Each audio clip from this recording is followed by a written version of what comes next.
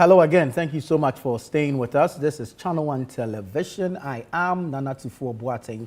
I'm still here with Fred Tete Jabano. He's the head of current affairs here at ChannelOne Television and the City FM.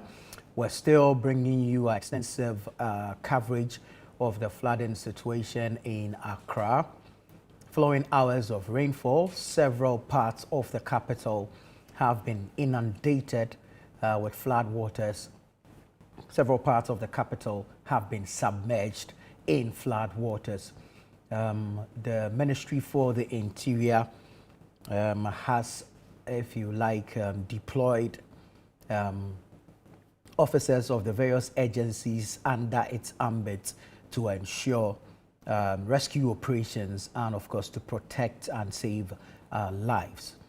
They've also given us some official numbers on which or by which you can reach the National Disaster Management Organization, which numbers are currently on your screens. So these are call numbers, okay? Call numbers.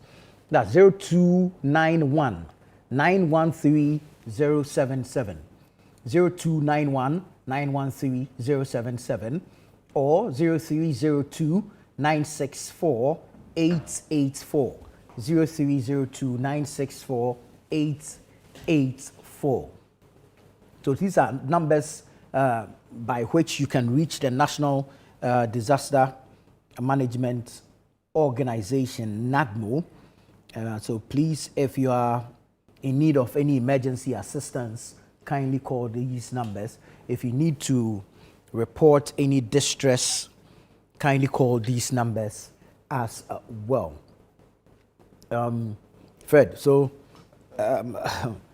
there's also one WhatsApp number. Let's get yes. it. So in case you are reaching them on the call lines and you're not getting through to them, you can also send them a WhatsApp message on 020 48 33 556, 020 48 33 556. Please do not call this number.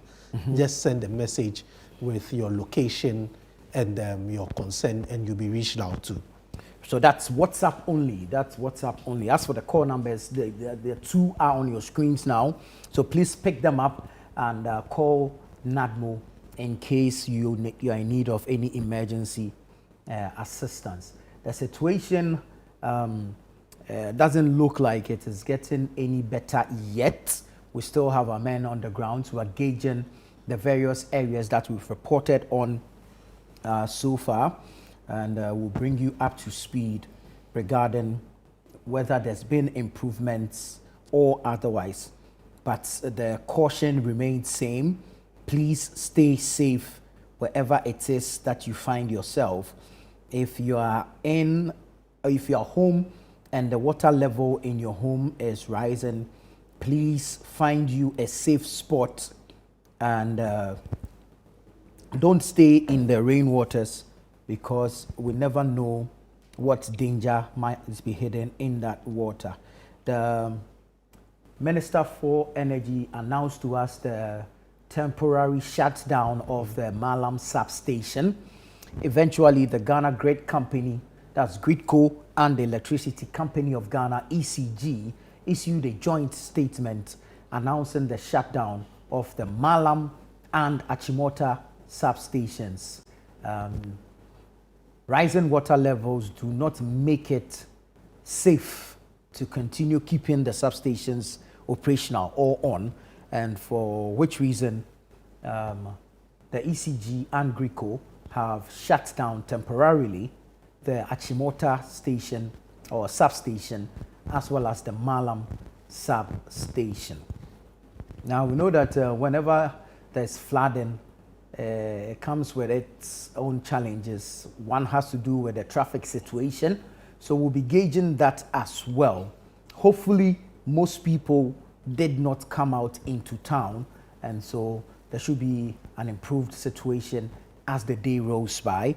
But we're hoping that people are safe, more importantly, because that should be the topmost priority, the safety of the Ghanaian citizen in times like these. We understand on the Fanko Road, rising water levels have made it literally impossible for people to commute on the stretch. So please, if for any reason at all you'd have to step out, kindly avoid that stretch. We'll be gauging the Okponglo area as well, where earlier reports suggested an immotorable road due to floodwaters taking over the stretch. So difficulty for those coming from Medina towards 37 and those from 37 towards Medina. You understand the place was choked all the way from Okponglo through to the Spanner Junction area. And then that's been the difficulty on that particular stretch. And in fact, a number of institutions have issued statements, some for their staff, for educational institutions, for both staff and students. There is one post that has, however, caught my attention, and this is coming from the former Greater Accra Regional Minister, Henry Korte. So I read that post, and then I'll have Fred do a number of, if like, advisories and communications that have come from the various institutions. Henry Korte writes, and he says, the corridor stretching through Airport Residential, Jowulu, Alajo, the Odorna River Basin, and extending to Awudome, State Transport, Rana Motors, Pepsi Cola, and the surrounding areas experienced a remarkable reduction in flooding following the successful relocation of the onion traders from Agbogloshi. As the then Greater Accra Regional Minister and Chairman of the Regional Security Council, RECSEC, with the support of the national security apparatus and the full authorization and backing of Jubilee House under the leadership of Nana Addo Dankwa Akufo-Addo, I led the historic relocation of the onion traders from Agbogloshi to Ajen Kotoku and Domenase. This exercise formed part of a comprehensive strategy to restore order, protect critical waterways, improve drainage infrastructure, and mitigate the perennial flooding that had plagued these communities for decades. The positive impact of this intervention was evident. Communities that had historically suffered severe flooding experienced a significant reduction in flood incidents, demonstrating that decisive leadership backed by careful planning and effective enforcement can deliver meaningful and lasting solutions. Now, following the change in government, however, enforcement of the relocation was relaxed, leading to the gradual return of traders to Agbogloshi. In my considered view, political considerations influenced that decision. Unfortunately, the consequences have become increasingly apparent. Flooding must no longer be regarded merely as an environmental or seasonal challenge.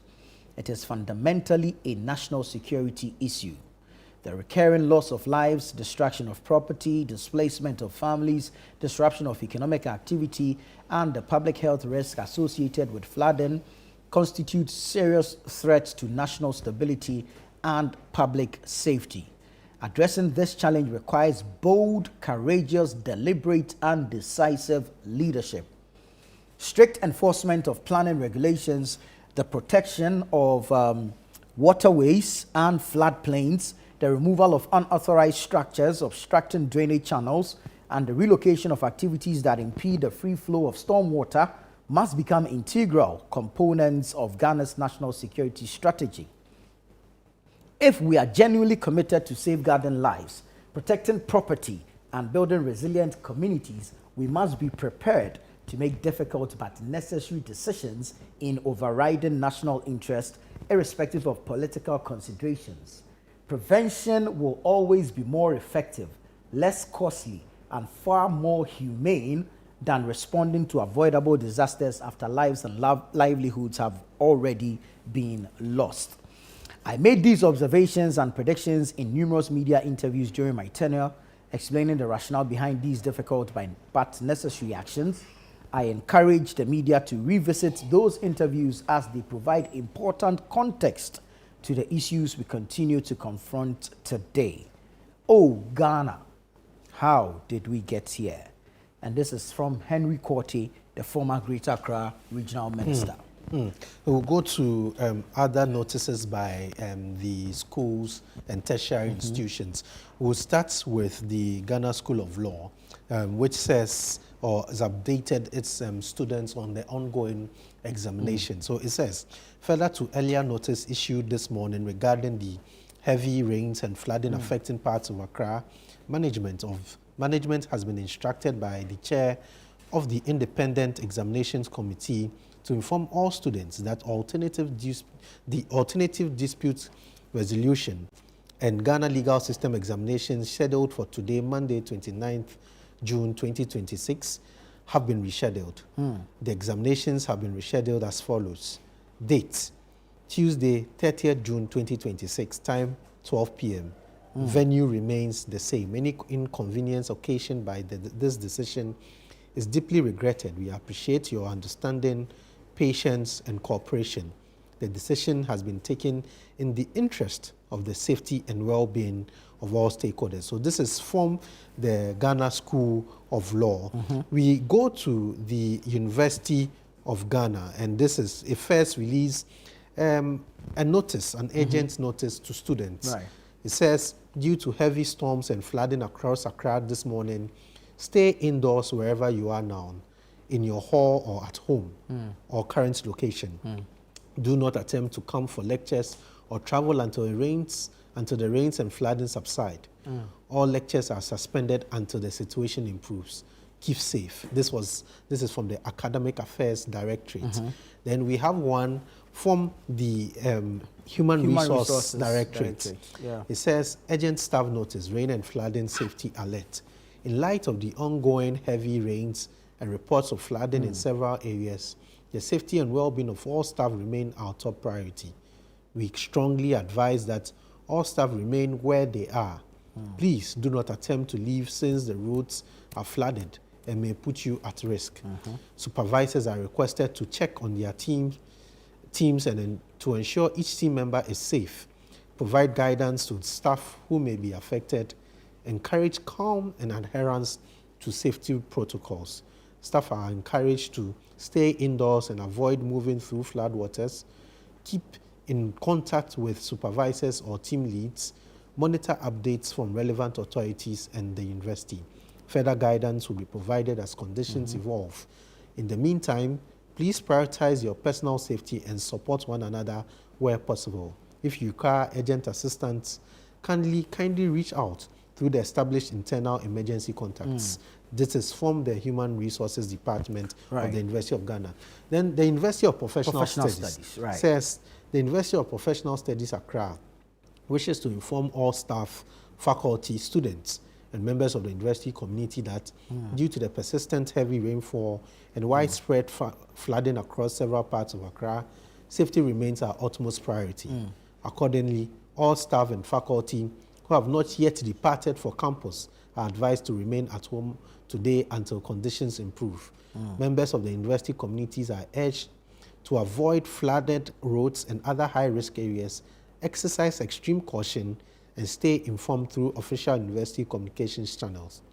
UPSA remains committed to the safety and well-being of its community and would provide further updates as the situation improves. Very well. Let's speak to Dr. Ignatius Kweku Williams. He's the Deputy Director General in charge of operations for the Ghana Meteorological Agency, GMET. Doc, good afternoon and thank you for joining us. Good afternoon. Doc, I want to be an Oliver Twist and hope and wish that you have some device that can stop the rains. Do you have anything as such? Unfortunately, we are not at the position. Are we going to see more rains today? Yes, what we already forecasted with us the intermittent rain for the rest of the day. And what I mean by that is that we're going to see it increase a bit, and from time to time it's going to go down. So it's going to be between slight and moderate rainfall for the rest leading up to the afternoon into the evening. And based on that, if we are seeing anything extra, I'm sure we'll be updating the public also. But this is what we are expecting to see for the rest of the day over the coastal parts of the Greater Accra and the Volta region, because the system is still moving through these parts of the country, making its way towards the central and then the western region. So they are also expecting to see what we've already experienced as the system moves to westward. But however, inland will have the forest areas, especially in the areas around the eastern parts of the region and also the Ashanti region. There are some thunderstorm activities which are propagating inland. So we expect to see a bit more intense rainfall in those sites as compared to the coastal areas. What sort of systems are we experiencing? So these are actually what we have during this particular area. Normally collective rainfall coming and this is what we've been looking at moving west, more exactly. Hello, Doc. So drift sorry. Sorry, I lost you momentarily. If you can take us through the systems we're experiencing again. Oh, apologies. It's off the more coming in.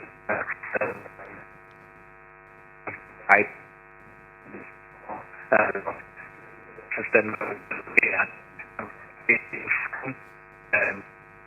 from the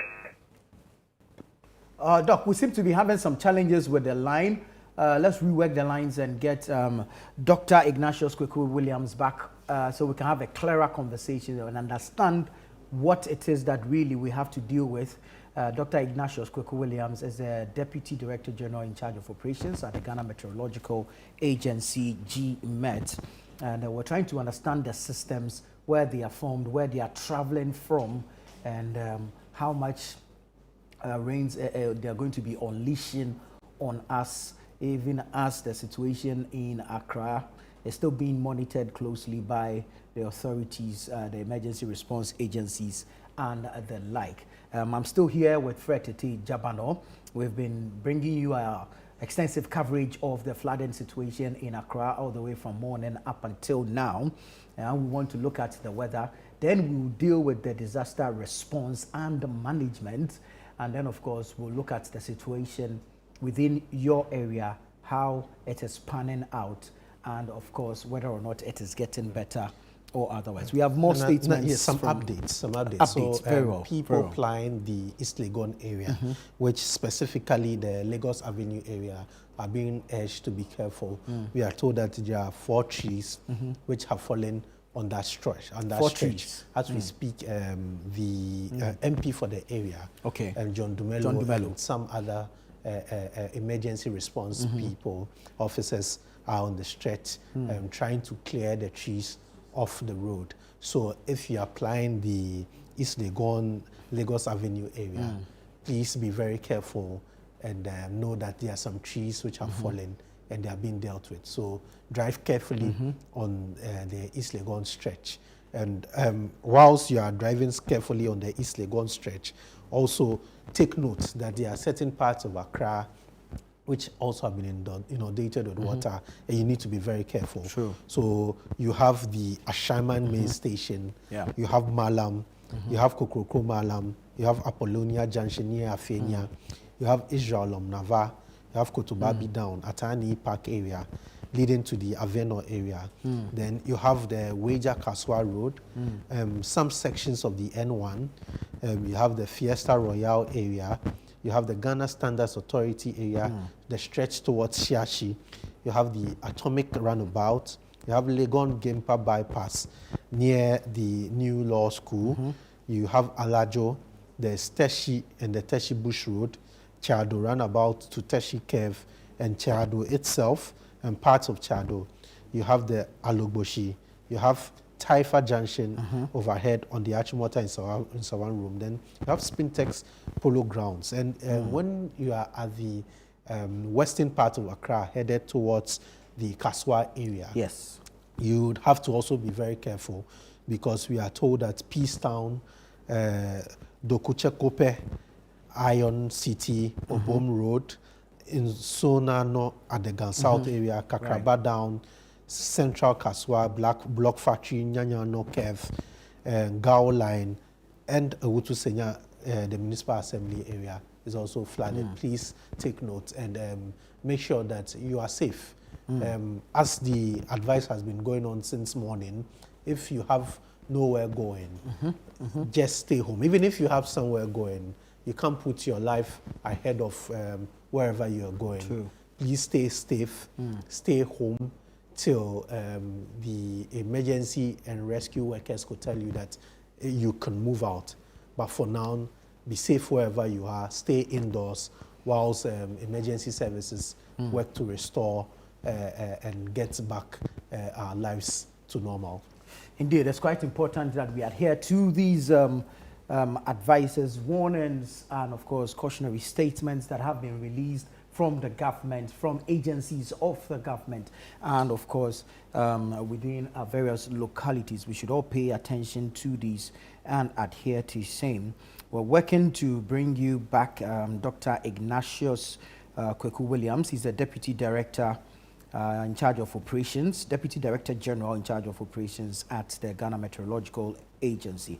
But while we are working the lines to bring him back, let me bring you this urgent alert. Is on the, it's a Weija Dam spillway notice, and it's from the NADMO in Weija Gbawe.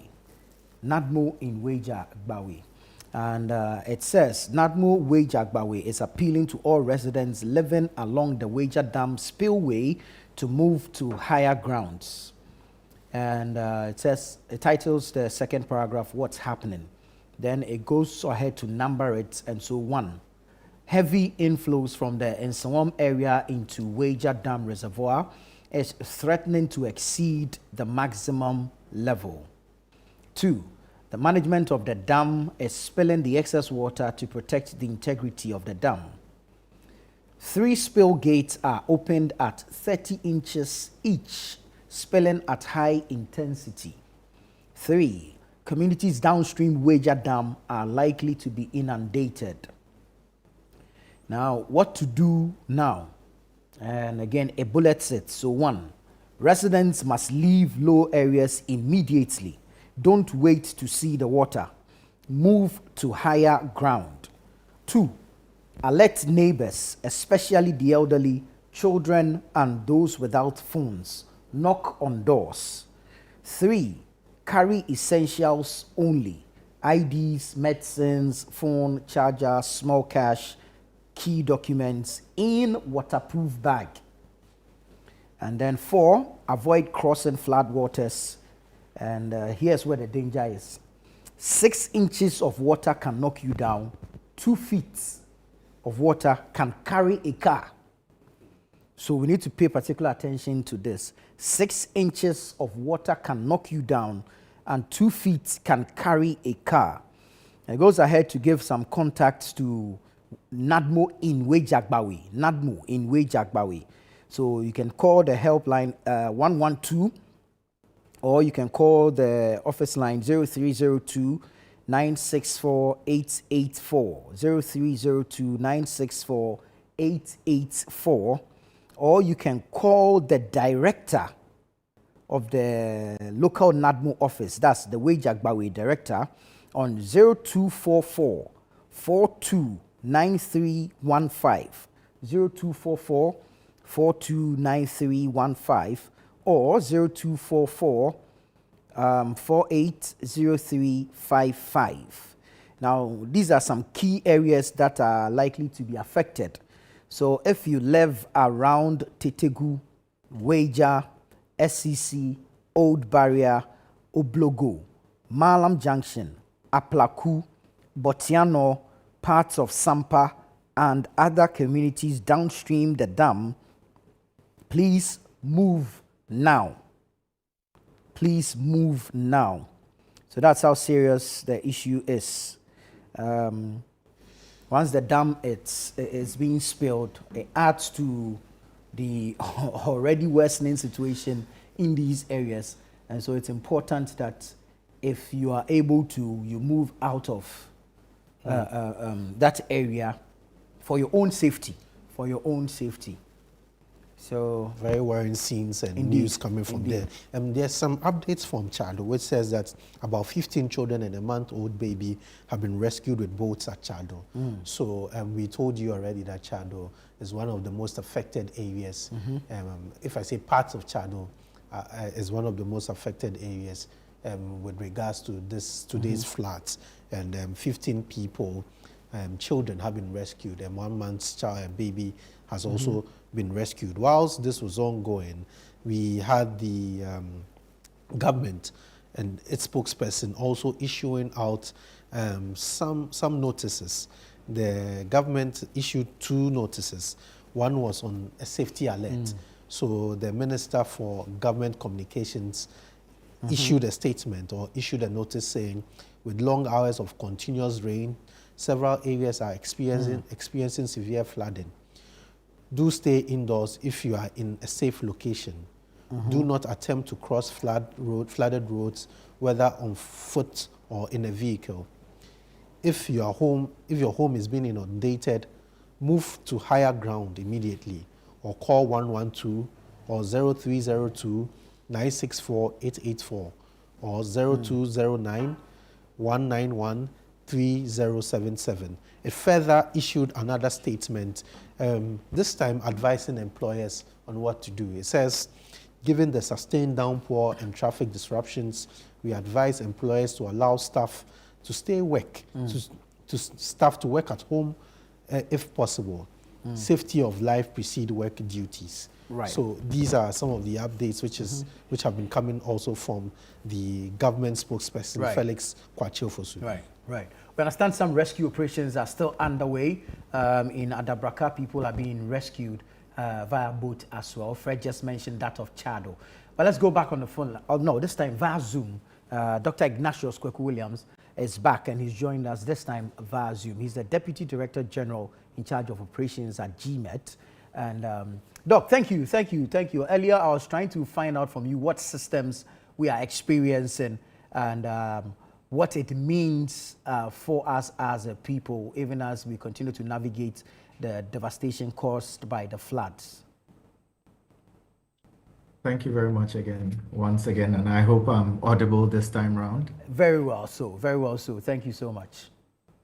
Okay, so this is something that was emanating from the edge of the Togo-Benin border and then moved eastwards during the early hours of this morning. And then we've been doing extensive monitoring and giving updates on social media and all our platforms, and also liaising with other sister organizations to be able to have an idea of what to be able to expect. As we've seen already, we've been having this rainfall. I mean, some areas even started experiencing rainfall as early as 11 p.m. Yesterday, and started reporting some of these activities.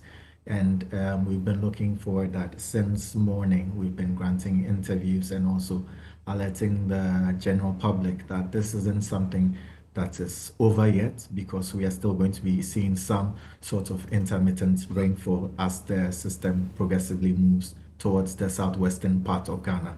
However, that is not to say that the rest of the country should not be experiencing some amount of rainfall. There's also a thunderstorm system also moving westwards again from parts of the Volta Eastern region into the Ashanti region, and is covering parts of northern parts of the central region as well. So there should be some thunderstorm activity in parts of the Ashanti region, eastern region, and the northern parts of the central region as well.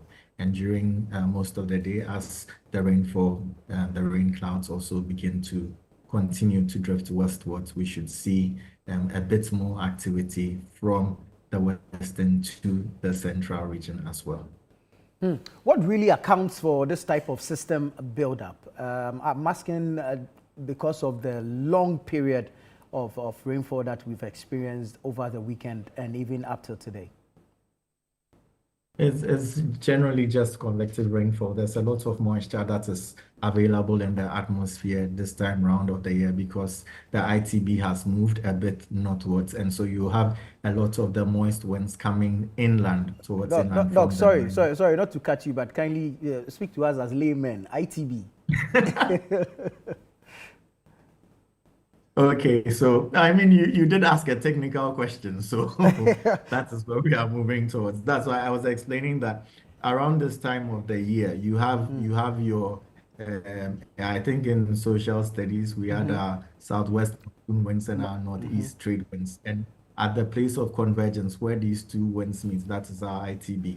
So the positioning is what determines whether you're having more influx of the moisture-laden winds, and this is what will contribute to rainfall moving inland and determining whether you are having your rainy season or you are having your harmattan, which is moving from north to the south. We did not experience the harmattan in December, yet the rains are here and punishing us as though we have committed any crime against it. Is it that the failure of the harmattan to come has accumulated in the intensity of the rains we are witnessing? I mean, normally there are signals to a preceding season, and this was what we expected when we issued our seasonal forecast as far back as February this year. And I also want to appreciate the role of ChannelOne TV to be able to even amplify some of this information. When we were there in March to launch our Meteorological Awareness Month, and most of our Meteorological Awareness Month was centered around creating this awareness of the impending rainy season and how we expected to see above normal rainfall in parts of the country this year. And that's exactly what we are seeing with what we predicted for the outlook for this year, especially in the May, June, July window. Well, we've had reports of flooding in neighboring Côte d'Ivoire. We understand places in Abidjan are also flooded. Is it the same system that's operating there as well?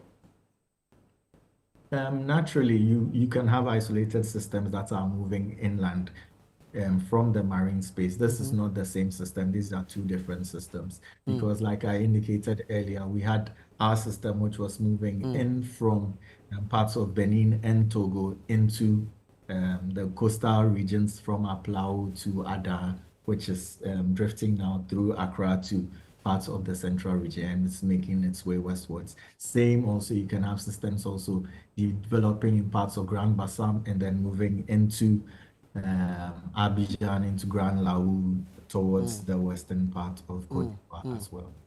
Very well. So, Doc, we've thrown the morning forecast up on our screens. If you're able to walk us through the morning forecast. This is 6 a.m. today, Monday, 29 June 2026. So if you can walk us through the morning forecast.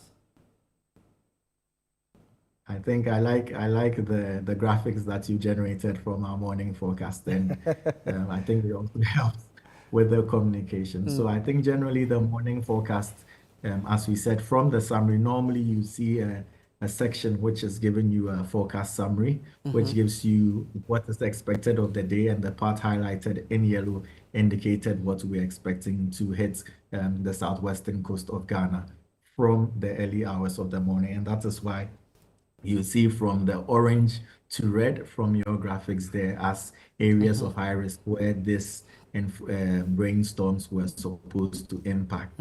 And so because we give the forecast for every 6-hour period also, for the morning forecast, you are going to see the conditions for morning, afternoon, and then also for evening. So based on the morning forecast, you already were alerted that this rainfall that we're seeing was going to persist from morning into afternoon into probably early hours of the evening. And then because it's a 6-hourly forecast, it was updated again at 11 a.m., valid from 12 p.m. this afternoon, and it's still telling the same picture. And then this evening, when we release the evening forecast, the different thing that we do on Monday is that we try also to give the weekly outlook. So there's a 7-day outlook from this evening into tomorrow morning, over the midweek and towards the weekend, what we should be expecting. So the red gives us the high, and then orange is moderate, then we have yellow being low, and then green being mostly dry. So you can tell that from the southern area, it keeps changing from red to orange, yellow, and then subsequently green. Currently, we have the afternoon forecast for yesterday, valid from 12 p.m. today. It says Sunday, 29 June 2026, right? And you can see the red areas being the western, central, and greater Accra regions, where we're expecting high or heavy rain likely. And that's what we've witnessed all the way from yesterday. Even in some areas from Saturday up until now. Is that the case? Yes. And that's what I was saying, that depending on where you are, some areas experience some rainfall on Saturday, but it also depends on the sort of land cover and the particular conditions in your area. And we should also note that the rainfall or the flooding is not necessarily attributed only to what is happening in your area, because you have rivers that are flowing from upstream. So once there's rain being contributed upstream, all this is also going to rush. And then with any small rainfall at your locality, the effects of this is going to be magnified, and you are going to see, although you probably see just a little bit of rain, it's not raining intensely, but you are still going to see flooding in your area because it is happening elsewhere and is contributing to what you are seeing in your area. We've also tried to translate the colors into sort of an intensity guide. So your lights somewhere 0 to 5 millimeters, moderate 5 to 15 millimeters, that's yellow. Orange, that's heavy, 15 to 30 millimeters. Red, very heavy, 30 to 60 millimeters. And then the purple being extreme, that's 60 millimeters and above. Does this change per reading? Sorry, I didn't get you. I'm asking if it changes per reading. So if the reading for tomorrow is different as to where we're having the high rainfall, does the intensity change? Yes, so currently we are per our predicted models. We are going to see something similar also tomorrow, with some level of probability, high level of probability that we are going to see rain and occasional thunderstorms from morning into late afternoon for the southeastern part of the country. And this is going to propagate to the southwestern part of the country from the afternoon into the evening. But hopefully we should be able to get more concrete forecast during this evenings in case something changes globally and based on the forecast models that we're using. And that is why we try to update this as often as possible. Are we able to put a figure to, if you like, how many liters of rain has fallen over the weekend? Yes, well, we should be able to do that. Currently, we are collating even what has been done this morning up until 12 noon. And because we have a network of stations that are distributed across the length and breadth of the country, they are putting together what has been in up till 12 noon currently, because we are getting it also from different stations, from different operators who have mounted these stations that we're having a collaboration with. And I'll get these figures to you very soon. Very well. We'll look forward to that. And sorry to, go on this tangent, but still regarding the figures, I'm trying to establish a comparison between June 3, when we had that disaster, and June 3 this year. So June 3, 2015, I believe, and June 3 this year. The rains within these, between these two events or these two dates, which one has been heavier? Yes. Just give me a minute. I think I already did a comparison on those dates. So if you can just give me a minute, I just want to pull up that document, and then I can give you the exact figures. Actual figures. Yeah, so that I don't just put any arbitrary figures on the public. So for instance, I think I'm going to do from June 3rd. Okay, so we have locations across, and we had a location like Abokobi, and per our records on June 3rd, 2026, we had 148 millimeters of rainfall. Around Accra Academy, we had about 108 millimeters. For Fraha, 107. And for Kiamo, just to compare, at the Accra International Airport in 2006, we recorded about 67.3 millimeters. I'm just trying to pull out the document which has all the figures in there, and then we can do a comparative analysis on this.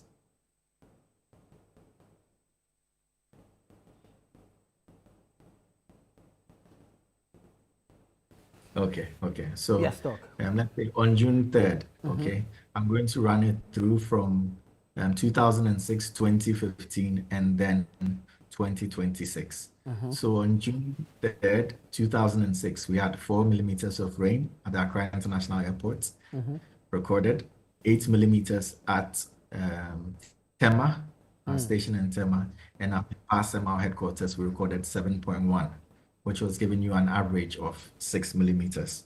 In 2015, June 6th, the same day, at Accra International Airport, we recorded 212.8. In Tema, 91.4. And then in Mempasem, 148.3 millimeters, giving you an average of about 152 millimeters of rainfall.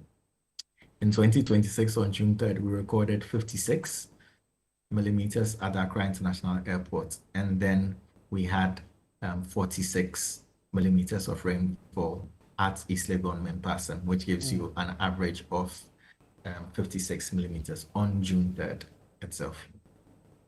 Quite interesting. So we can see that just based on those figures alone, we had much more rainfall on June 3rd, 2015 than we had on June 3rd in 2026. Wow, that's interesting. And I mean, I know this may not be your field, but then it begs the question: what lessons have been learnt? Because we're still flooding, and I mean, I know it's not your field, but perhaps you may have some advice for us based on your experience as a forecaster. I mean, I always say it that it comes, or it boils down to urban development and how we want to do this particular development, and how as individuals also we've grown this appetite for acquiring land, especially in the areas, just by the mere matter of fact that it's in Accra or within a certain area, we just want to be able to acquire that. The recent issues concerning the Sakumo Lagoon is particularly concerning. And if you look at how the land cover has changed over the years, evolving from a lagoon to a serious built-up location over there, nothing should tell you that in the event of rainfall such as this, there should be some amount of flooding, because even in exchanging water between the river and then the ocean, especially during high tide events, the tide is now going to move even from the ocean inland, and this is going to prevent whatever your river discharges from effectively draining out of the city. And these are wetlands that we should be able to allow to accommodate in times of flooding like this, where water should be able to freely overflow. And once we are not doing that, we are doing ourselves a huge disservice. And when it comes to also building, I don't know, because a lot of people are putting up buildings and putting up for rent, you see a lot of concrete, a lot of tiles, which is not allowing enough penetration of rainwater into the ground. And so we see a lot of flash flooding, because immediately it rains, rather than penetrating the soil, it is flowing on the surface. And once it flows, it aggregates at certain places. There's obviously going to be flooding. So we should take our planning a bit more seriously. And also when it comes to especially the development of drains, we see even in areas where drains have been put up, but specific construction and specific development has led to either drains being redirected or even blocked because someone has come to establish a building somewhere, and it's causing all manner of problems. So most of these things need to be addressed properly. Very well, Doc. Thank you so much. I'm looking at the afternoon forecast for Sunday, 29th June 2026 again. And what jumps at me is that the percentage probability of occurrence reduces as you travel up north. Yes, because the impact of this particular rainfall, we're looking at it particularly hitting the forest areas and the coast. So if you're not expecting some of these rainfall or thunderstorm activities to happen there, obviously that risk particularly reduces. Very well, Doc. Thank you so much. We're grateful to you and for your time and all the insights you have shared with us today on the show. Dr. Ignatius Kweku-Williams is the Deputy Director General in charge of operations at the Ghana Meteorological Agency, what we call GMET. And it's interesting the way, I mean, they explain it with so much ease. I mean, it's their work. Initially, when I looked at the what's going on here, but he's broken it down to understanding, and it makes a bit more sense. So clearly, even today, we are not out of the woods yet. We're expecting more rains today. It's going to move towards the Volta Central region, Ashanti region, and later to certain parts of the northern region. Whilst we are expecting more rains, there have been more updates. Right. So the Accra Metropolitan Assembly has issued an update, and it says that VIP bus drivers have been ordered by the Mayor of Accra, Honorable Michael Nikpakwa-Lote, to move their vehicles from the Kwame Nkrumah flyover to the ATTC yard for public safety reasons. So VIP bus drivers have been ordered by the Accra Mayor, Honorable Michael Nikpakwa-Lote, to remove their vehicles from Kwame Nkrumah flyover to the ATTC yard for public safety. Also, the NADMO has issued another update, and it says that rescue operations underway. NADMO, in collaboration with the 48th Engineers Regiment of the Ghana Armed Forces, is actively conducting rescue operations to assist affected persons and ensure their safety. Our dedicated teams remain on the ground working tirelessly with partner agencies to save lives and provide the necessary support to those impacted. We urge the public to stay away from the operational area, follow official safety instructions, and report emergencies through the appropriate channels. So that's from NADMO, one from AMA, one from NADMO. AMA is asking VIP bus drivers to move their buses from Circle to the ATTC yard. When we started the show, you indicated, and we can see on the screens, the STC bus, which was washed away by the water. Now the AMA has taken note of some of these things and is asking that all VIP bus drivers move their buses from the Circle area to the ATTC area for for safety. Also, NADMO says that they are carrying on with their rescue operations, and they are asking people to they say to stay away from operational areas. So, you know, usually when some of these things happen, you have a number of people standing there wanting to watch what is happening and get involved in what is happening. NADMO is saying that stay away from operational areas, leave the job to the trained personnel to do. When your assistance is needed, we'll ask for your assistance, but in the meantime, stay away whilst rescue operations take place. Right, so the rescue operations you talk of, we see pictures of that on our screens. This is the Adabraka Sahara area, where you can see a joint rescue operation team engaging residents or if like affected persons within the Adabraka Sahara area. Here also you can see submerged vehicles, also given an indication of the intensity of the flooding in that area. And in this Adabraka area, the last time I really saw something like this, like something close to this, was somewhere in the early 90s, middle 90s, 1997, 1998, whereabout, where the place got flooded and you saw military men at the time, Agyeman-Rawlings, coming to help rescue people. Since then, I've never really seen something like this. Every time we get part of Sahara flooded, but to see the extent to go all the way towards the Adintrom area, it's never happened in a long time. Yeah, and we're going to see more action from the men because apparently, so they just offloaded the boats, which will be actually used to carry out the rescue mission from the truck. So you can see the boats on the water there.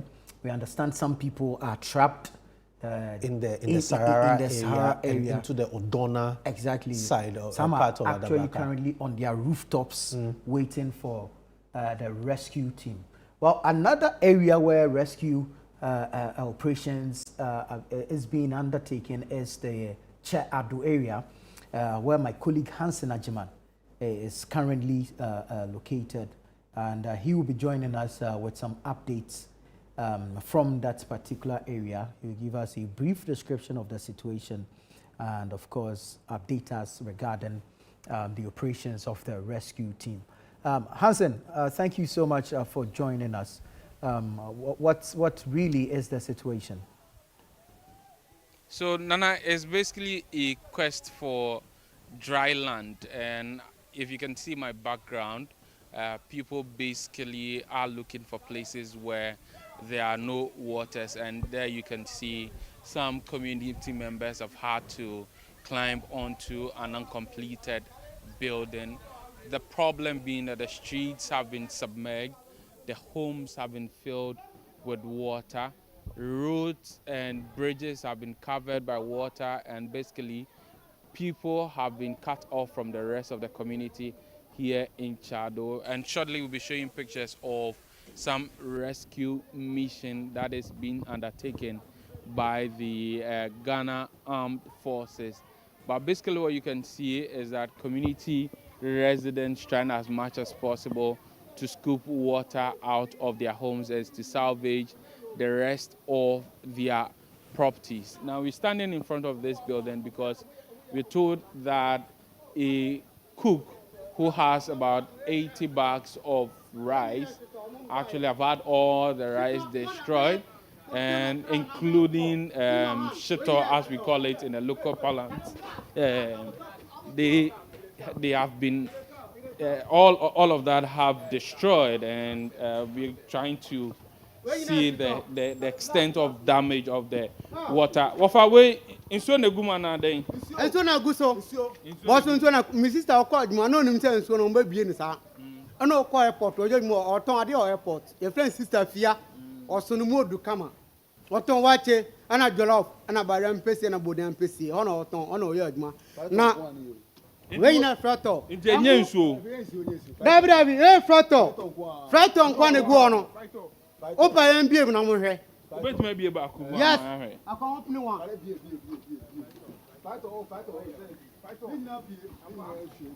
Boss, send a beer. Okay, give me now. Baby, when you are. Dabi ase o de fry store say What are you seeing on there? on side. More than 50 bucks. 50 containers. After that, you way shito. More than bear. Bear 4 or 5.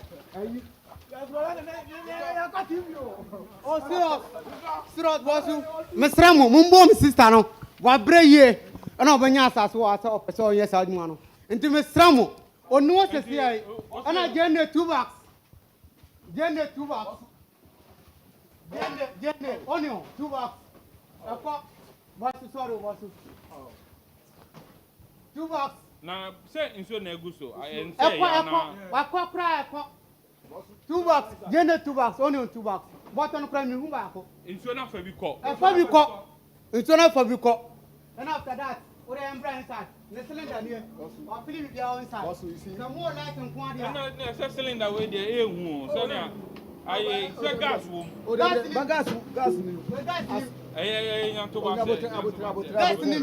Now, I am quite not saying so.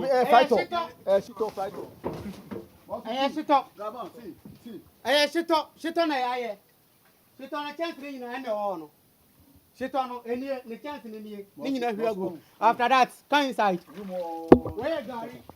You see the room. Where Gary? Yeah. And I shit on the room. Yeah, the 2 boats. We said that's him, you know. And they are so. Come inside, 1 minute. Nini na shito. And you don't say so no more. Shito when na shito. Science say bien amen. That me say o shito because amane. This time say na bottom so. Bottom so. Eni when na shito. See you what is that no oton wo e wo hen fa. Airport. Ewo. Terminal 3. No, terminal 3. Ewo, we. Baby, I'm off plane. But we are Sunday pass like airport. Yeah, into a ton or airport. Now, see my catcher no. Yeah, friend am number, but don't me buy inside. Into original corner. Oh no, hey, Now, mobile insure as a hada. yeah, first time, yeah. I'm more inside 85 to 90 bucks. I'm more inside. I say. Oh, they are more correct. Boss, you know, if you're boss, you see, you put in my house. 80 to 80 bucks, 85 bucks. Oh, inside. Because so that's the situation here. People are beginning to count their losses. What we're told is that this person is a cook. All the things you can see here are basically oil, and the content actually is still intact, but there's a possibility that perhaps some purities might have entered the gallons, as we will call them, and we're told that about 50 of these have been affected, as well as bags of rice have also been destroyed. But that is the extent of damage after over 6 to 8 hours of rainfall. And clearly, as you can see, people are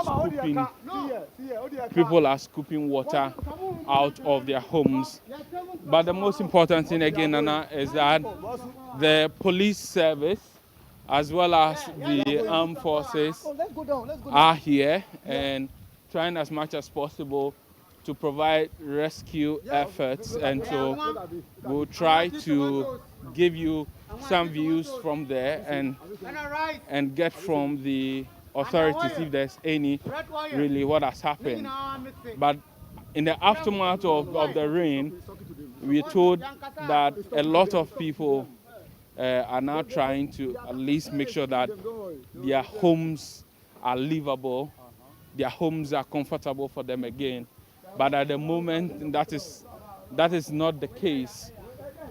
We're told that prior to this, we could not have used this particular stretch because it was all engulfed in water. From home to home, you can clearly see the impact of Sunday's Monday dawn rain all the way to this morning. And this is the situation here at Tse Addo Down. What they tell us is that this used not to be the situation, and that this is the first time they are experiencing flooding in such a magnitude. So we've brought you to the main street. Let's see if this is an authority who could speak to us on what is happening here. Hello, madam. I can see you've come to observe situations here. What are your observations so far? Okay, so we started around 6 a.m. going around, doing the rounds, not just this area, but various parts of Tse Addo. And it's terrible. It was terrible. What you are seeing now is the water have subsided. So we called for NADMO, we called for police. They all came, and they've come to the military as well. They all came. Later they brought, initially they brought the lifeboats, but they realized that the lifeboats will not survive on the water. So they brought the main boats. So it has really saved a lot of lives, and there were various strategies that were used. Even the rope that people pulled, they tie it on one person's waist, then we keep pulling till people are rescued. But as we speak, some people are on the high buildings, and it has been terrible. We're told that this is the first time flooding of such magnitude is happening in this area. Can you confirm that? Yeah, that's very true.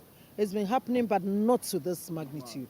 And we believe there are a lot of factors that has caused this. You realize that some months back, together with NADMO and the military, we demolished some buildings or structures along the Peshi itself.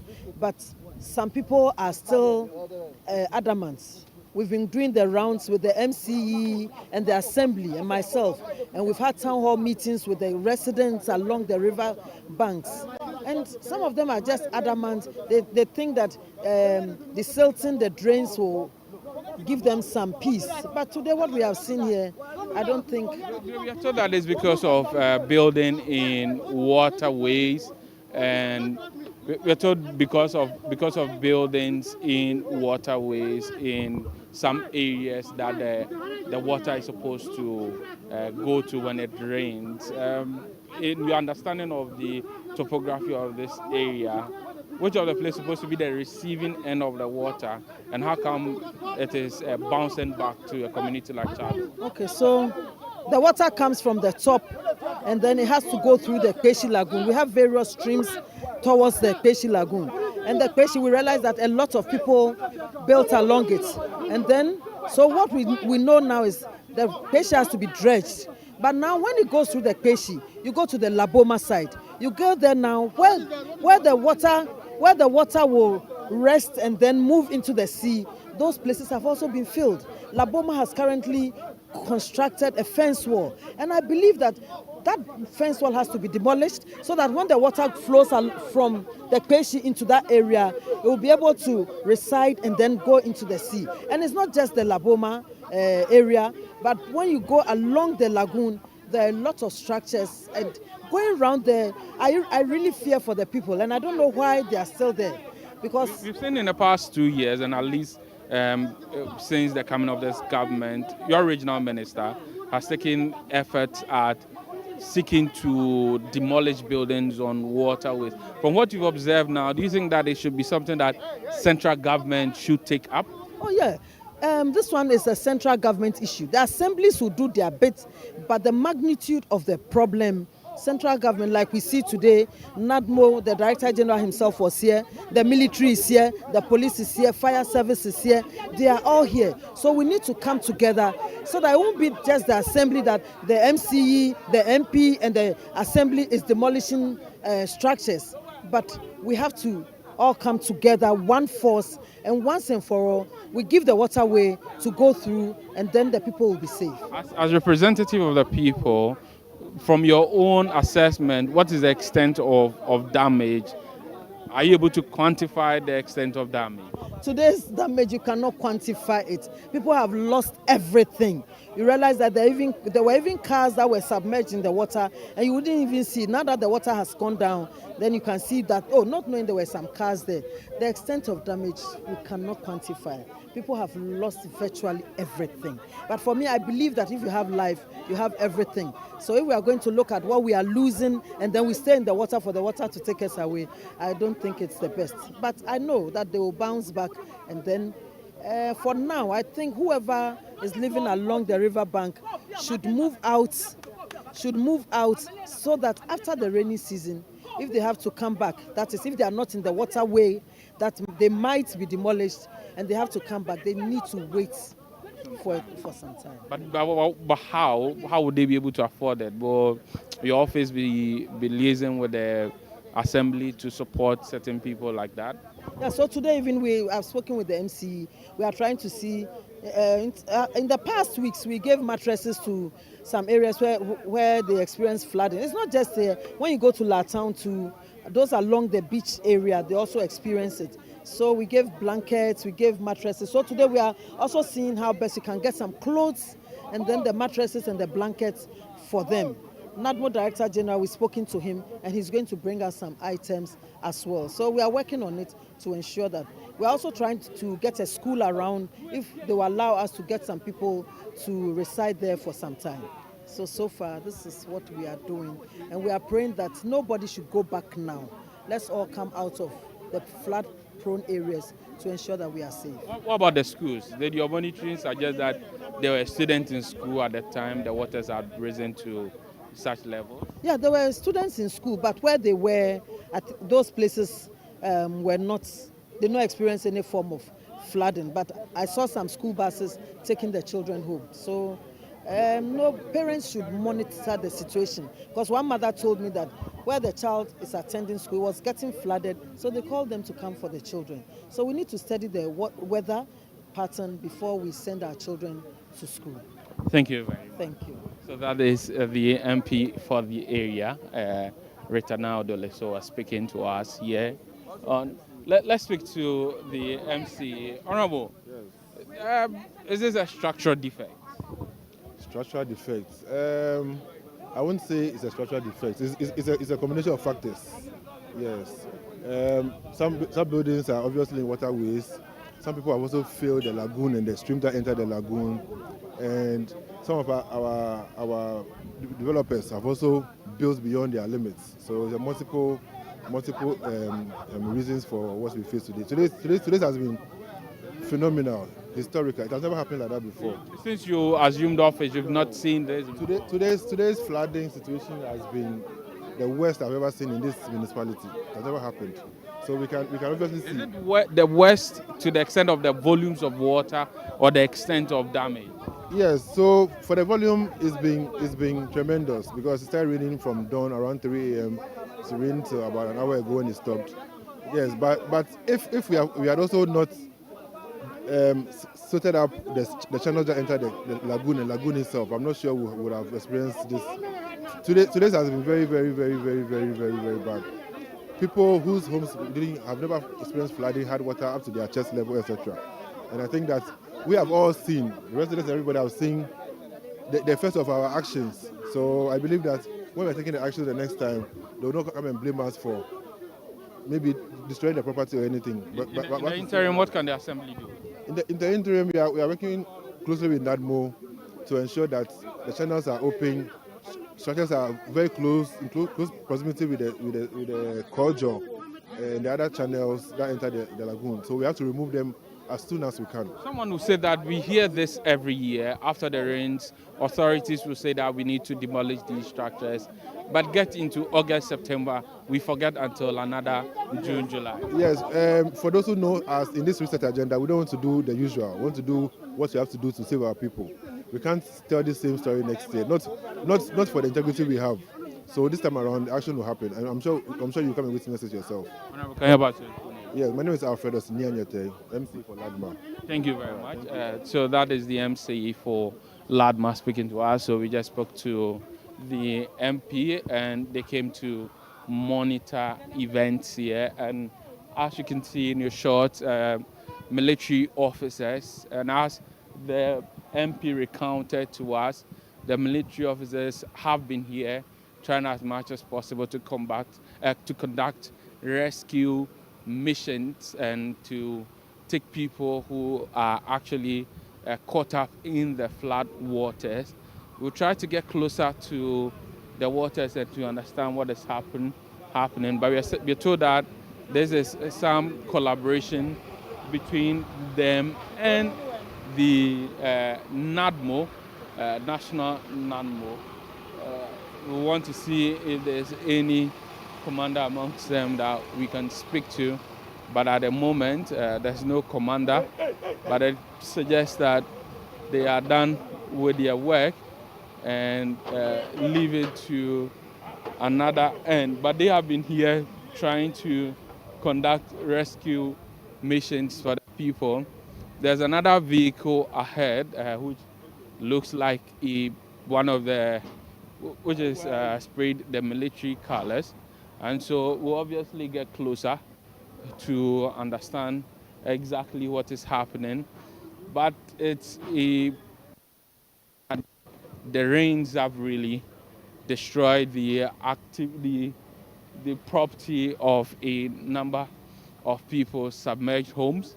We are told that areas which previously were not flooded experienced flooding to a certain magnitude that they have never witnessed before. The MP is telling us that they are advising the community people, particularly those whose houses were flooded and most likely to flood when it rains again, to move out of their homes.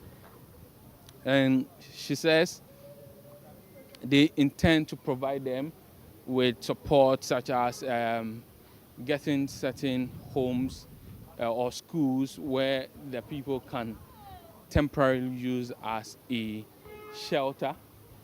And as you can see, the military officers are currently moving out of the Tse Addo area after conducting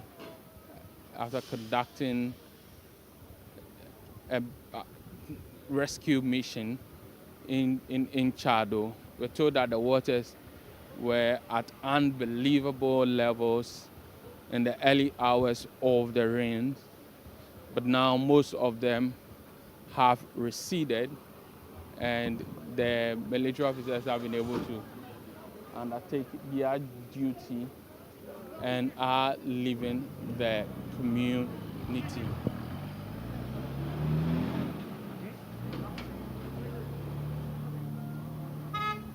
So we're still coming to you from Tse Addo. We'll get closer to some of these homes to get from the community members, in their own view, what do they think can be done to address this problem and the impact it is having on them individually as members of the community. People still have water in their homes, and it might take some time before the water recedes. Some of the roads basically may be unmotorable for some time. As we see in a shot, they are attempting to go through the water.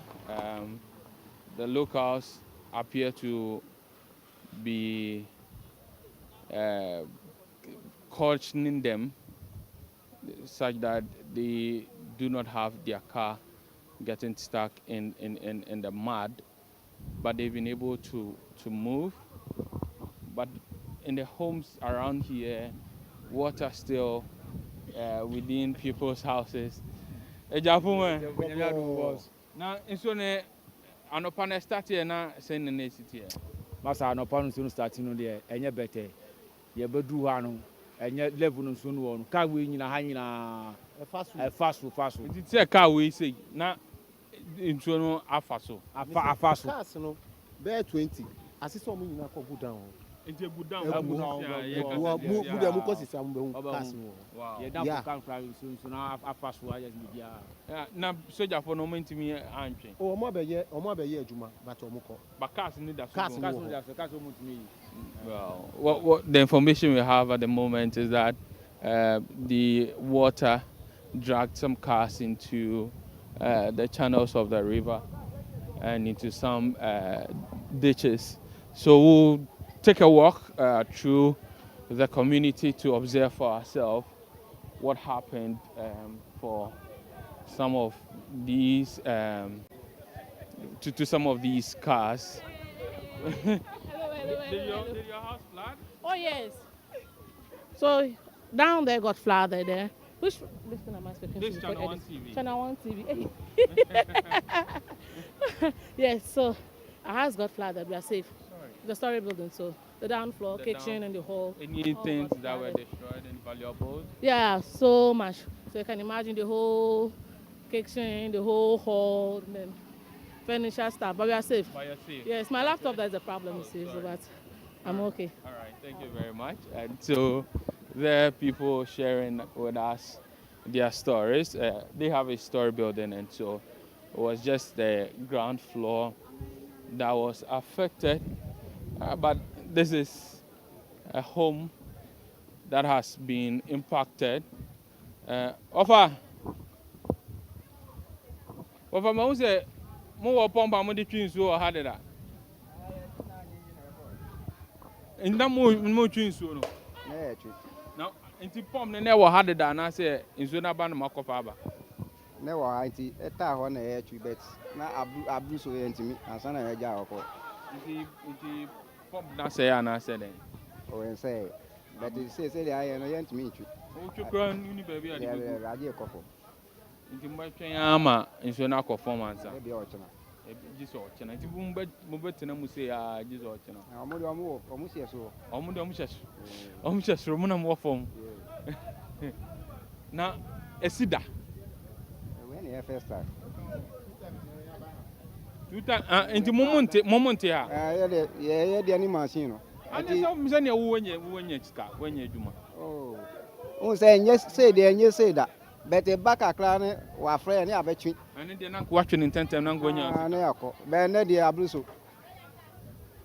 Now, what would choose? What would be said? I say, a few back compound say, what can I say in soon?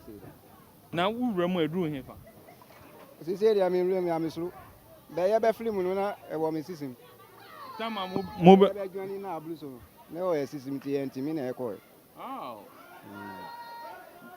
But Jobia is almost in the hell, Mocana, almost so.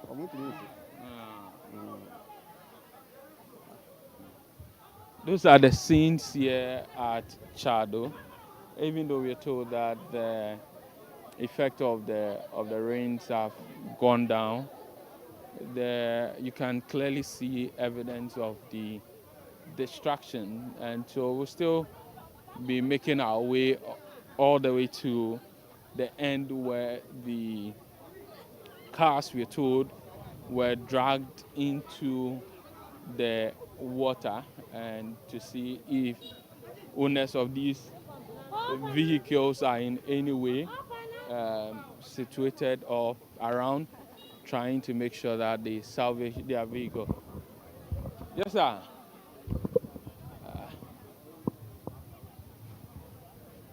Community members, they have come out trying to gauge the situation.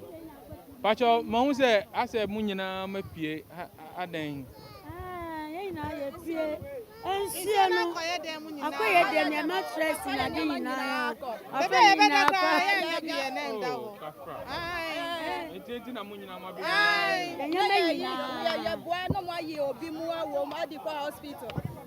I won't show him.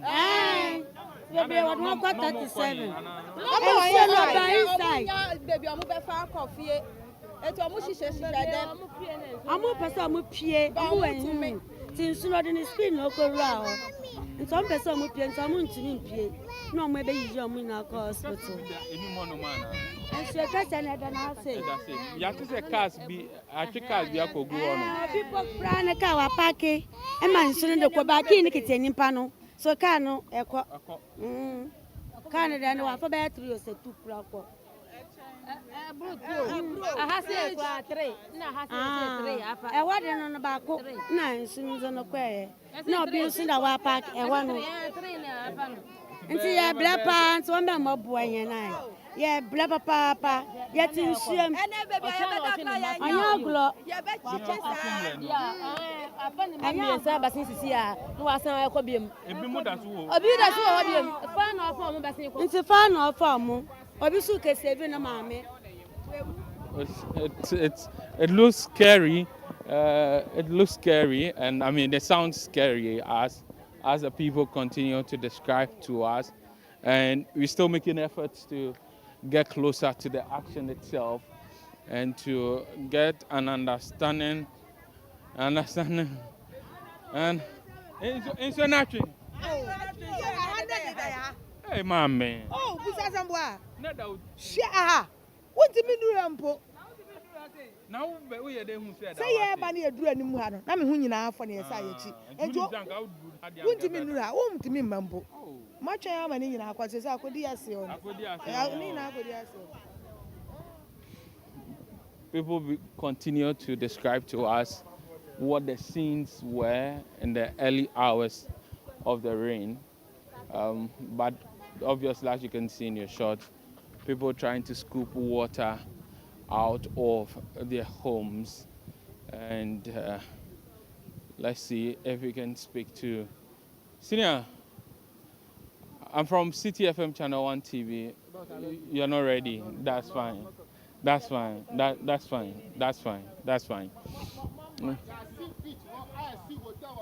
beach na nu wie ma ba bu ko for dan mo ma ha after that you start for pa mo see me better mo ko bu sa beach for awa bo man so nu wo a omo feel at the hotel ni wo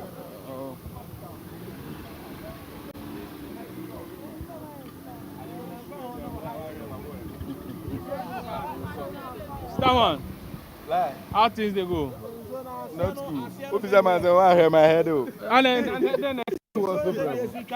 then what was I saying? So na say baby ah. Sir. So na say baby ah. So na say baby ah. O den na say. O mi ada bi bian say nkofo no ma na say say. Nkofo no ma ben. Nkofo no ma obu nkofo cars. Ene o mo da mu TV nkonya ne ade wo ade bi ehia wo da mu bi ade.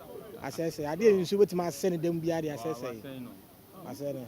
So tofiti ahomache no a. Ya ti say ebin see that. See. Ebin see that. Ebin see that me ba ha be say 8 years na me hu bi da. Ebi me be tu bi mu so almost matana be 25 years bi me say ebin see that. And then ko ana efri obi etimi acheche baby efri ba. No ni metima acheche baby efri die. Say bia ha say no asase we na say yensu ani. Yensu wa asase so dada. Ana omo egatese na mu yiye no so yenketenkete. Enti no say yensu no yenya topic akra bi pe na yi. Ebu for baby a. Yengatese ni susa. Ti efemu pe na say ayema na afa kwam na say ha adwene. So, I mean, the verdict is out that this is the deadliest flooding the people of Tse Addo have experienced.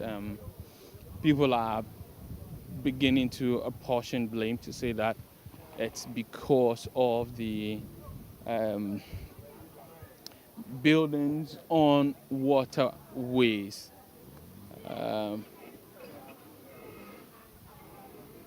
It's interesting what exactly is happening here. These are the vehicles, and that's interesting. People's vehicles basically have been destroyed, partly damaged by the water. People are trying to see if they can salvage their vehicles.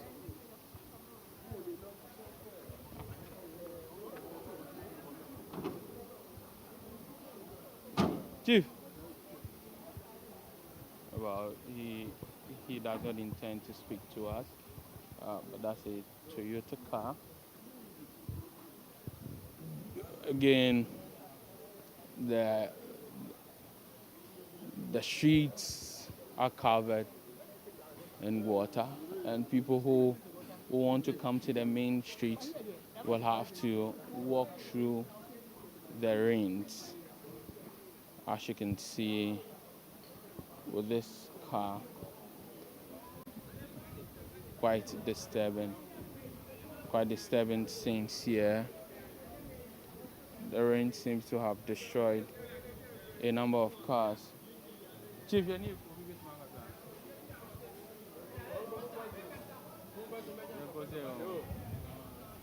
it seems to be, the destruction is crazy.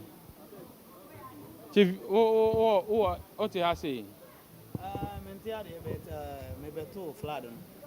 Because we move in your car. Oh, David, Madam Fubicani, by Siciano Africano. Nana kana parkiana. Oh, David, a far canifriachi, Edibaha.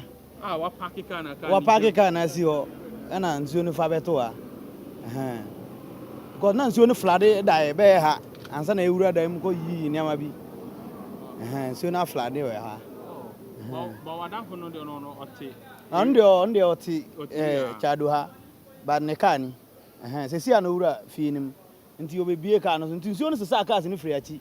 When you have a packet package, until soon I bet you want a block. Wow. This is according to me who said, Sarah engine more. I had the wound to me. And the soon in the Aura engine in cars and engine in and Suram. Nti you say cars ni si obe 2 weeks, 1 week and na nipa no be start. Untimi start. What start here? What obe say car no? Na we see 2 weeks kwa no. See 2 weeks na engine bibi awo. Nti what start here? Ebe start by obenya problem kakra. E den abeboka. E den obeboka kakra fita for obehwe ama no mai. Oh. We dey kafra. Yedamasi. Oh. So these are the vehicles. We told that they were dragged all the way here, about 100 to 200 meters away from where they were parked. The other issue is that a lot of people do not want to speak to us, but we're trying as much as possible to get an understanding of what the situation was and how impactful it has been. But almost every single home that we get to, people are still trying to clear their homes. It's 2:19. It started raining around 3 a.m., 2:19 p.m., and people are still scooping water out of their homes and trying to clean their homes to the state they were in before the flooding or before it started raining. Yes, sir. We're from ChannelOne TV. Can we speak to you on your view of the happenings? You see, I am fed up with this kind of thing. We are in a rainy season, right? All these things, coverage, at the end of the day, nothing. So these interviews here and there, though we are here to commensurate with our sister here, who is also affected by this, but this every year we tend to be tiring. I believe. Yes. Because that is why we do. You know there is this problem. So this interview here, we are in the rainy season, and this will continue. All the TV stations, the radio station will be taking flooding and whatever. When the rain stop, that's it. So when the authorities begin to demolish buildings on waterways, you get to hear people say, it's not about demolishing. We are him. not proactive. That's the issue. We are not proactive. Who gave the permit for the people to build? Is it not the authorities? So why can you wait till the time that the people have built before you come and demolish? Who gave them their building permit? It's from the authorities. So this kind of hanky-panky deals and whatever, we should stop. But at least supporting them to demolish these buildings will help somewhere. The question is, who gave them the permit to build to begin with? It's not from the assembly. It's from the assembly, right? It's from them. So why will you wait till the people build before you come and demolish? The moment you begin to those guys supposed to be questioned and then maybe jailed. They are the people that are supposed to be jailed. An innocent person will come to see a land to buy. You being the authorities that will give the permit, knowing very well the nitty-gritties of the area. Why do you do that? So it's about time they stop punishing people and then be jailing those who do give the building permit to people to build. Sometimes they say some of these people also build on the blind side of the assemblies. So in that is why in governance we have the decentralization, right? From the president to the MCE to the assembly member to the unit committee members, who at any electoral area, we have about 5 there, who are the eyes and the ears of the assembly. So those are the jobs that are given to the unit committee member to prompt the assembly member that someone is working on this. You see, so we are all sleeping. We are all sleeping. We have structures, unit committee members. Next year, you realize, you see them, there are posters everywhere, unit committee member, assembly member. What are the use of them? Do you think somebody should sue some of these assemblies to hold them responsible? No. It's about time we take them on. Who gave the permit to build? And are we saying the engineers in the assemblies, they don't know all the demarcation areas, the wetlands and whatever? Are they saying they don't know? They know. So it's about time you stop punishing those innocent people who have their money to have a place of abode and then attacking those who are giving them the permit to do this. What extent of damage do you think have happened to the sister you're about to visit? I will keep it for now, my brother. It's serious. It's serious, and we should try. What time did she call you to tell you about her ordeal? Around 4 a.m. And we need to work with the MCE and the Assembly and then NADMO. So it's about time the system in Ghana should work. That's it. If the system is working, devoid of those brown envelopes that we take, it will solve some of these problems. Seriously. Seriously. So I don't know. So can you have us with your name? Sorry? Your name. Ahmed Machunyamado. Thank you very much. Right. He believes that the officers of the various assemblies who have been giving out building permits to persons building in waterways should be held accountable. Some people that are still trying to make their way out of the rainwaters. All these entire areas have been submerged and filled with water.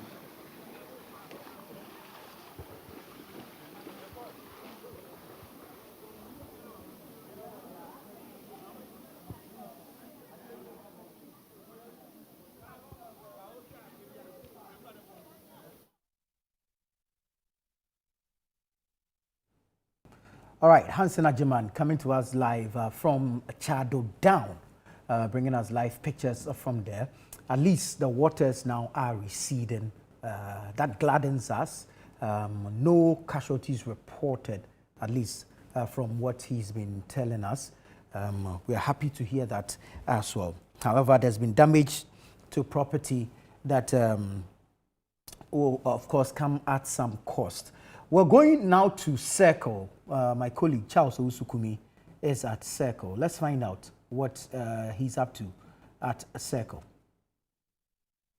At this very moment, the most important thing is to make sure we protect the lives of the people, we protect the properties of the people, and make sure Ghanaians are safe.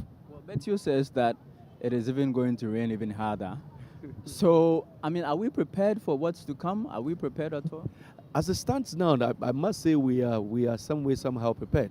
You know, as NADMO, as an institution, you can see since it started, our men have been on the ground since morning because as it stands now, we know our hotspot areas, our flood hotspot areas. So once it starts raining, we make sure we put men there to assess the situation and give us the feedback we need. But we are ready.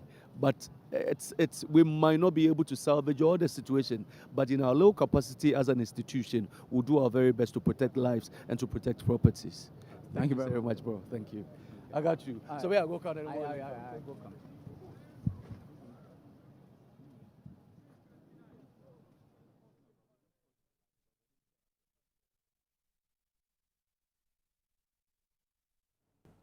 You had Charles Owusu there engaging the deputy NADMO boss. The surname always seemed to escape me. Teddy, well, who gets it for you? But yeah, Teddy Saforo. Addy, right. So Charles engaging Teddy Saforo Addy, deputy NADMO boss, on preparedness, preparations, and of course, rescue operations so far. Currently in your shots, we're having some drone shots, the main Achimota drainage area, and you can see how high the water level had risen early on in the day. And of course, you can see some cars submerged already as a result of the flooding situation. You can see the crowd atop the bridge catching a view of the situation. Really, it's been a busy day regarding the flooding situation. I would like to commend all the emergency response agencies for the work that they've been doing so far since morning. The Greater Accra Regional Minister, who is also, if you like, the boss of the Greater Accra Regional Coordinating Council, Linda Obenenwa Akwele Oklu, Member of Parliament for Shai Osudoku, has issued a statement, which statement is captured on the letterhead of the Greater Accra Regional Coordinating Council.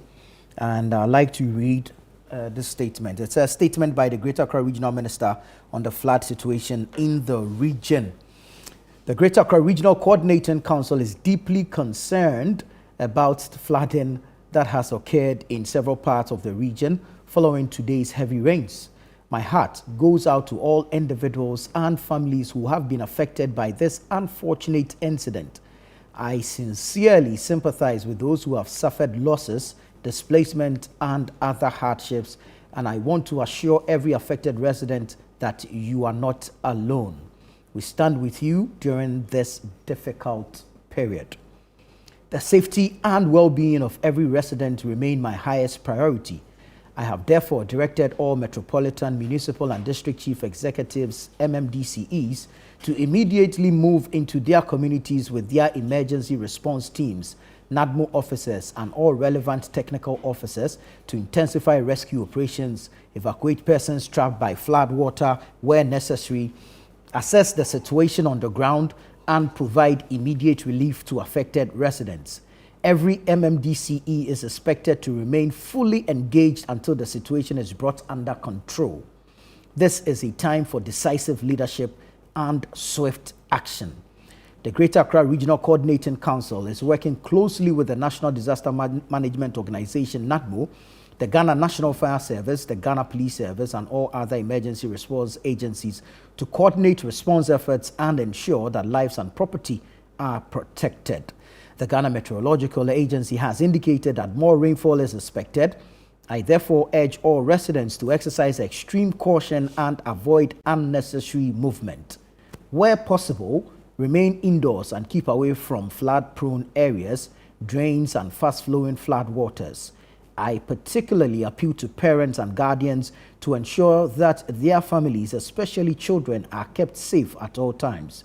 No one should allow children to play in flood water or attempt to cross flooded roads and drains.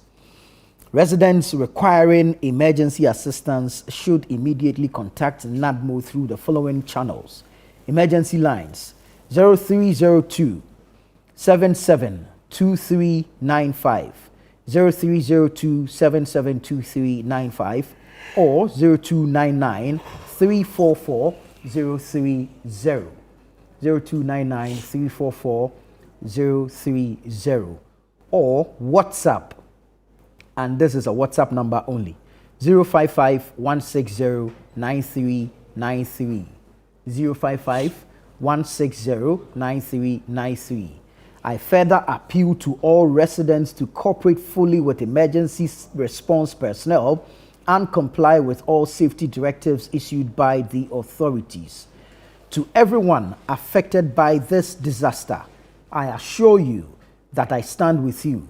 Together with our Metropolitan, Municipal and District Assemblies and our emergency response agencies, we will continue to work tirelessly to protect lives and assist those in need and support our communities through this challenging period.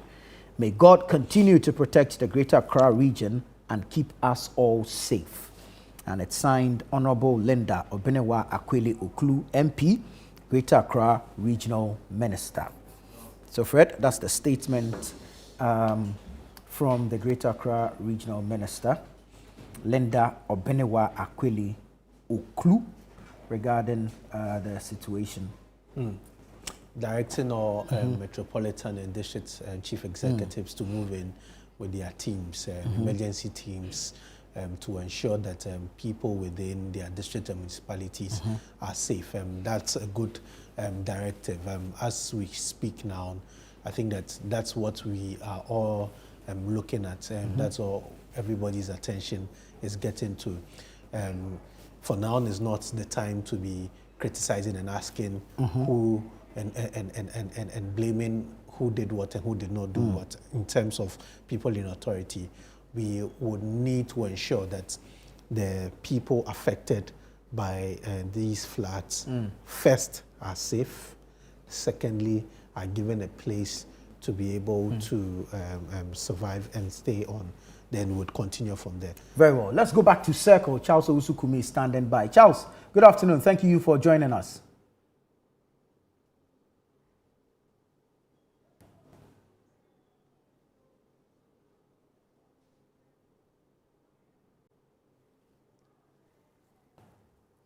Hello, Charles.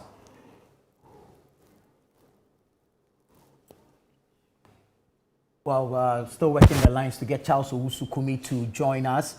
But these drone shots present a better picture of the situation around the Achimota main drain, where we understand some homes, as well as, if you like, mechanic shops, were inundated with floodwaters early on today. And as you can see there, so the floodwaters flowing, and as usual, accompanied by the plastic waste, which you can see lying on the surface of the floodwaters, even as they flow through the main Achimota drain. Charles Owusu is my colleague from the ChannelOne newsroom. He's currently stationed at Circle. Let's hear from him. Charles, good afternoon. Thank you so much for joining us. Good afternoon, Nana. Thanks for having me. Very well. I heard and saw you speak to the deputy NADMO boss, Teddy, early on. We only caught the last bit of that interview. Bring us up to speed with what he's been saying, especially regarding rescue operations across the city. Well, Nana, I was just asking him about relief items for all these people, most of them stranded. So we're currently at Circle, and if you know Circle very well, so just beneath the Circle interchange is the main lorry station. Now we have drivers, you have the maids, you have food vendors, all these people. Some of them even live in these stations. They live beneath, virtually their lives just under the Circle interchange. Now that whole area is flooded. In fact, the main Circle station is flooded. We currently now have come a bit forward to where the infamous June 3rd disaster happened. So that what you see in your shot is just the road leading to the Adabraka, just where our City FM office is. But that has also been cut off. So I was asking Teddy about relief items for all these people who are now taking shelter on the road. So they have now moved up from beneath the interchange. They are now on the road itself, so that they can get some shelter from all that is happening. Now, I asked him that, and he says, well, what they are doing is just taking data now, looking at the extent of damage before they can even talk about relief items for all these people. So you have the NADMO officers, you have military officers also here trying to, just restore some calm and restore some order here, because a lot of people are now gathering around, just wondering what exactly is happening, because some of them being turned away by the military officers who do not want people to cross. Some of them want to cross to the other side. The military officers are asking them to return. We're told that the situation is even worse at the Sahara area. Where we're standing is not too far from the Odorna River. Now, the Odorna is so full, Nana. It's so full that, the Odorna goes through a big drain. If you're not careful, you won't even see the drain. So it is so full, just broken its banks, and has entered into areas where ordinarily you wouldn't expect the river to go into, even in the worst flood situations that we've experienced. This is unlike it. After hours of rainfall, disaster has struck the people of Accra, especially those here in Circle who have nowhere else to go. We'll just move a bit forward. And so this is my cameraman will show us the infamous Circle disaster point. So you see this wall is where that fuel station was situated, which went up in flames on that infamous June 3rd disaster. Now, we'll be going to the Sahara area in a bit to go and have a look at what is happening over there. You have all these people, just watching on, hoping for some help to come. They're just hoping that they will cross to the other side. I'll just be engaging some of them while we take in some of the pictures here at Circle. Hello, sir. What's your name? This is ChannelOne TV. What are you doing here? I mean, you're supposed to be home. Do you live here? Since No, you can speak any language that you're comfortable with. okay. As a bear and machimu and soon started. Ija no flooding afa nyina enye easy kra sisiana asa atwetwe kakra ama sisiana de okay nti yebo mpai se nyankopon memwana nsuo no nkofom ija nso etimi ato around na say no nti yebo mpai se o betimi akona o makwa kodum no because enye easy ija no start anopa no still na enjoy ekoso ana ede ekosoro sisiana yehu se soldiers for about person on the way no mukokudum no tie we metimi aye no makwakodum no na ono ahana ote ana ahana oye adwuma empacho me adwuma around circle because of insonity no na obi antimi anko adwuma nti ya ba begina say hwe say metimi adum no nti enti ne nyina wa say oye adwuma wa ba ote he meme wala pass by anopa no na minya information say mo obi amba adwuma by kasi me ba circle aba behwe because hana me adwuma ti me ba behwe de ekoso me ba na mbehu se de asini de anya kra nti e wose mpanyfo timi hwe no mo ya bibi fa ho because nso no to asakra se de June se ya na torrential to e Ghana se nti ye bompa ye se e ma bi mu ntimi nsi Nyankopon mo ye ho ban na bibi anya fine adwuma be na oye na wo ba ye no enyama wo de ye adwuma no etesen nso afa no ana se they are still intact. Oh baby ameme wo ne de normal by around circle ase ne de me sure say nso no ebe twetwe a ha be kama de na de asi de because ne ekoso a ne de nya kra ba bibi ameme ye adwuma ne de ho ye okay ba me bompa say ma bibia nsi say nso no etia yenya good cases ne ma yenya bad. Your frozen your friend Emmanuel. Okay, Emmanuel, yeah, that's him. So Nana, one of the distressed workers here at Circle, who is just here on watching, hoping that some help would come their way, as of course military officers try to just restore some order here. So what's happening is that, so the road coming from the Alajo area into Adabraka has been cut off.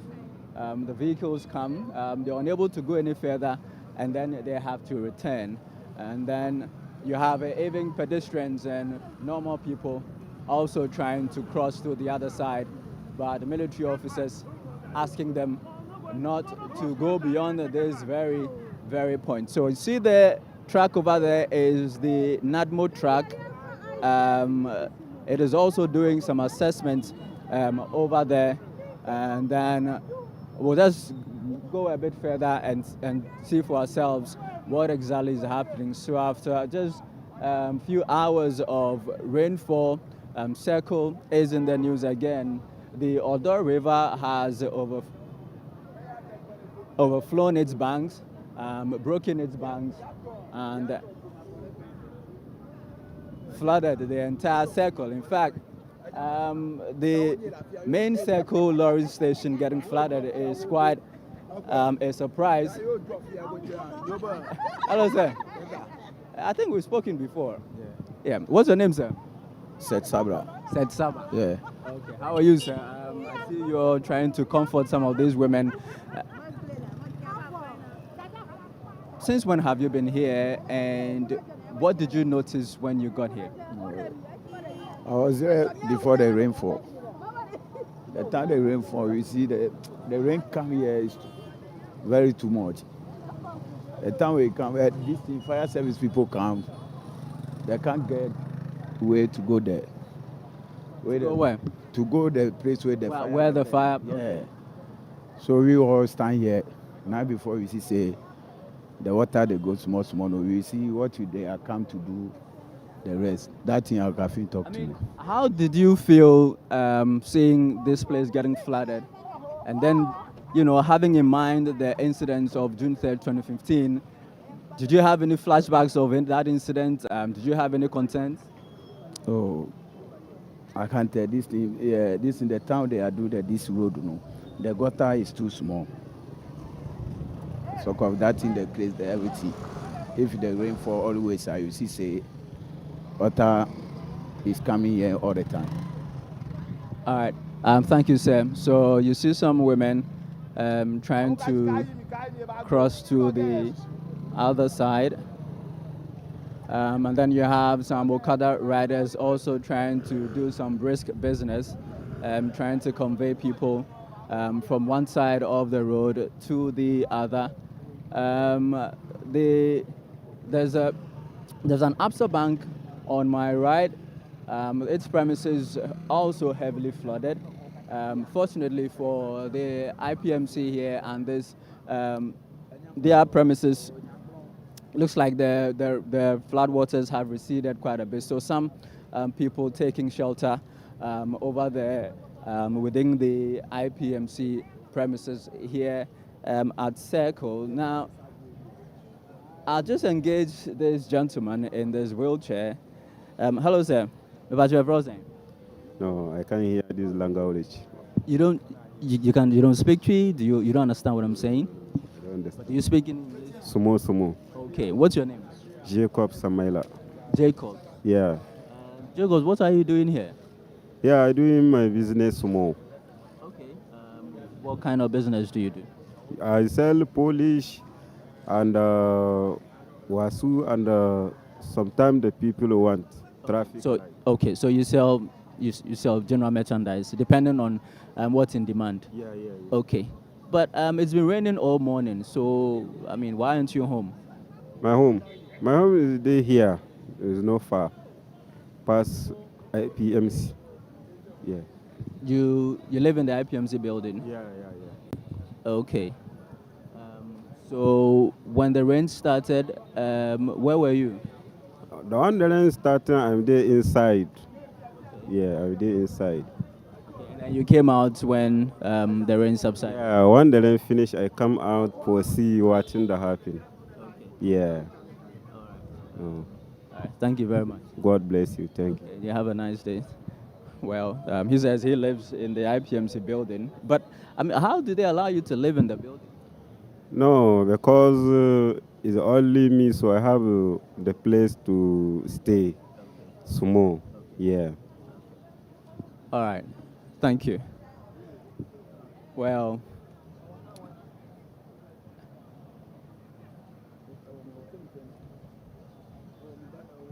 hello, sir. But you're from Charles, you're from saying? Hey, you're from Christian. Christian? Yeah. Christian, for Oti ha, I mean, what are you doing here? I mean, by this time of the day? Okay, delivering company, Passerman Express, you're banana bonum. I base baba yijuma ba e ba ye no the we are hati enti no ye ntumi nyijuma nti your boys ne ba na ya meeting kakra afide. Okay, so that's your business. Moye delivery. Yeah, delivering company, Passerman Express. Okay. I'm sure say anopa no what say I have flood and I would America buy. What buy then I'm here? I me buy no me hunse na nso eko your office na nim bebre nanso up to some time ni be 2 hours ni nyina sa atwi eko. Anene ya dia me buy am abeto say nso na buy your office na nim nyina down below ni nyina nso aye muma. Dan nankasa dan we nso aye mama o nyina flood. But they say the yes in first. Tin announce everything. All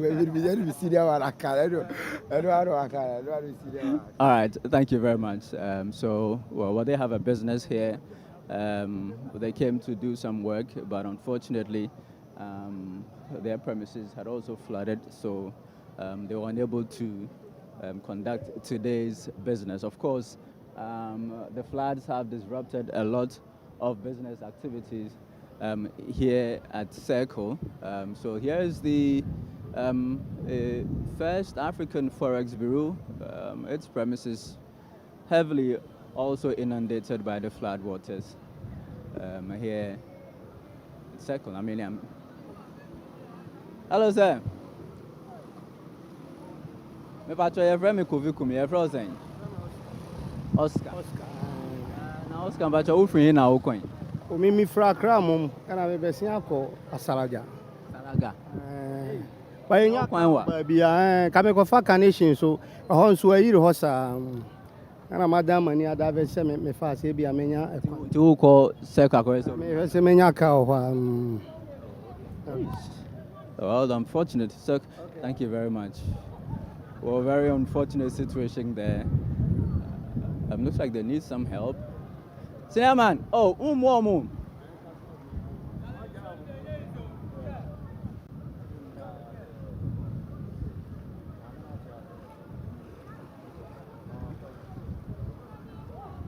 Well, the unfortunate sight of two women falling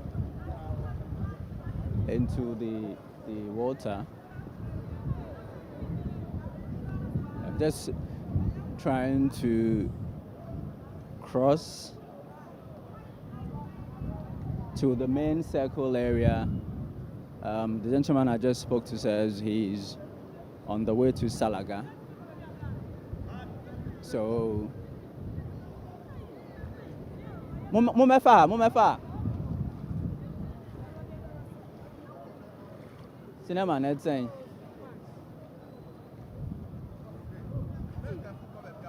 Ma, me na mo kwa here. Mo ti ahwe. Mo kwa here fa. Me call La Paz. La Paz. Na mo free aha no, na mo free. The fra Accra na eba o yenya ka. Sorry, why? Auntie. Oh, sorry. Mama, I mean, no, I'm in Kakra. Net saying, you're frozen. A friend is Tabna. Okay. Mufri Accra. If you Accra. Muko Juma, Muko Tondi. A cook room. Na anopane munya din sanya di cook room. Tia kwa ne who says here my di. Ndi obi esu ni krom, tia see a befi. Muko La Paz, Muko Faka or said. Mati. Ready. Well, sorry, well, to me, one proud. Okay, then I'm saying. Well, Nana, the situation here in Circle is quite grim, especially for those who want to cross from the Central Business District area to Circle.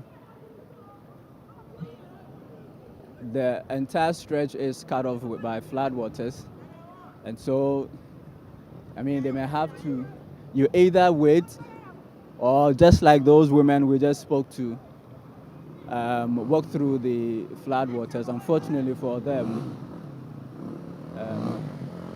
they fell into the water. So what we're doing is we're crossing to the other side. You can see in your shot smoke billowing from the fire incident. Earlier, there were reports that fire had gutted some shops at the Odorna area. So we're told that firemen are already there trying to douse the fire, but then you can see smoke billowing from over there. So the fire probably still burning. So you also see NADMO officials on a boat looking for people as they continue with their rescue efforts.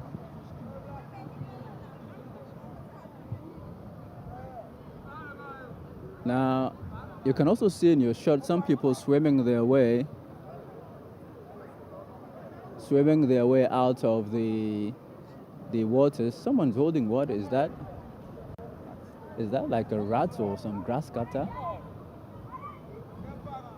Okay, and the other is holding some, is it fowls? Okay, so it looks like some people have taken advantage of the situation and looking for their next meal. So grass cutter, fowls.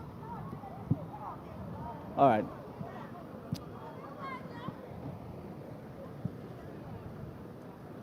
We're crossing to the other side now. Hopefully we can engage a few of the people here as they watch in disbelief what's happening. You also see pile of rubbish floating on the floodwaters. Hey, I said when I've been to Ufo Maujo Muscana. Okay. So.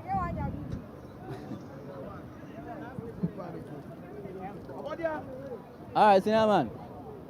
We have a call there. Now, you're frozen, senior. Eric Aqua. Of course. What's your baby? Where you Juma? Me wa run here, baby. Yet the side of down, I be on me Robertson. Okay. So, how I action? So far, how do I bend there? Obi antime and conquer. Describe the senior is one year. So far, and soon started and run. I started and run. Now, many madam for being a net so. But suddenly, so no Tony, you harder than him said, I na got test on so no qua. Say, a idea and hard dream, you him said, yeah, a bay. But we na hard dream, a cost smooth. I'm who say, but and you may no chronic start TB and make us and no, so no matter what said you to got a casino be you. And Chebiani who said, got any day, a year, so for May 1 year, and I take faces a problem. But what problem with you is very, very, very bad about any year, every year. Who be said that?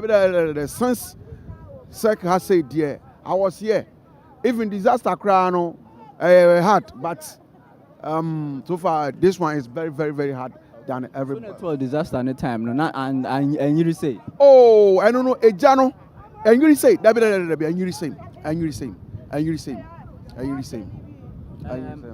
Gata kese no before I'm so nebeto no na emu te sen emu na emu asia na asa no mo yim already ni sa gata kese na eno na ye problem my fancy e wo ha because na me hu ni say sa area ha nim say na asa issue land enti sa gata kese no enya yiri pa ha nim nyina ebe yiri so far every year be am de no ma anyway so ni obe komunu said e tie no so I remember say last month mu Saturday be hard one pa. And no one, our whole yama be brave. Forgot time so still when I got any my day. I am saying so. Talk a crabby people say I blew off her baby. But so far this year, the year it's very, very hard. It's very, very hard. Actually, yeah, since morning up to now. Look at me. Even music me phone cry ni me nyama nyina me way so you can't go there. You can't go there. Ultimate crowd, you can't go there. Even just pure crowd, everything there for your room inside. So, never one say I'm watching your chest. No, you should about yeah, sorry. We are sorry to Yahweh say bia. And I idea I say so far. I say and check say but where there. I know what say Ejano baby or no ebeba mu fi okra. Oh no, so far there omoye robbers. Ton robbers ewo achiri ho enti say ho no ena eja no eto eba so far baby eja no so toye no e sekoya ko ni place we sekoya ni place no so no antra enti so far problem aye wo mu ano no. All right, Accra me that's ba. Okay, so one of the residents here telling us about the nature of today's incident. Well, he tells us that he lives close to the plastic company, which we're told is currently in flames, but he's unable to access his home. All his belongings are there, and then they have moved uphill a bit to a safe spot, hoping that the floodwaters will recede and then they can have access to their homes. You see the NADMO officials returning with their canoe as they paddle back to a higher ground. It looks like they've gone to rescue some persons.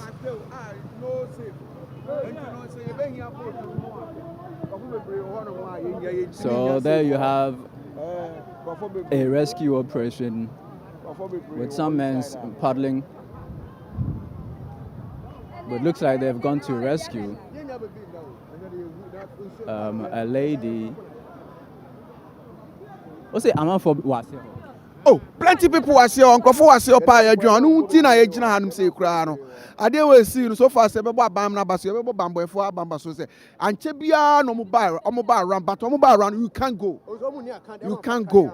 You can't go. Police by soldier, EV, so far service for by, travel best. Yeah, swimming for swimming code do better no I had. And so now, police for by, doson, travel best. So soldier for so by, so on to say. Ijano SO until one more so far you say be fire service for the police for the try best but you can't go there. When so ban is we yet me for run be the person about be here nim labadi here our munim sa swimming we no and the civil say one more run but baby a generation ankasa there nkofo bebre wo ho no ma satna nya. Thank you. Let me try and engage the lady who has just been rescued. Hello, hi. You don't want to talk to us? How are you? How are you feeling? She's not feeling well. Yeah, but you can speak for her on her behalf. Yeah. No. I mean, we just saw you, you know, in the boat, in the canoe, you know. Tell us, where are you coming from? How is you feeling? Oh, we are coming from like Seko, behind the Ghana Commercial Bank. And she's my kid's sister and she's not feeling well. She just came back from the hospital yesterday. She just committed SHS2, so, but she's like, we just thank God like they came to our aid. But the NADMO and the government, I don't know, they should be very, very proactive like towards this kind of disaster. It's natural, it happens, but this extra. So from like very early hours of 5 to 10, at least if not for anything, there should be boats and like another stuff on top of the water. Somebody died in front of our house today. So yes, just this early morning. The person died. He drowned just in front of our house. So like, if not more than other stuff, the government should be proactive in this kind of disasters, because lots of life will be lost if they are not proactive. Because in the early hours was 5. At least to probably to 8, there should be other NADMO and other people to prevent this kind of disaster. It could be it's very, very like preventable. It's another disaster. It's okay, but they should be proactive in this kind of disasters. Yeah, but NADMO told us that they have boats all over. They don't have boats. The one they brought was people that we know around, and it's even rubber boats. It's even rubber boats, and it can't even carry a maximum of 2 people staff. There are 2 people already on the rubber boats. It can't even carry out people of 2. It can't. So they should be very proactive. I don't know. They want to come and give us. I don't know. Like, they should be very proactive. I know it's a difficult situation for you to have your family and to witness like a friend of mine die in front of me. It's very, very, and he died like around 10. If this thing started like early hours around 5, so by 8. You people should be aware. You just come to our aid. But the person that is around 10, so by this time he's dead. He's dead and gone. A friend of mine just in front of me. The person is just drowning there because the level of the water, he can't do anything again than to give up. Yes. What's your name, sir? I'm James. All right, James. Thank you very much. I wish you and your sister very well. I'm sure she'll be fine. All right, sure. All right. So this gentleman and his sister rescued by the benevolence of ordinary boaters within the community who volunteered their time to go and rescue people from down there. Well, he tells us that NADMO did not bring their boats, as we've been told, to rescue them. But fortunately for him, the benevolence of the boaters within the community have saved his and his sister's life. We're told that NADMO is undertaking its own rescue operation on that side. So we're going to check that out.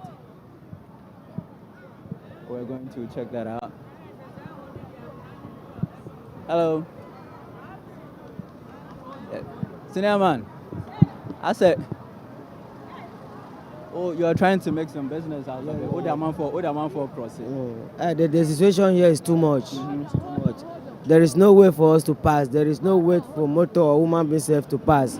So you're taking people from here to the other end? Yeah. How much do you take for? Just this one. To cross this one, 10 cedi. This one. If I cross this one, 10 cedi. 10 cedi? Yes. If you cross 10 cedi? Yes, if I cross this 10 cedi. Isn't it too much? That's too expensive, man. But the situation is too much. There is no way you can pass. Me say I'm going to deliver this thing. There is no way for me to go. So you are taking advantage of the situation and charging people 10 cedis to just cross this? Oh, boss. Okay, I'll reduce it. I'll reduce it. to how much? 5 cedi. All right, thank you, sir. Okay, so we're going to check out the NADMO rescue operation over there.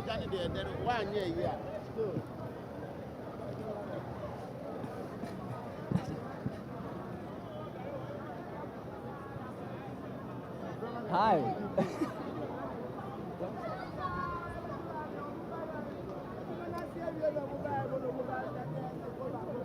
If you're watching this, this is our live coverage of the aftermath of the flooding here in Accra. And this is ChannelOne TV. Excuse me, sir.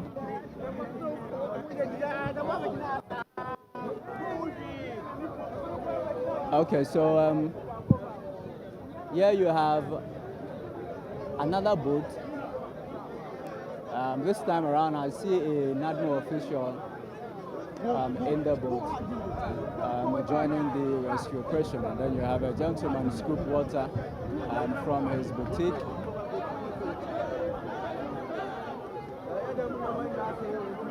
What's going on? What do you say? What's it? Yentumi nkɔ yɛda mu nyama nyinaa asɛe akamatale we nkɔ na hyɛ no ntumi atiefo mu wɔ mmoa bi amfa mmoa ne yɛablɛ nsuo ne ha yɛn. Excuse me, sir. Can I just? Nsuo ne yaba hɔ nyinaa yɛda mu nyama nyinaa asɛe yɛntale nyinaa asɛe akamatale.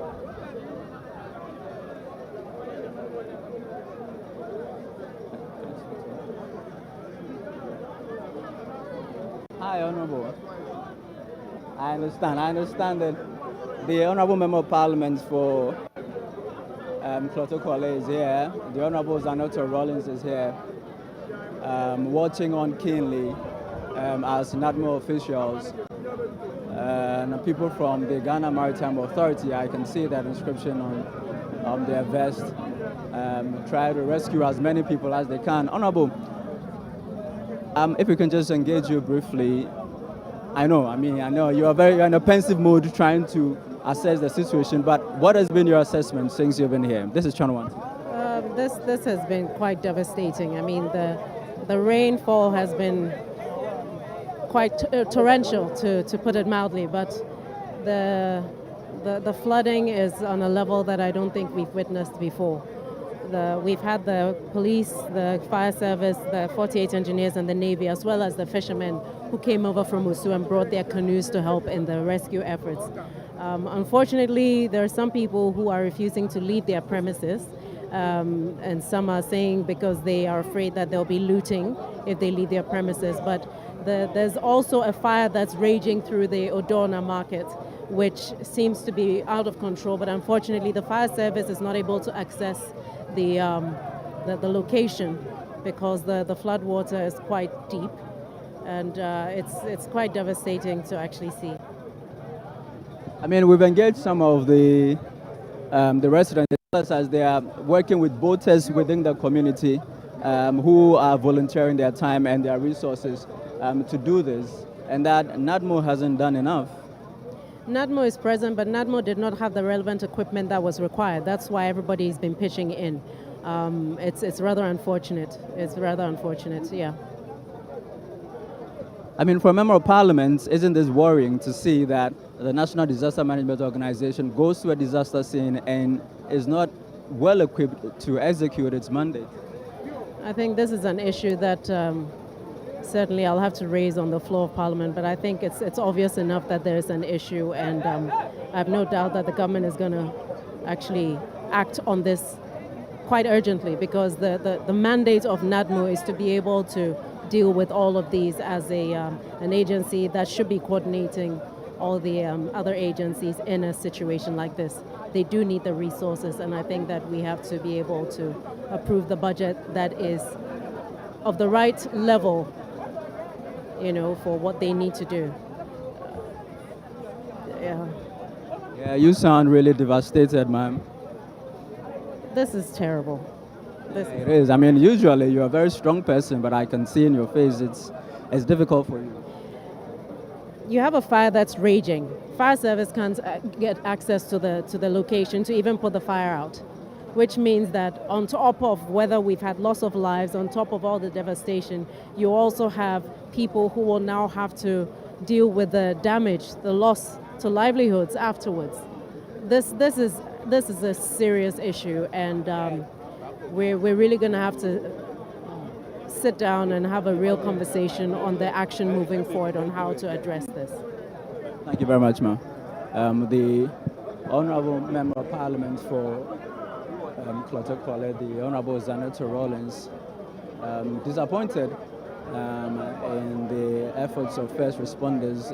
NADMO, we're told, have been on hand, but they have not been well equipped. They don't have the boats to do the rescue efforts. It's had to take the volunteering of ordinary fishermen in the community to come and help with the rescue efforts here. There is some conversations currently ongoing. I'll try to understand what is happening over there.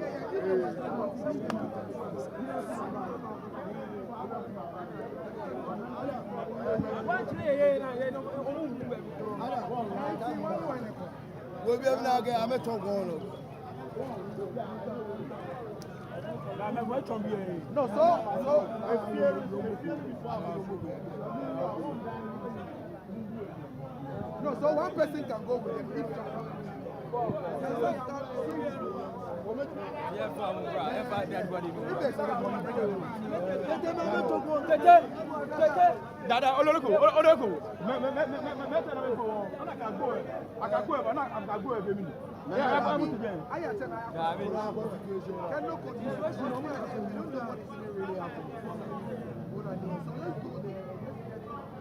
Maybe an employee has come.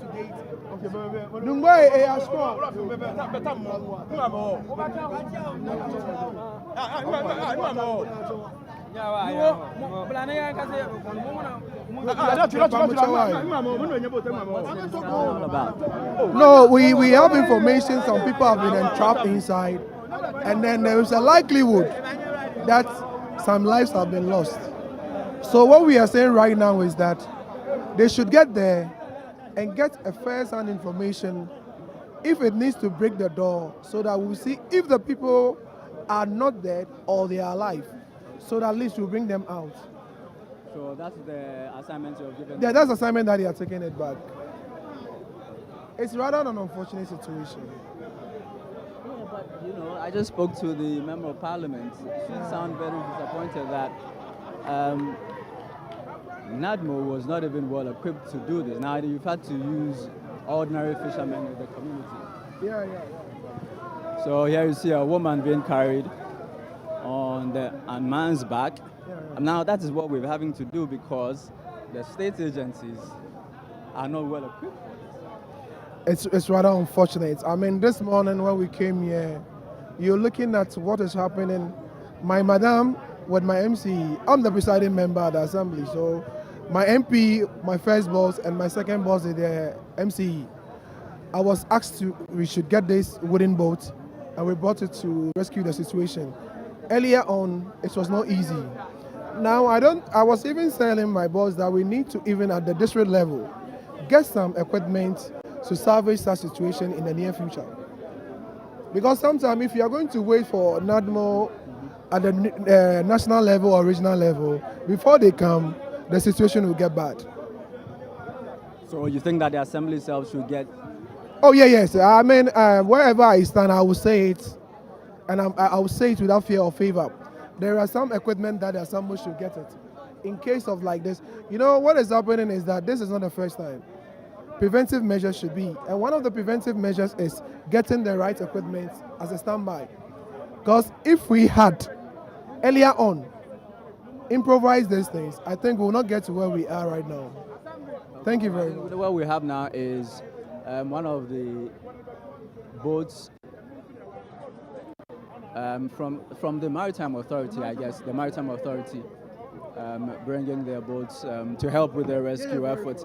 I think it's for the fire that is still raging, it should be concerning because of the history, of course, of this very place, fire and flooding during the June 3rd disaster.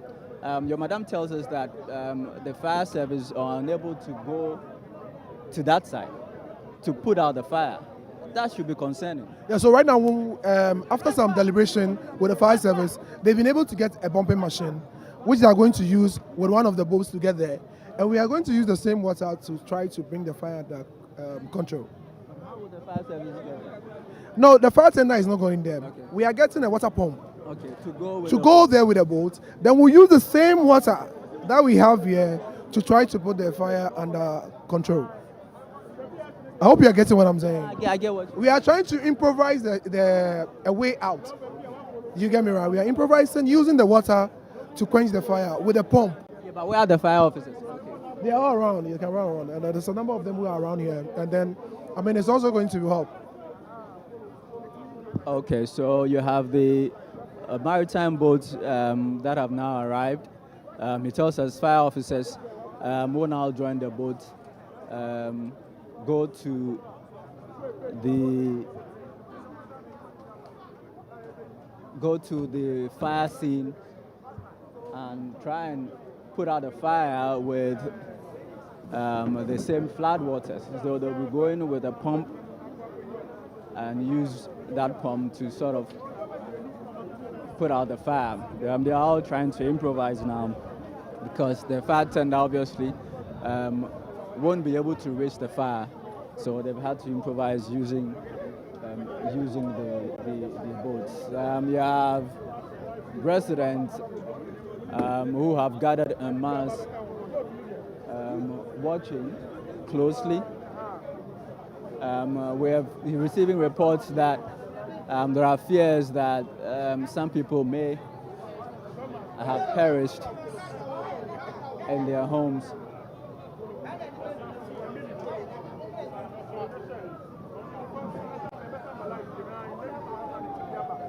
You also have the ambulance service also joining in here. So this is a joint effort. You have persons from the Maritime Authority, you have the Ghana National Fire Service, you have persons from the military, the Ghana Police Service. The Member of Parliament is here together with the MCE, all helping with the efforts, trying to rescue as many people as they can. We're at Circle currently, not too far from the June 3rd disaster scene, and so the people here are worried.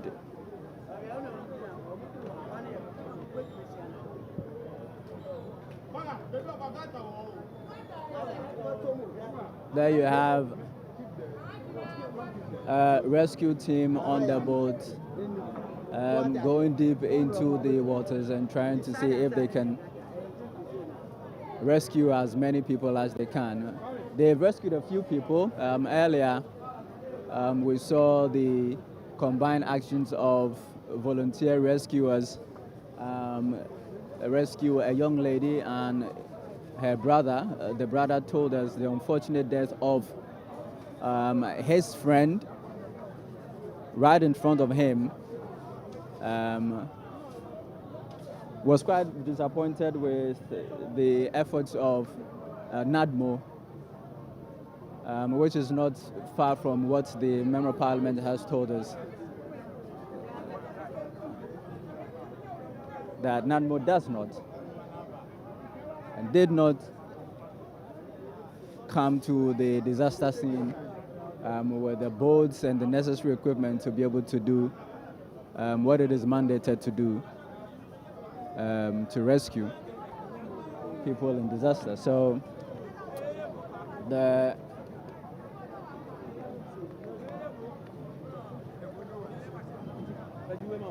officer.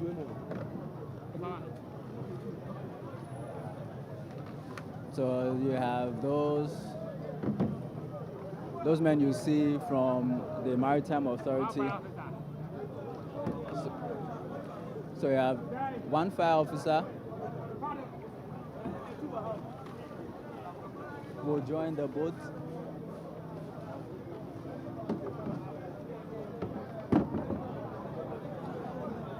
And then they will join the Maritime Authority guys.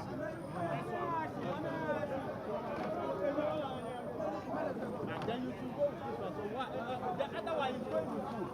I think one of the officers will go with the first one.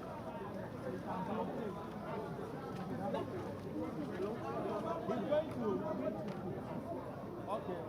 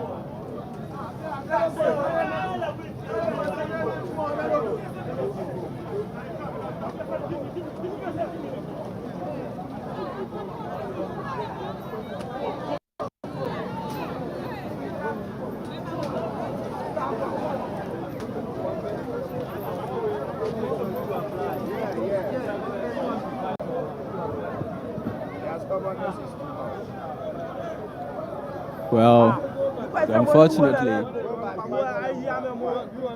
military officers employing force to control the crowd that has gradually developed over here.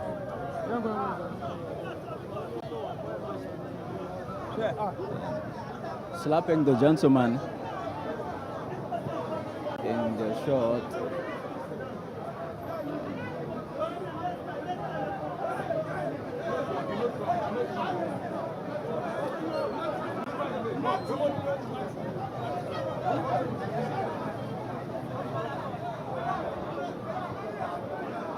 The crowd is gradually building up. Onlookers gathering around to catch a glimpse of the rescue efforts.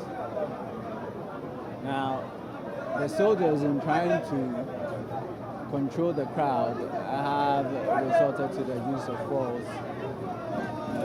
You have the Member of Parliament consoling one of those who, unfortunately, has been at the receiving end of that use of force.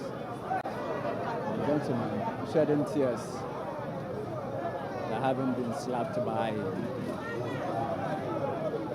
a soldier, one of the uniformed men here from the military.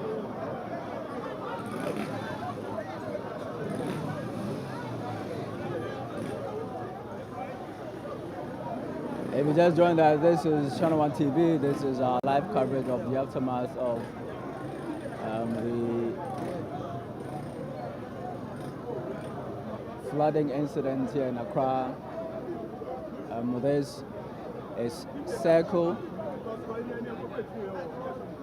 where first respondents are working together to rescue as many people as they can.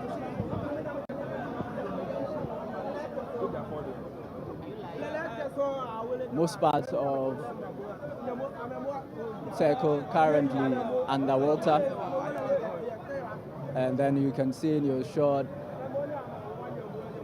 rescuers returning with a boat full of people they have rescued from, I guess, their homes. The Honorable Member of Parliament told us that some of the residents are refusing to leave their homes because they fear that they may be looting in the event that they leave their homes. But these ones, fortunately for them, the rescuers have found them, and they are bringing them, if I can say, bringing them ashore to a safer ground, where they will now disembark their boat.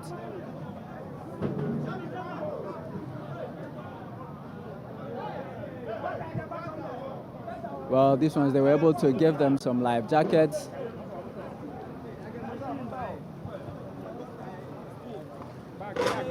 Come on, sir. Come on, sir.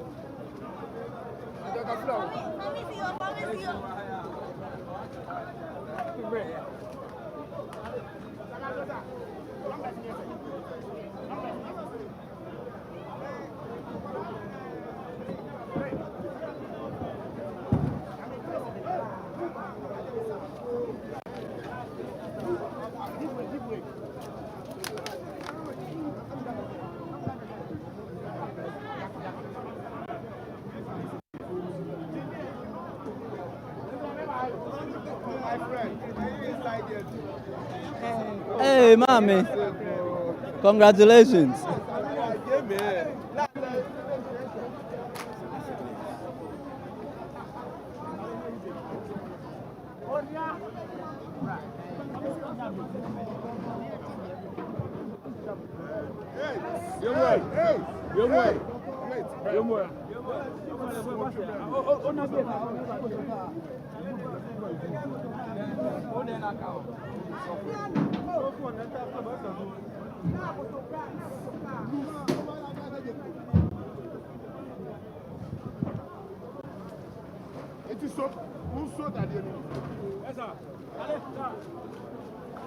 Okay.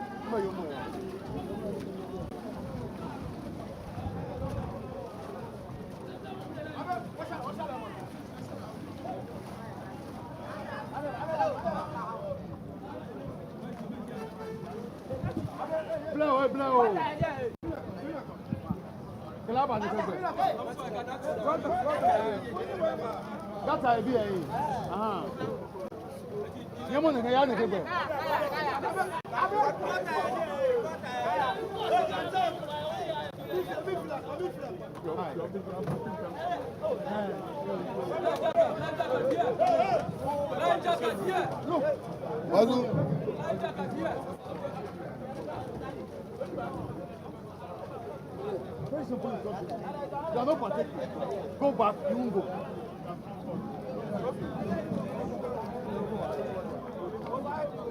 Yeah, no.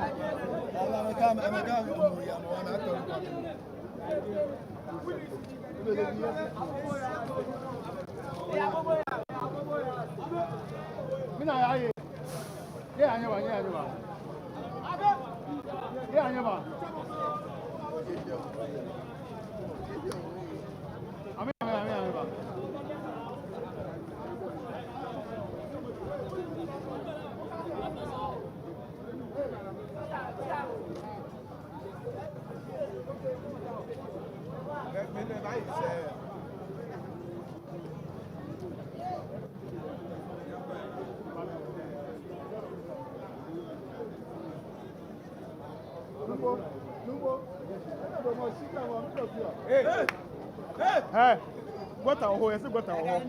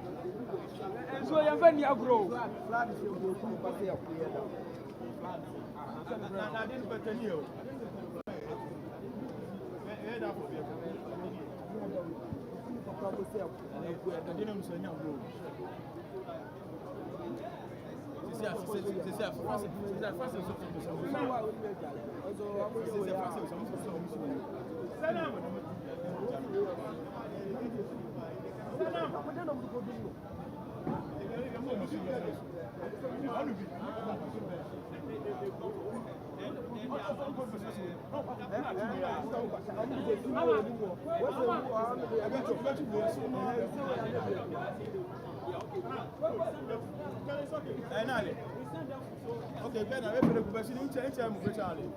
Okay, and I don't know.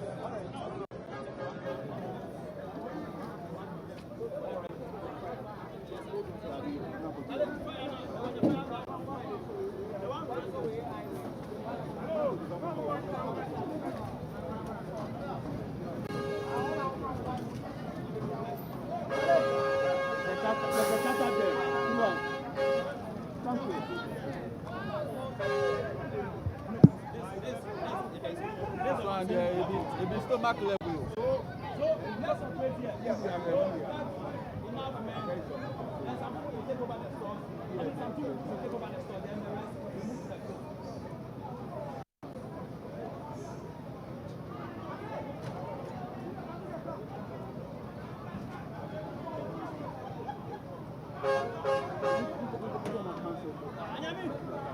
There's a problem. You know the way again also. So I'm not the problem.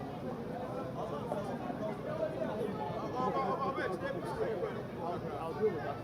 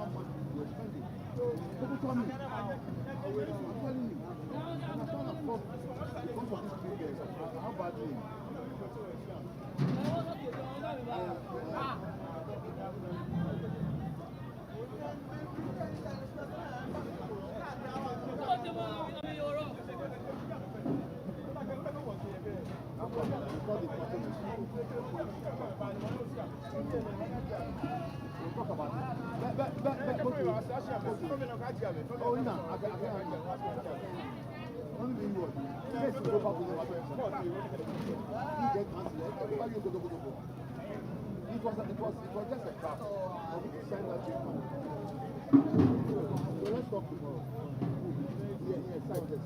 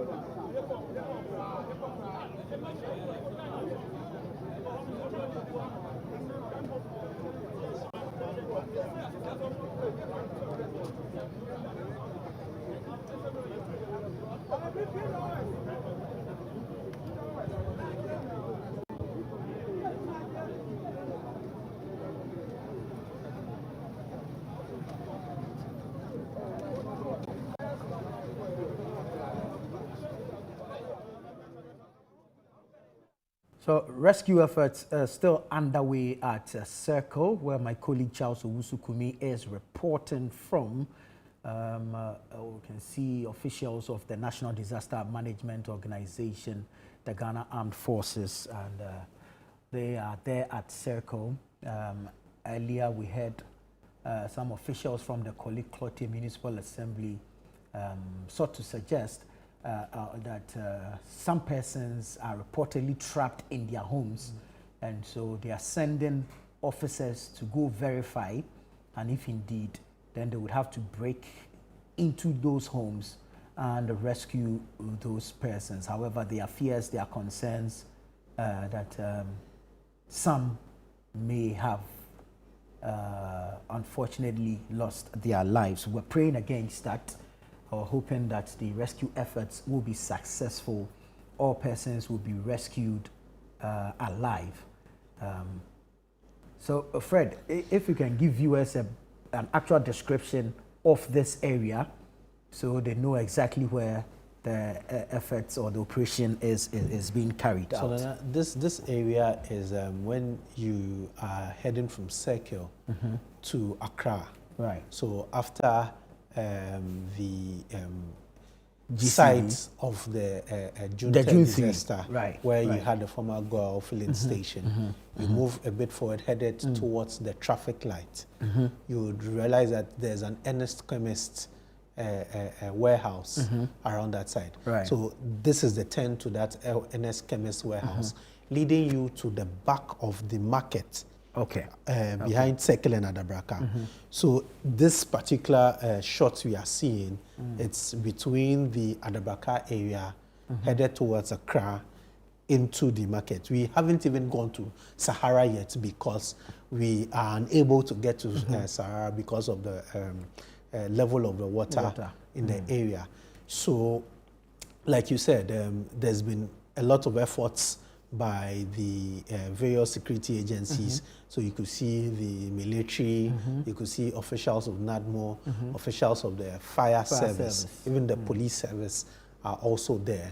But one of the challenges we are told, and this is according to the Member of Parliament for the area, Agyeman-Rawlings, says that they don't have the requisite equipment to be able to deploy to the places where we have a number of people who are trapped there.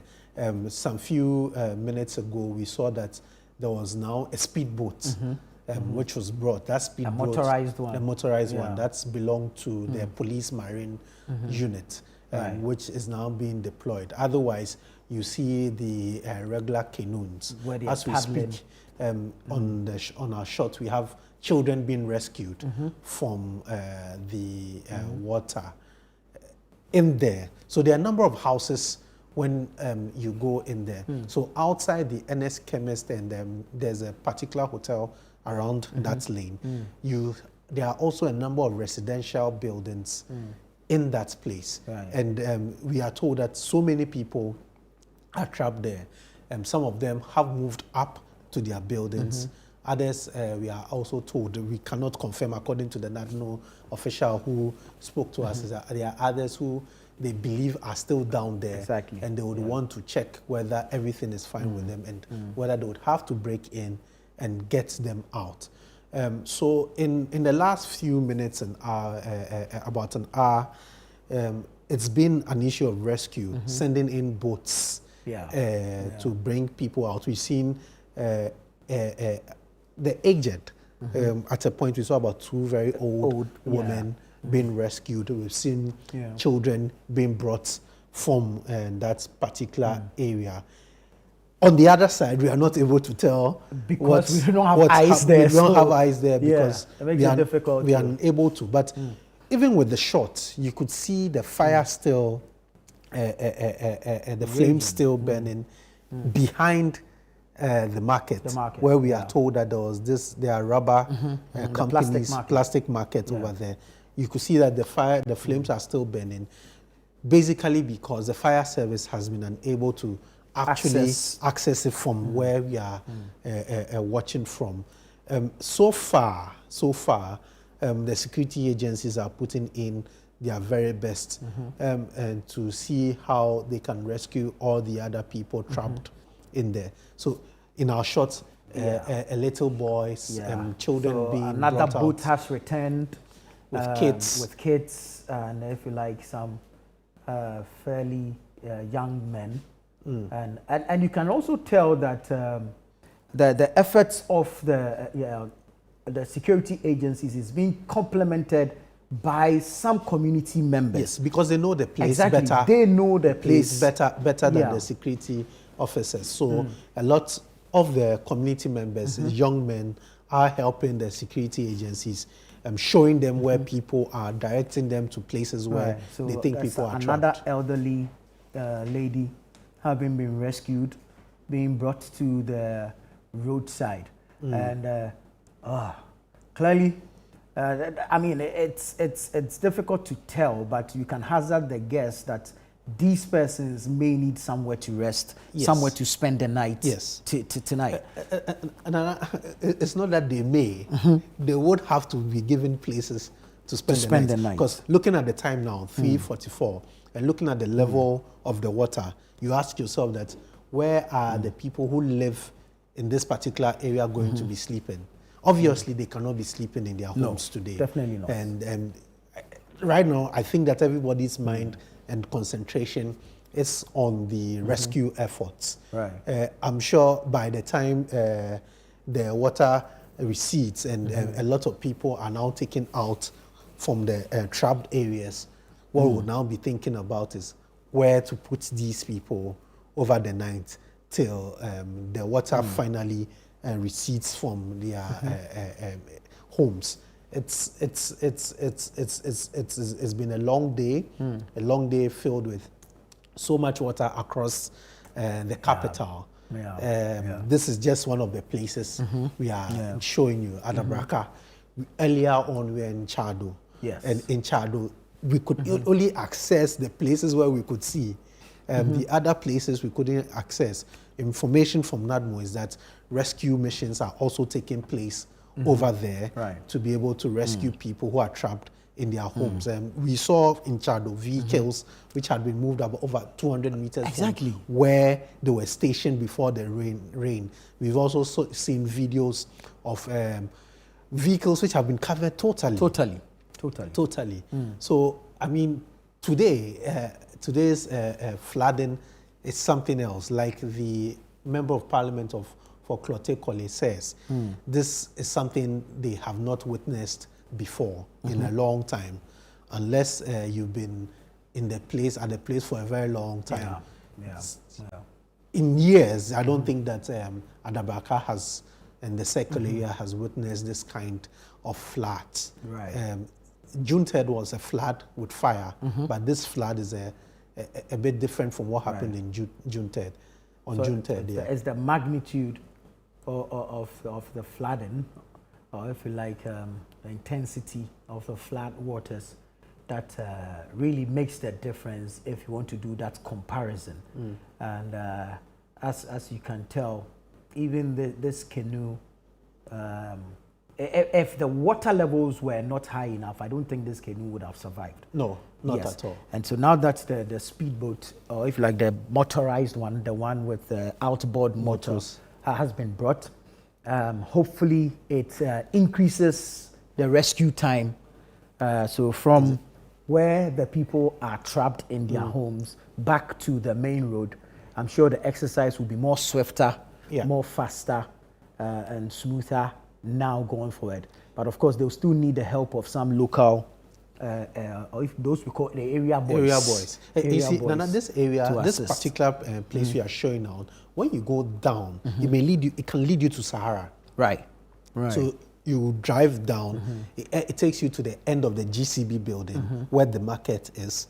You take your left and it can lead you all the way to Sahara. So if this is where we are seeing, which is not Sahara, you can imagine what Sahara would look like as we speak.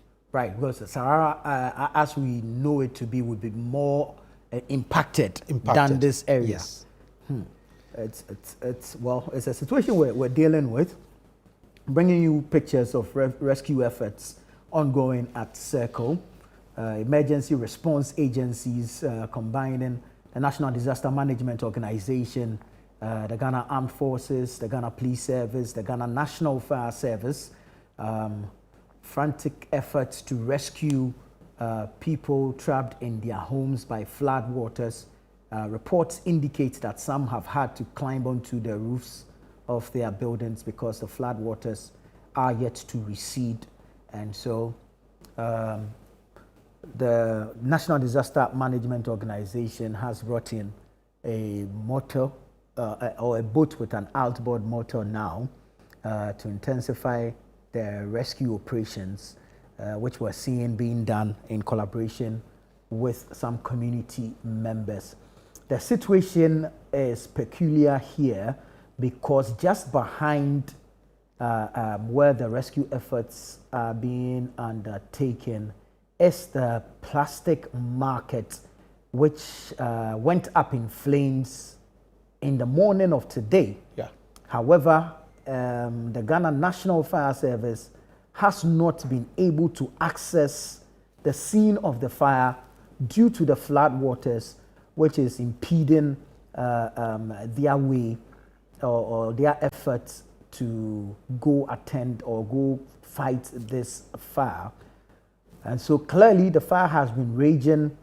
We are not sure the extent of damage that may have been caused, but we are hoping that no casualties are recorded, even as the rescue efforts continue at this circle area. As Fred described, this is the area from Circle heading towards Accra, just after the GCB building. There's an NS Chemist warehouse where you make a right turn, and that's the lane that goes to the NS Chemist warehouse. We've seen some young men who have pushed their motorbike through the floodwaters. And there's an update coming from the National Fire Service. So this is one of the officers of the National Fire Service, Alex Kinati. Yes, he says that the body of a man believed to be in the 60s has been found at Alajo along the railway line, along with extensive damage to vehicles and other properties. So the body of a man believed to be in the 60s have been found at Alajo. This is very unfortunate. Right. While we bring you pictures of the rescue efforts at Circle here in Accra, let's not lose sight of the situation in Awutu Senya East, where we hear a river has broken its banks, a community almost totally displaced, and of course the announcement by the Agyeman-Rawlings NADMO regarding the spillage of the Weja Dam, which clearly is expected to impact areas such as Weja itself, communities along the dam, the Densu, so Tetegu, SCC, Choice, Modex, all these areas are likely to be affected by the spillage of the dam. Already, these areas are inundated with flood waters following the hours of rainfall that we've witnessed. We spoke to Mamiesi, who's a production executive or a programs executive here at ChannelOne television. Right, so let's bring you drone shots from Circle, so you can see the fire raging. You see the flames. Exactly, the flames are up, and I'm not sure who is, but you can see to my left from where I sit, some efforts at throwing water onto the fire. We cannot say on authority whether it's the fire service or if it's community members using the flood waters to fight the fire. But these are scenes from Circle, drone shots, showing you pictures of the situation there at Circle as efforts are being made to save lives and to salvage property, if any, remains. So, like we mentioned earlier, so when you look at these this particular drone shot on our left, right after where the fire is, see at the back of it is also inundated with water. Exactly. And it tells you the extent of damage the flood has caused, even though we cannot assess it now. And but beyond the fire is the Odo. Yes, beyond the fire is the Odo. Is the Odo, is the Odo River, and behind it are residential facilities over there. It's now we are getting quite a picture of what is happening within the plastic market, and the extent of damage is causing. Like you said, we are seeing people trying to get water into that particular place. We are not sure whether they are personnel from the fire service or they are just people who are trying to, from residents who are trying to find a way to help douse the fire. It appears more of, officials, community members. I mean, we can see people in the reflectors and all that. I'm not too sure if these are life jackets that they are wearing, but there's quite a distance, so I'm unable to tell. But you can see efforts definitely being made to throw some water at the fire to help bring it down. But if you look at how widespread the fire is, I'm not sure how much of an impact this exercise will make in dousing this fire. Well, let's have the drone pan a bit more so we can see how far out the fire burns to. And this fire started around 8 in the morning. This fire started around 8 in the morning. And if it's 8, and as we speak, it's about 55 minutes past 3, we are heading towards more than 5 hours, about 5 to 6 hours of this fire burning. It's quite a sad scene to see property being destroyed this way, and people and officials helpless in dealing with the fire. Helpless not because they are unable to deal with it because they don't have the equipment. Helpless because they are unable to reach there because of the flood. They do not have access. Yes, because of the flood waters. It's quite a sad scene. It's quite a sad scene. Imagine the loss that the traders there have made. Quite difficult, if you ask me. Traders who went to sleep last night, expecting to wake up to come to work, to attend to their daily activities, only to be hit with the news of again fire and floods at Circle. In another month of June. Quite a difficult situation. And so there you saw it, drone pictures from Circle showing us an aerial view of the current situation at Circle, where one end of the area is in flames, another end is submerged. So now what we see now is the Circle taxi station. Right. So at the point, that place is totally submerged. That place is totally This is submerged. descending from? This is descending from the interchange. From the interchange. Right. So right on your left side, where before you get to the GCB, there is this taxi station over there. That place is totally filled. Opposite that is Vienna City. Exactly. Opposite that it's Vienna City. That's totally filled. And then you have IPMC also a bit up ahead. IPMC, then the Cow Bank. Exactly. Then the Shell fuel station over there. These are the places we are seeing now. It looks like another group of people are being sent to help rescue the people trapped in there. And now they are going with the canoes because it looks like the canoe with the outboard motor alone cannot do the job. Cannot do it. They need others to support it. And these are people from the community trying to figure out how to send this canoe there. Whilst this is happening, we also have officers from the Ghana Armed Forces who are also there to keep the security and ensure that people stay away from the scene of rescue. As we said, in such situations, you find a lot of people trying to gather to get a first-hand view of what is happening. Exactly. And whilst they are doing that, sometimes they distract the work being done by the professionals. Yeah. So you have military men who have also been stationed there to ensure that people keep their distance from where the rescue missions are taking place. So the operation is still ongoing, and still present is the Member of Parliament for Korle Klote, Dr. Agyeman-Rawlings. She's still there. She is in the company of the MCE, who is also present there. There's also the municipal NADMO director, who's also there.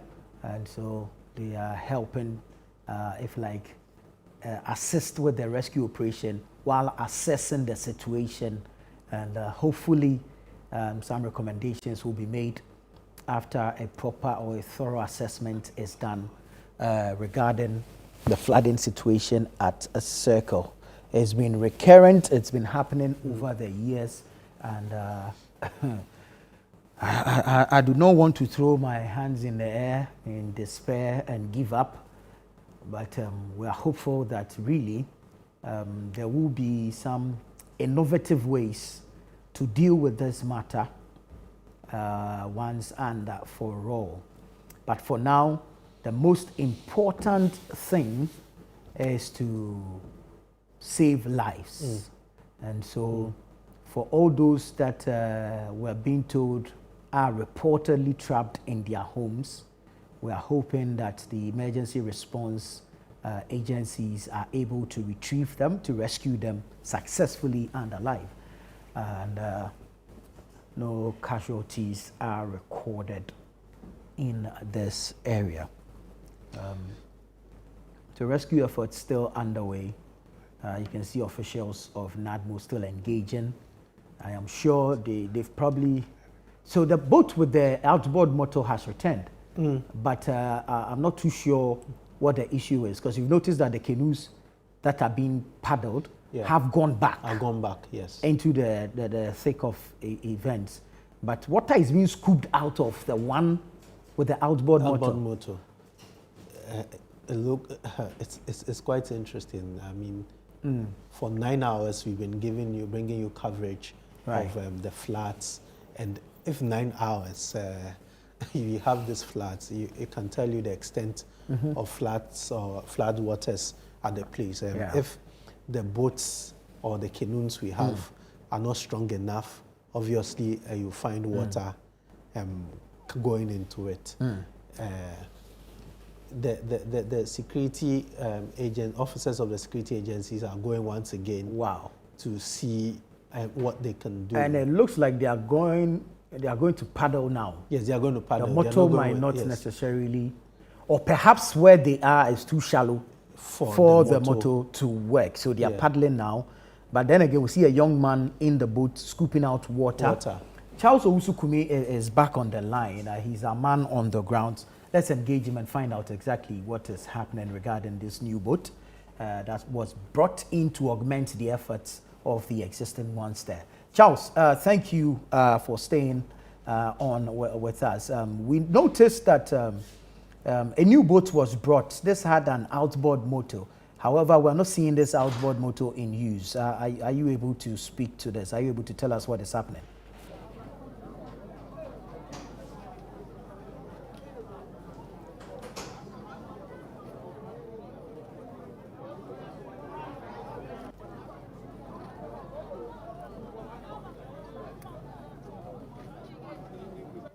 Hello, Charles.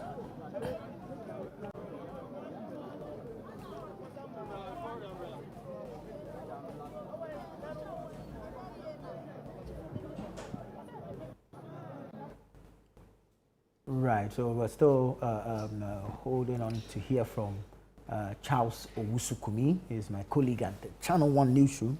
He's a man on the grounds at a circle. reporting for us on the rescue mission by emergency response agencies, the NADMO, the Ghana Police Service, the Ghana National Fire Service, the Ghana Armed Forces, of course, with the support of some community members. We've seen the young men in the area assisting the security agencies in their efforts to rescue trapped community members who are still in their homes, some of whom reportedly are on their roofs awaiting rescue from the security agencies.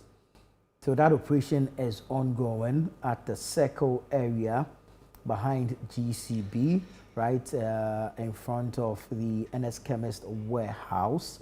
But behind that area as well, we've had the plastic market, the Odorna plastic market, where we understand a ravaging fire has engulfed the entire market and has been burning since morning when it was first reported, not because the fire service is unwilling to assist, not because the fire service is not equipped to combat that fire, but because floodwaters have impeded efforts of the Ghana National Fire Service.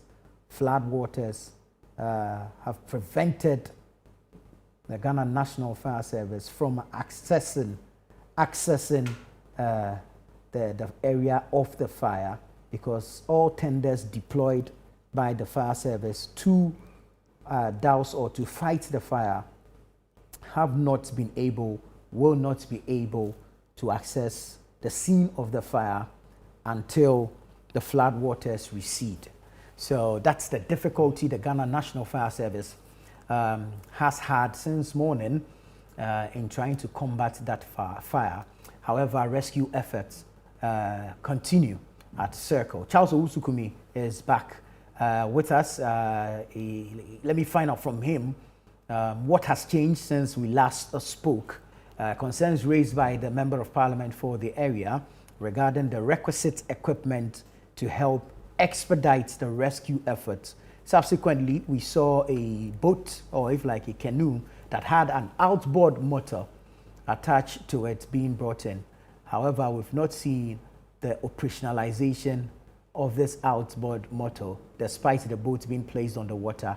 It's been paddled to the scene of the rescue. Charles, are you able to help us understand why the outboard motor is not being used regarding this particular operation? Well, Tufo, you're welcome back to Circle, where rescue operations are currently ongoing. So far, the team comprising of persons from the National Disaster Management Organization, the Ghana Maritime Authority, the military, police, the fire service, they've been able to rescue around 30 people. So the Maritime Authority has brought in 2 additional boats, and with some life jackets, they've been able to go in deep, and they've been able to rescue about 30. Now their team is divided into 2. You have one currently working at the Sahara side, and then you have the team working here in Circle. Now, some of those who have been rescued, including old people, you have children. We're also been told that some persons have lost their lives. Just a few moments ago, an old lady came over here, and she was crying. Who was crying that someone has passed on in her home. Now, this rescue operation is also being done in conjunction with fishermen within the community who have volunteered their time and resources. Even before the Maritime Authority boats came in, they were using their canoes and they were swimming in the floodwaters to help rescue the victims of this flood incident. So we just had a bang, a huge bang here. Some people are suggesting that that could be the explosion of some gas of the sort, but we cannot confirm that. But we just had a huge bang here as we tried to engage some of the fishermen who have volunteered their time to conduct this rescue operation. Now we're told that this operation will continue for as long as the flood water are at the levels as they are, to try and rescue as many people as the team can. I spoke to the Member of Parliament earlier who expressed frustration and disappointment that the team that initially arrived was not well equipped to do the rescue. But subsequently, like I mentioned, you've had 2 boats come in to come help with the operation. So you see in your shot one of the canoes returning ashore after conducting the rescue operation.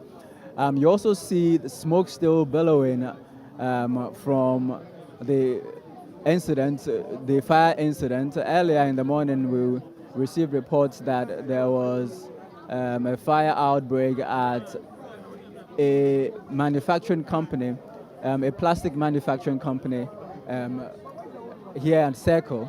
Now, we're told that fire officers have had difficulty to reach the fire incident, and so they were now having to use the boats and a certain machine to be able to pump the water. They pump the water, use the same floodwaters to douse the fire. To douse the fire. I think there's an incident here. What's happening? What's happening? No, she said her grandchildren are inside, so we are trying to let one of the canoe go towards that direction to rescue them. Okay. So we need to have the first-hand information. Mami, what's it? Why no? Say ye me pra into omo be fa me pie nti nkwala no na omu si kanu nu ntime nko. Ade asam na aka ne sa na ono ye omu si kanu nu wura. Omu si omu de kanu ne be ko osisi akofo ma ba ntinya abotre. Omu kwa akofo ma ba. So a batch of rescuees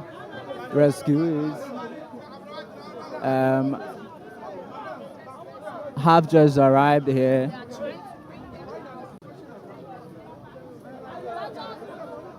I see a gentleman asking for whose baby is this. Cinema, why about no?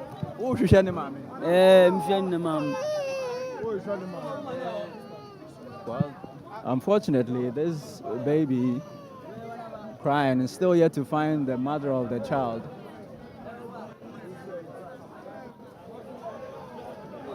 Hopefully they can find the mother of the child. Hey, Oba, is that your child? Oba. Oh, okay. So, unfortunately, we've been able to find the mother of the child. Yep. I beg you.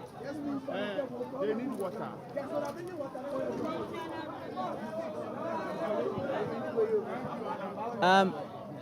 Hello. Mamena or say no. I can see that you're with her. Hey, Odien. Oh, mommy. A woman or Nana say. But you can't go with them. Oh, I don't have any problem. I'm waiting for them. So an anxious mother waiting for her kids to be brought back to her.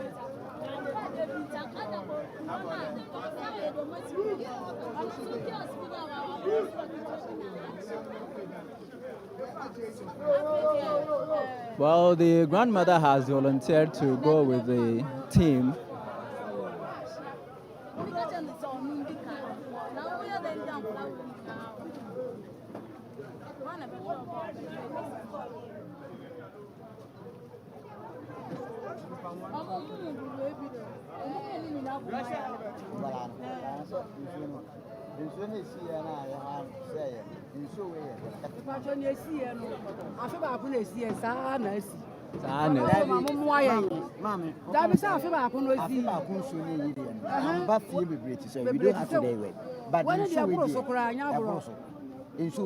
Alajo ho nyina isi a ye niam nyina asɛ isi ni baabi ɛbɛda mpo nso we dey ano odin sen nso abani madaro mama mo aye wa nso no level ababedu emma medu sa level mo aye na we dey aburo so do we sra mo why I'm your brother. Me pa cho me dey akua don ko Na ote. Me pa cho me wa Alajo na mbe yale na mba ha sei nti me ba ha na mba ba ye nyama nyina asɛ yi Na me fi ho obi a free ho. mpa cho obi nyina ya free ho isi ni baabi ɛbɛda mpo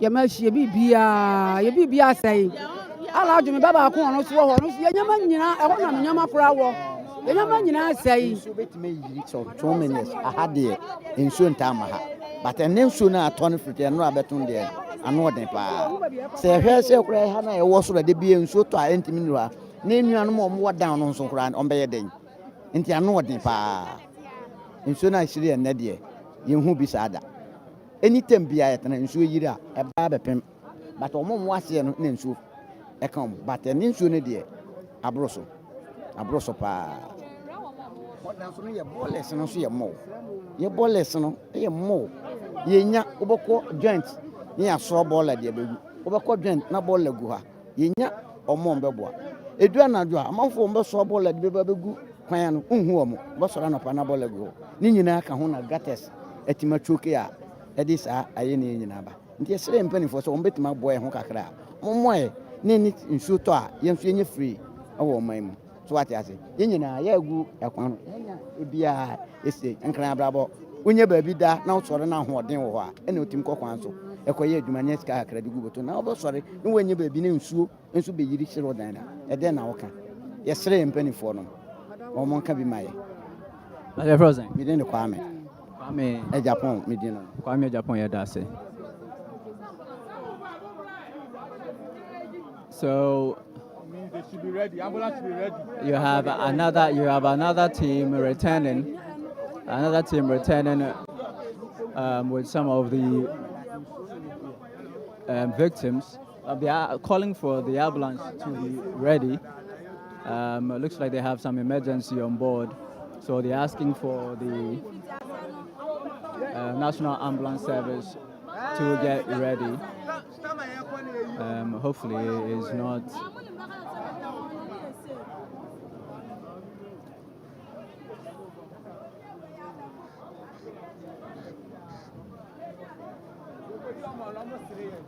So the ambulance service guys are now preparing to receive whatever emergency that they have on board. Readying the stretcher and waiting to receive the emergency case that the rescuers are returning with.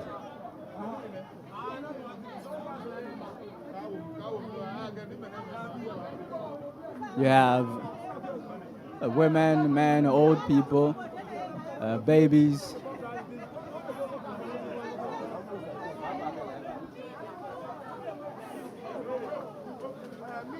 An old man.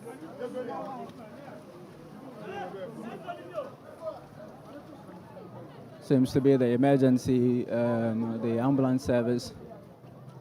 They'll put him on the stretcher and get him the needed help.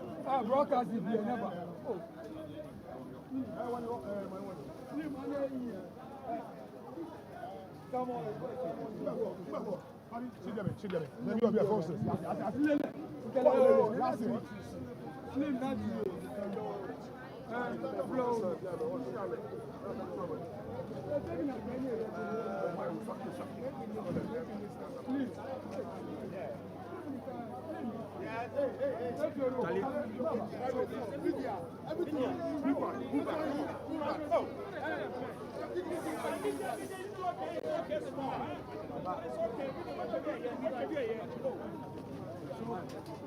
investigator is good. Yeah, Well, he's been wheeled away by the ambulance service. Going to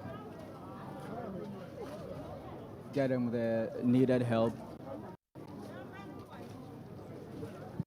More people are being brought ashore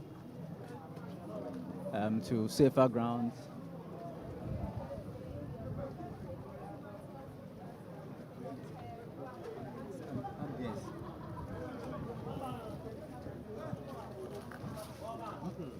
Hello, sir. Akwaba. Where are you entering? Oh, patrol. I understand.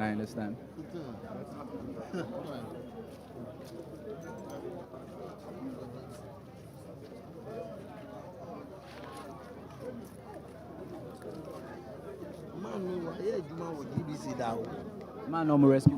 Sisi Anu. He's a former cameraman. Oh, GBC. Huh? Okay. You know him personally? I know him personally. Baha ni relative ni boy Kasiana. Wafa Sisi Anu. We New York no. New York kita dia no kono white. I tried talking to him.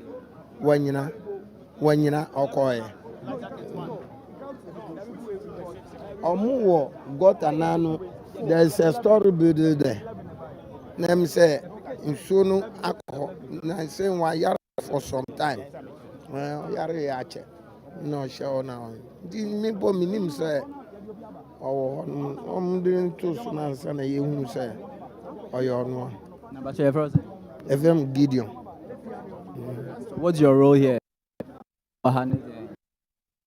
Me community when it comes to Sanya Manyamana, me corner ya kobuane yi nkrofo fiefiem ni ade afenso babia say work obi a wonim say nipa wo ho I give them information say munru atokro we mu nkrofo say wo ni ade nti no always bia no me yes adwuma no e area ha obi anim me. Thank you. Once many assemblyman now Yejuma for years this area. Okay. All right, Gideon, thank you very much. So Gideon was telling us that the gentleman who has just been rescued and sent into the ambulance to get help once worked with GBZ as a cameraman. Hopefully he'll get the treatment he needs. More people are disembarking the rescue boats. The efforts by... Hello, Mami.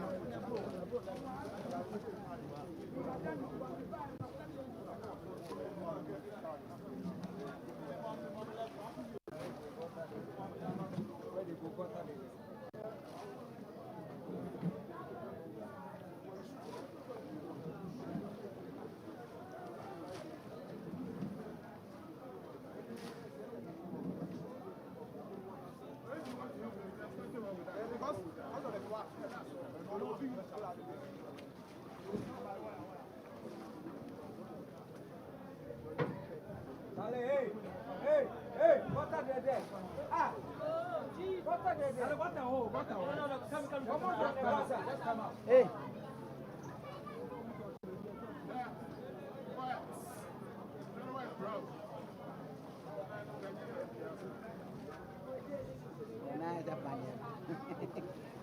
Nana the tell for panic.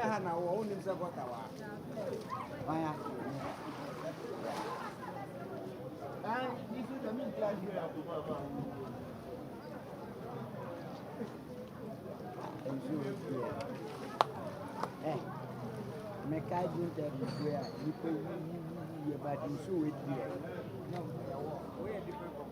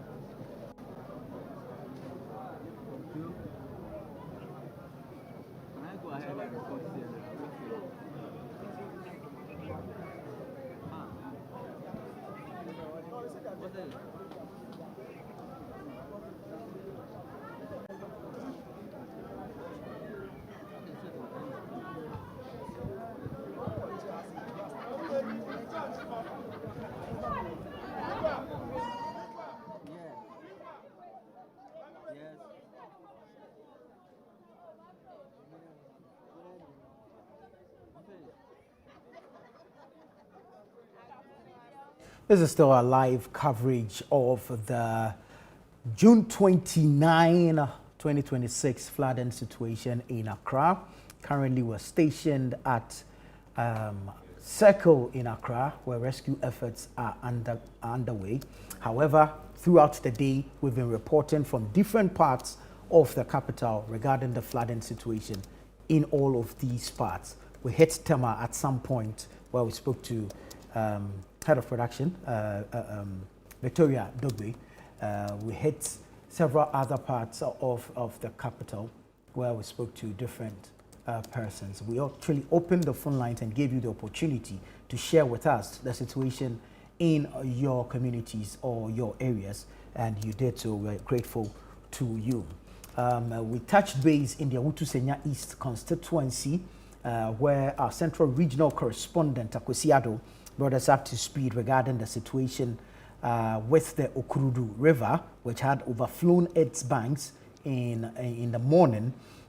He did warn that looking at the level of the water, if the rains did not stop, then there was the probability for the river to overflow even the main bridge, cutting off several communities from the N1 and making it difficult for residents, or if you like commuters, to engage in their commute, their daily commute to and from Kaswa.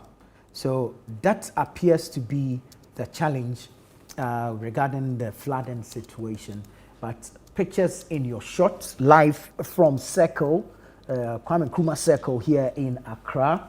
This is the area that leads from Circle to Accra.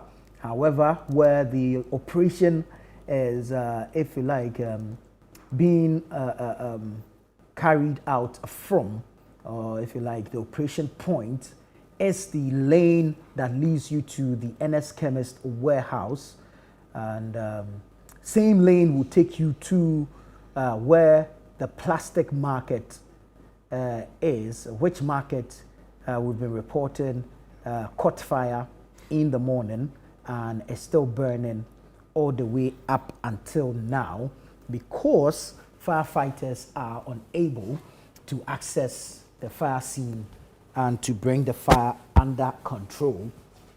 So it continues to burn even as community members engage or join forces with the security personnel or security agencies for this particular rescue operation.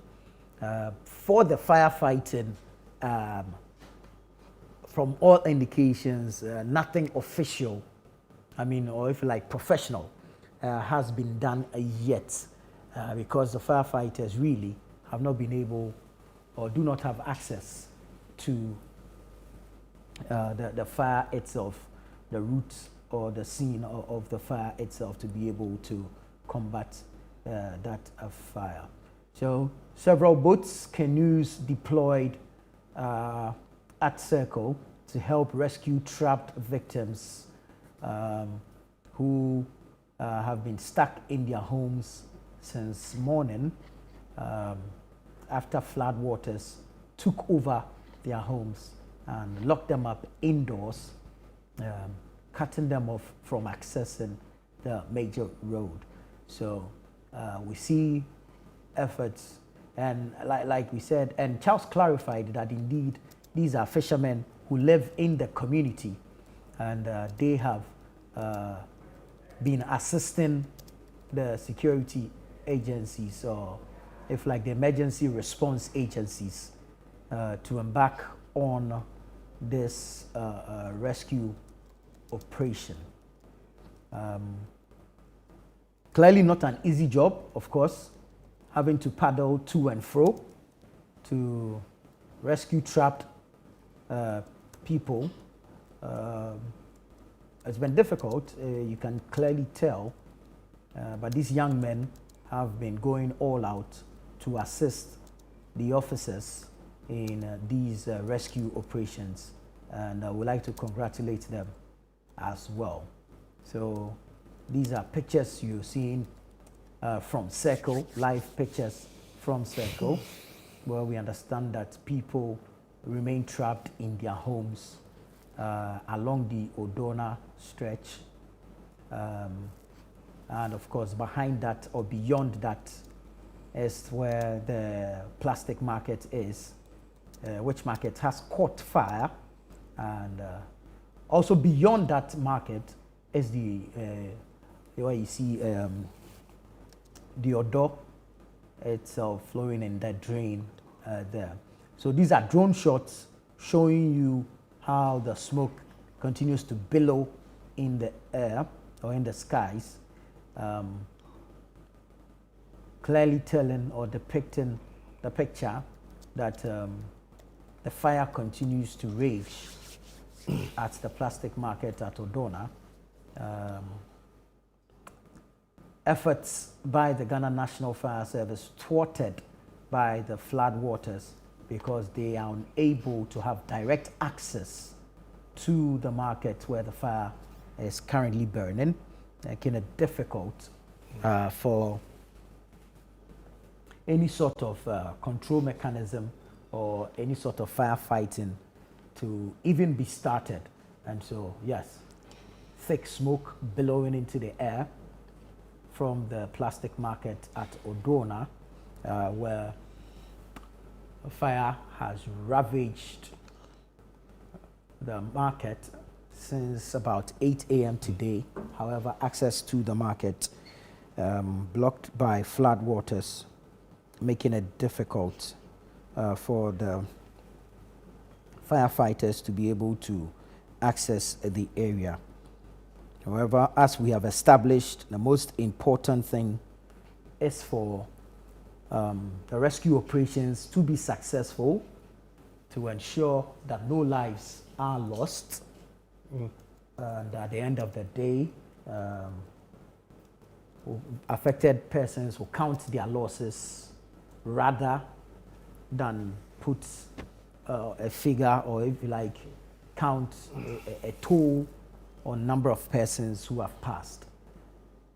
We pray and hope that the rescue efforts will be successful. And so, I mean, this will give you a clearer view of the fire situation.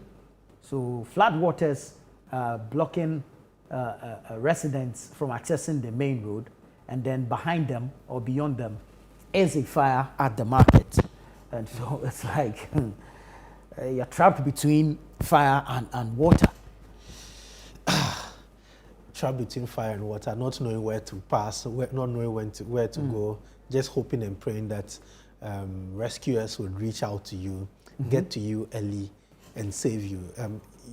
You don't want to feel what they are feeling now. You don't want to think what they are thinking now. Our hope is that more efforts will be put into rescuing these people. Right. At this point in time, we also have to commend the officers who are engaged in these rescue efforts. You know, they've been at it for hours now, non-stop, trying to reach out to everybody who is trapped here at Adabraka. On our screens, we can see the officers of the National Fire Service trying to go again. This time around, it looks like there's a new boat, which is, it looks plastic, if I'm not. Yeah, early on they brought a few which were green in color. This one appears to be orange. Looks more like the, shudder to say, the ones you use for kayaking. Yes. So you can see one of such returning, but how many people really can it carry at a time? I think at this time what they are looking at is to deploy as many equipment as possible, as many resources as possible, to be able to get to rescue the people trapped in there. Right. It looks like more officers seem to be joining the rescue mission. Yeah. A lot more policemen are now being seen. A lot more fire service officers are now being seen. You still have the military also here and at the place. The NADMO officials are also there. So now you can see them pushing in another. Those are the big one is going back. Yes, another big boat to go in there to see how it can rescue the others. Whilst there's also a little one also being pushed in there. So I think what they are trying to do now is to send as many as possible to the place to see how they can rescue more people. It looks like there are a lot more people trapped than we imagined over there. And at that place, if you look at the place, a lot of residential area. It's a residential and a business area. Right. So you have a lot more people staying there. And you need a lot more people to also go and help. It's getting late. It's getting dark. And I think that at this point, they want to put in every possible measure to get more people out before it gets it gets dark. Right. It's 4:37. So I'm sure people out there will now be thinking, what happens to them? How are they going to survive? I'm sure most of these people, because of the situation, have not eaten. If your house has been inundated, I'm sure you have lost a lot of things, water, food, and everything. So it's time to get a lot of people out to be able to give them the needed things they need, water and some food to keep them going. Right. While efforts are concentrated at Seko at the moment, it's important that we also bring to the attention of our emergency response agencies that people in Nungwa, the Boade area, Nungwa Boade, are also trapped in their homes and they are texting in, they are sending distress messages. They need your assistance as well. So if we're able to, let's deploy some men, some officers to Nungwabuade, where some persons are trapped in their homes. Now also in Tema Community 12, if you're going towards the Underbridge area, there's a kiosk community there where the major drain coming in from Boteman, Ashaiman passes through. There's a community that's popularly known as Tuobodom. We understand they require some assistance as well. So please, let's deploy some men towards this area and let's get some help for these people. But in the meantime, let's go to Alajo and speak to Daniel Odro Mensah. Daniel, very good evening to you and thank you so much for your time. What's the situation in Alajo at the moment? Good evening, Nana. So as at 2 p.m. that we got in here at Alajo in the Ayawasu Central Municipality, I can confirm to you that more than 3 persons have been confirmed dead as a result of electrocution. They were making an attempt to salvage some of their items through when it was raining, but because as a result of the fact that the place was still the lights were on, they didn't really take notice of the lighting system in the area, and so as a result of that, in their attempt to salvage the items, they were from what we gathered, they've all been they've passed on. Rather unfortunate. So what's the situation regarding the flooding in the area now? Well, still quite a number of residents are scooping the waters from their homes. You could even notice that quite a number of them, many of them are scooping waters from their homes. Some onlookers are also talking about the issue that happened earlier in the day, and also some also who we spoke to are saying that they do not have anywhere to actually lay their heads, and so they are calling on government to come to their aid. Do we have any personnel from the emergency response agencies on hand? Well, as of the time we got in, there were no official around. We were earlier told that NADMO officials had come in when they heard that some persons were electrocuted to death. But as we speak now, there are no officials here, and not NADMO police officers. Neither of them are here. It's just the residents who are trying to scoop waters from their homes. We understand the main Alajo drain has overflown. Are you able to confirm this? Yes, I'm currently standing by the drain, but the waters, they have not overflown, but they have actually, the level at which they were earlier, I would say that it has really come down, or it has really receded. The level is not as such what it was known to be earlier in the day. Right. Daniel, so I can understand the level of despair among residents in the area, but what do you make of their demeanor at the moment? Well, they are hopeless. They are disappointed. They tell me that the flooding is as a result of the main drain between Alajo and Kotobabi that is yet to be constructed. They are telling me that it's as a result of that has led to the flooding, and so they are calling on government to come to their aid to ensure that that particular drain between Alajo and Kotobabi is constructed. Very well, very well. Daniel Odro Mensah is a broadcast journalist with us here at Channel One Television. and City FM, reporting from Alajo, giving us updates regarding the situation. He reports that some 3 persons, unfortunately, are reported dead as a result of efforts to retrieve property. They got electrocuted and have unfortunately passed on. And that's a report sending in from Alajo. We'll work with the authorities to get some confirmation on the same matter right here on our special coverage of the flooding in Accra. Today is Monday, the 29th of June, 2026.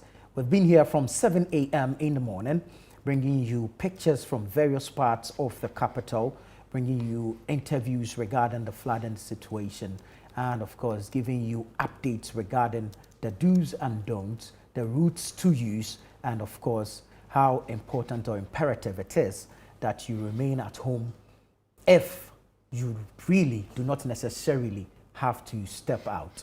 Of course, we ask that you remain at home, believing that home is safe and that floodwaters have not inundated your home. But if indeed your homes are flooded, then we beg of you, we urge you, encourage you to find you a safer spot so that we are all safe when the flood waters do recede.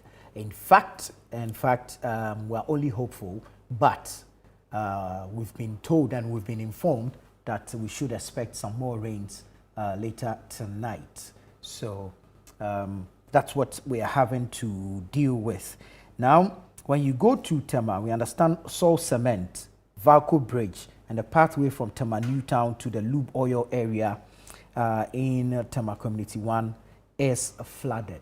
In fact, we understand the Chemu Lagoon in Tema Newtown is overflowing and has divided parts of the community. Shining Star International School in Tema Newtown is flooded. European markets in Tema is also flooded. We earlier came across a post from, I think it's Iona Rain. She says, my family is trapped at McCarthy Down Salvation Prayer Camp. Please help. We need boats for rescue or a big truck. My family is trapped at McCarthy Down Salvation Prayer Camp. Please help. We need boats for rescue or a big truck. So that's the situation there. Let's speak to a member of the Public Relations Department of the Ghana National Fire Service, Alex King Nati. Good evening to you, sir. Yes, sir. Good evening. I almost mentioned the other name, but no comment. Very well, very well. So the situation in Alajo, or the report we get from Alajo, is that unfortunately 3 lives have been lost. Are you able to confirm same? So, for Alajo, it's just 1 life that is unfortunately lost, which is a man believed to be in his 60s. Personally, I'm still waiting on I've called the police and I'm waiting on them to come and help us get a body for preservation. I can confirm 3, apart from the Alajo, the man in his 60s at Alajo. I can confirm 3 other. I can confirm 3 other casualties. Right. A woman and a child at Achimota Alobushi, and then a man at Achimota Bufu also. These are making 4 confirmed. The deaths that I can confirm are 4. I'm hearing there might be other deaths, but I want to make sure that it's coming from a credible source before I can confirm that one also. Very well. I'm sure you must have been busy all day in going around the various affected areas. So give us an overview of what the situation is as per your assessment as the Ghana National Fire Service. Well, the situation is one that I would say is not a situation that is more than the ability or it exceeds the ability of the Ghana National Fire Service. But for limited resources, this shouldn't be a problem that would even require so much stress. But then, with the limited resources that we are dealing with, even with that, we've made sure that as many people as possible that need our services, we've reached out to them. Since dawn, we've been embarking on a lot of rescue activities, from Adabraka to Agyeman to Taifa to Tse Addo. It became a multi-agency collaboration where we collaborated with the police and the military, brought in some boats to help us rescue about 105 people who were trapped in their homes. And so it's one that we are hoping that if more resources are channeled to the Ghana National Fire Service, our other brothers who are with other agencies can concentrate on other jobs that they do, so that at least we can be able to work without having to burden them or disturb them with our roles also. But either way, as a service, we've been very much committed to our duty, and I can say that we are performing it to the best of our knowledge, the best of our ability. There is also the issue of the fire situation at Odorna, at Circle. What's the latest regarding this? So our officers had a very hard time trying to get access to the seat of fire. The whole area was flooded, thereby making accessibility a very big problem for us.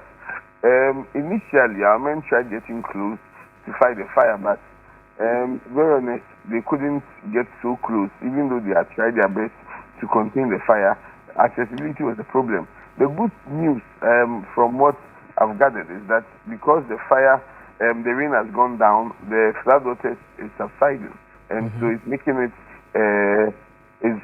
creating a way for us to now get access there. So we are steadily still working on making sure that the fire is under control. And so I can tell you that our officers are still there working hard to make sure that the damage is limited.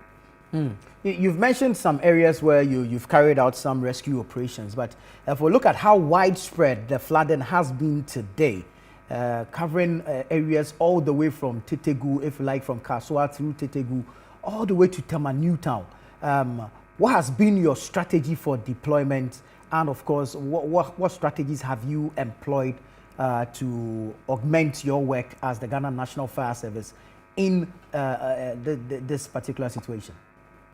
So, as I mentioned earlier, multi-agency collaboration is something that has been there and will continue to be there. And so, where the fire service lacks, or the fire service, in terms of logistics, needs support, inter-agency collaboration is always the way in order to help make sure that, I don't know, the focus is to help to save lives. And so, if collaboration, having a multi-agency collaboration will help us achieve our aim, there's nothing stopping us from doing that. Well, we've had concerns about logistics, and I just want to find out, in a situation like this where you have widespread flooding, what sort of logistics are you looking at? What sort of logistics are required to help make your work easier and, more importantly, faster, so that we are able to save lives? Well, the logistics are a lot. We've always bemoaned that if we get, we require rescue boats in situations like these. People who ask, but their boats around. No, we have boats and we have rescue boats. These rescue boats should be well equipped to be able to carry out our featherweight pump. Look at a situation like what's happening at Odorna at the moment, where we are not able to get access. Imagine we had a firefighting boat. We would have been able to put our featherweight pump on it, use the boat to get close to the scene and prime the water that is there, mix it with our foam concentrate and fight the fire. But this is a situation that we don't have those firefighting boats, and our vehicles also cannot get so close, so it makes the firefighting very difficult. So if we get firefighting boats, that will be a call in the right directions. Getting pickups would also help. Some of these pickups, when we get it, we will be able to convert it into rapid intervention vehicles. These rapid intervention vehicles can be used to quickly get to incident scenes where people are trapped, with specialized rescue equipment to get there on time and to be able to save people. And we also need PPEs. It's unfortunate that our PPEs are not enough. And so a crew that is the PPEs might be enough for the crew on duty. A crew taking over would have to still wear the same old PPE that the other team is taking off, which is not good for hygiene. You know, so we need a lot of these logistics. We need a lot of captain tools, a lot of extrication tools, so that when people are trapped, we need to catch, we need to create space in order to be able to safely bring people out. These extrication tools can be, because besides fire, we attend to accidents. When there's flooding, we are there. When there's bee attacks, we are there. When there's road collision, we are there. When people fall in manhole, we are there. These are all stuff that we do, and we require a lot of these pickups, a lot of vehicles, so that I think somewhere last week, a benevolent person donated a pickup to our team at Peki. Phenomenal. If such things, and Peki, for instance, they record a lot of accidents than even fires. And so if people out of benevolence can identify some of the areas it comes from, and then donate pickups to be able to serve special needs like this, trust me, our response time will be much quicker, and people would appreciate our work much better because they would see the kind of work that we would put out. Wonderful, wonderful. Now, you spoke to us about casualties recorded in Alajo. Are there any record of any other casualties in any other area? So as I said, Alajo was just one person, a man, but Achimota Alubushi, near the Achimota new plant, we had 2 casualties there, a woman and a child. And then at Achimota Abufu, we had 1 casualty. I'm hearing of another casualty at close to the circle, where our men are, but it's not something I've been able to verify yet. So I wouldn't want to jump the broom and mention that as part of the casualty figures I have. It looks as though we are going to have a long day, but so are you, because the Ghana Meteor has announced that really we're expecting more rains this evening. So we're still on the grounds together? Exactly. And as a service, as I speak to you, there are more fire calls, there are more rescue calls that our officers are attending to. There's no holiday for us. And I would want to dissuade people who think that during rains, fire service are on holiday. We never have a holiday. Rain or shine, they all present their own unique risk when it comes to fire. And so there's never any time that we are. So our officers just finished extinguishing a fire at NADMO Estate, and that's what they're giving that's what they're giving the report right now. So we report fires every time, and so we just implore people to stay vigilant. We would ask people to support us where they can with logistics, and then also would ask people to again be each other's keeper in prevention prank calls. Also, the Interior Ministry came up with a directive asking people to stay home if they have nothing to do. It's a call that we strongly support, and we implore people that looking at the situation, because either driving or walking, you are presented with risk, because when walking, an energized electricity pole can fall on the ground and then leave the wire in the water. Walking in it can lead to electrocution and to death. Driving in the rain can also be proved to be dangerous. So as much as possible, let's limit our movements during periods like this. And before we step out, let's check on the Meteor's updates so that we can be able to get better updates to update ourselves and then prepare ourselves in case of emergency. You have answered my final question even before my asking, because I was going to ask for the basics in safeguarding lives within this period, even as we expect more rains tonight. But you have answered that question. Alex Kenati, thank you so much always for your time and, of course, your dedication to this country. Thank you so much. I'm very grateful, sir. Right. Assistant Divisional Officer Grade 1, Alex Kenati, is a member of the Public Relations Department of the Ghana National Fire Service, bringing us some updates regarding the figures, which unfortunately we were hoping and praying against, but we would have to deal with it. So it looks like generally, so far, the death toll can be put at 4. Yeah. One at Alajo. There are others at Achimota. Achimota, the main drain area 2, and then Achimota Abufu 1. Quite unfortunate. It's unfortunate that you lose human lives because of circumstances like this. Right. It's a sad situation. Indeed. But then we still have to put in more effort to ensure that others do not lose their lives as we speak. There's more efforts being put in place to rescue others. Even though it's sad that we've lost 4, we still have an opportunity to save many more who are trapped in this floodwaters in various areas across the capital, Accra, and would want the officers who are already putting in their best to put in more efforts to ensure that people are rescued. Whilst we are encouraging our officers to ensure people are rescued, we also have to advise members of the public that continue to remain where you are, continue to remain in the house. There's no need for you to go out. Just stay home. If it is important because you need to be at a safer place, yes, you can. But if it's not, and it's just about going out to go and do something or meet someone or engage in an activity, those things can wait for now. When it rains like this and after floodwaters, some of the times there are other things which come up where you would not see or would not even know.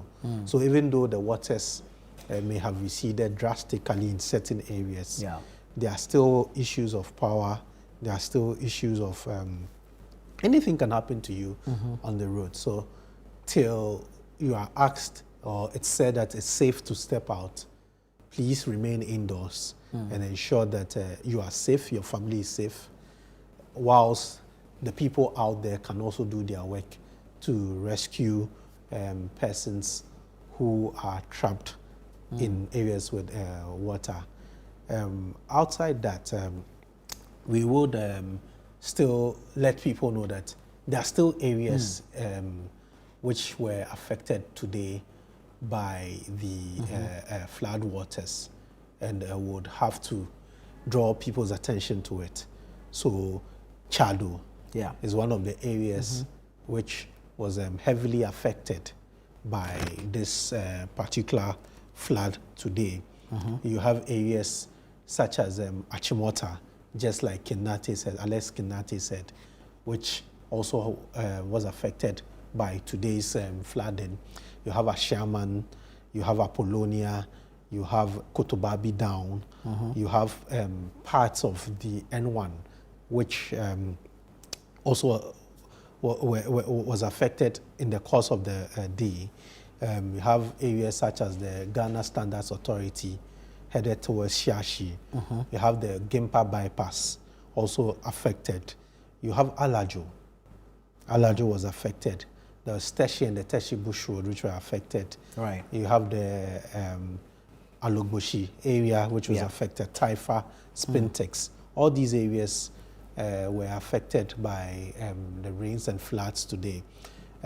We are still following up with the issue around the Kaswa Doku Chokope. That's a very if you're not familiar with it, it's a mouthful. Yes. Area, the Iron City area. We are also following up at the Weja area, where we have been informed by the Ghana Water Company and the NADMO within that area that there's some spillage which is taking place as of now, because they need to save the dam from collapse. So we are following up around that area. There's the Nyanyanyo Cave area, there's the Gao line, there's the Iron City. All these areas were affected, and we've been giving you pictures and videos from live videos from Adabraka and Circle. So this particular one is a drone shot of the main Achimota drain. Yeah. This particular drone shot was taken some hours ago. So some hours ago, this was how the situation was around Achimota. You can see how the floodwaters have chopped into the land on the right-hand side. So you can see the level of erosion. Yes. So but down here, it opens up wider than upstream. And I should tell you that one side of the drain perhaps has broken. It's broken because when you take a look at the drain, you realize that the sides are all blocked. Exactly. But it gets to a part where between the bridge and some part of the drain which is broken. So the water is then finding its way towards where you find some of the residential buildings in the area. So Achimota, like we said, was heavily affected. And Alex Kinate tells us that we lost some lives in Achimota. Tse Addo was heavily affected. Tse Addo was one of the areas heavily affected. As we speak on the screens, this is the residence. This is an apartment, and you can see almost all the vehicles in that particular house have been covered by water. It tells you the extent of damage. These are not sedans, so you see 4x4 vehicles that are almost fully covered, fully submerged. Fully submerged. And even look at the building itself and the level of the water of the story You can building. tell the entire ground floor is gone. The entire ground floor is gone. And you wonder where the people in this particular building would have been. We hope that all of them are safe. We are hoping that they were able to get to higher grounds so that, yes, they may have lost property, but then their lives, we pray, is safe and they'll keep going. So this is the Tse Addo area. Tse Addo was heavily affected. We caught up with the MP for the area, who is also the deputy local government minister. And she says that Tse Addo has never witnessed such a situation. And this is the first time it's witnessing such amount of floods in the area. We saw about 5 or 6 or 7 vehicles, we are told, were washed or moved 200 meters away from where they were parked initially. It's not like they were even in motion. They were not in motion, they were parked. They were moved by the flood waters. So it's been a very difficult time in Accra today, from morning, from dawn actually, 4:30, even before 4:30, the rain started to 1 a.m. It went all the way to somewhere midday. Right, so these are pictures from Tema Newtown. And you can see how high the floodwaters have risen. They are actually at the level of the bridge itself. You can't even see the bridge. You can't even see the bridge. You're actually driving in floodwater on the bridge. On the bridge, you can't even see the bridge. That is why a lot of people were, the advice was do not drive. Exactly. Do not drive. You are not sure. Because you are not sure where it is. We are told that if the water is, was it 2 feet, it could move you away. Yes, let me just get that confirmation. The water was 2 3 feet. inches could move you, and then 6 feet could move the vehicle. So, Accra has witnessed floods, but not to this level. And the floods we are seeing today in Accra is on a different level. And the video we are currently seeing, or we are watching, it's on... All right, so 6 inches of floodwaters can knock you down, and then 2 feet can carry a car. Yes. Right. So, and the videos we are seeing now is from Alajo. No, this is Malam. This is Malam. This is Malam. Okay. This is Malam. You see... Princess International School, that area. People swimming in the water just to find a safe place to be. It's something we have not seen. It's something we've not witnessed. Yeah. Even if it has happened before in a very long time, we've never seen such a situation. It's quite worrying. It's sad. We are told that in areas like this, the water has receded a bit. Even though there's still some water in some of the homes, it's not at this level as we speak. The only concern, like we mentioned earlier, is that we are not sure of how the spillage and what the spillage would also bring in the course of the day and the this evening. also happens to be one of the key areas at risk. So the key areas at risk of the spillage and its attendant flooding: Tetegu, Weja, SCC, Old Barrier, Oblogo, Malam Junction, Aplaku, Botiano, parts of Sampa, and other communities downstream of the dam. So all these areas are at risk. It is advised that persons living within these areas, especially if you're on a lowland, you move to a safer place, a safer spot on a highland. But also some unfortunate news coming in from the Odorna circle area where rescue operations are ongoing is that one life has been lost. Another life lost. And this is from our reporter, Charles Owusukumi, who is actually on the grounds now. He reports that one life has been lost at Odorna Circle, where rescue operations are currently underway to, if you like, save persons trapped in their homes as a result of the flood water. So quite unfortunate there. We also understand from videos we are receiving that the University of Ghana's Mensa Saba Hall is flooded. University of Ghana's Mensa Saba Hall is flooded even as Monday's rain intensifies. So like we mentioned earlier, we're bringing you a special coverage of the flooding situation in Accra. We're hitting all parts of the capital that have been affected by the flooding situation. And we're doing this so that you are informed and you are aware of the situation and what to do and what not to do, which routes to use. That is, if really it is important and necessary that you have to step out, and then of course how to stay safe out there.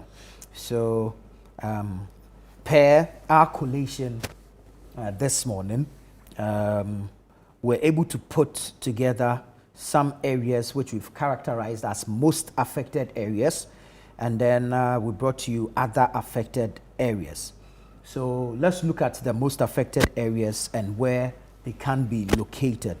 So we're looking at Jowlu, we're looking at Malam, Kaneshi, Spentex, Adabraka, Weja, and the Kwame Nkrumah interchange. And these are some of the areas that have been mostly affected by the floods. And then we have a list of other affected areas. But it's 11 minutes past 5 p.m. We're bringing you a live coverage of the flooding situation on ChannelOne television.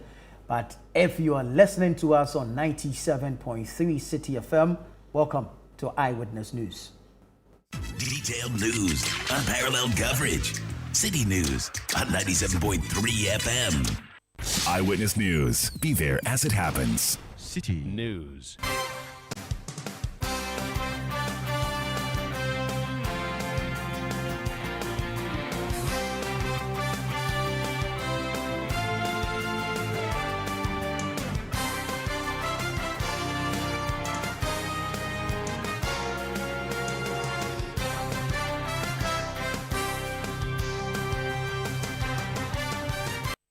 Thank you for staying with us. This is Eyewitness News on 97.3 City FM, also broadcasting live on ChannelOne television. Our special coverage of the flooding situation in Accra.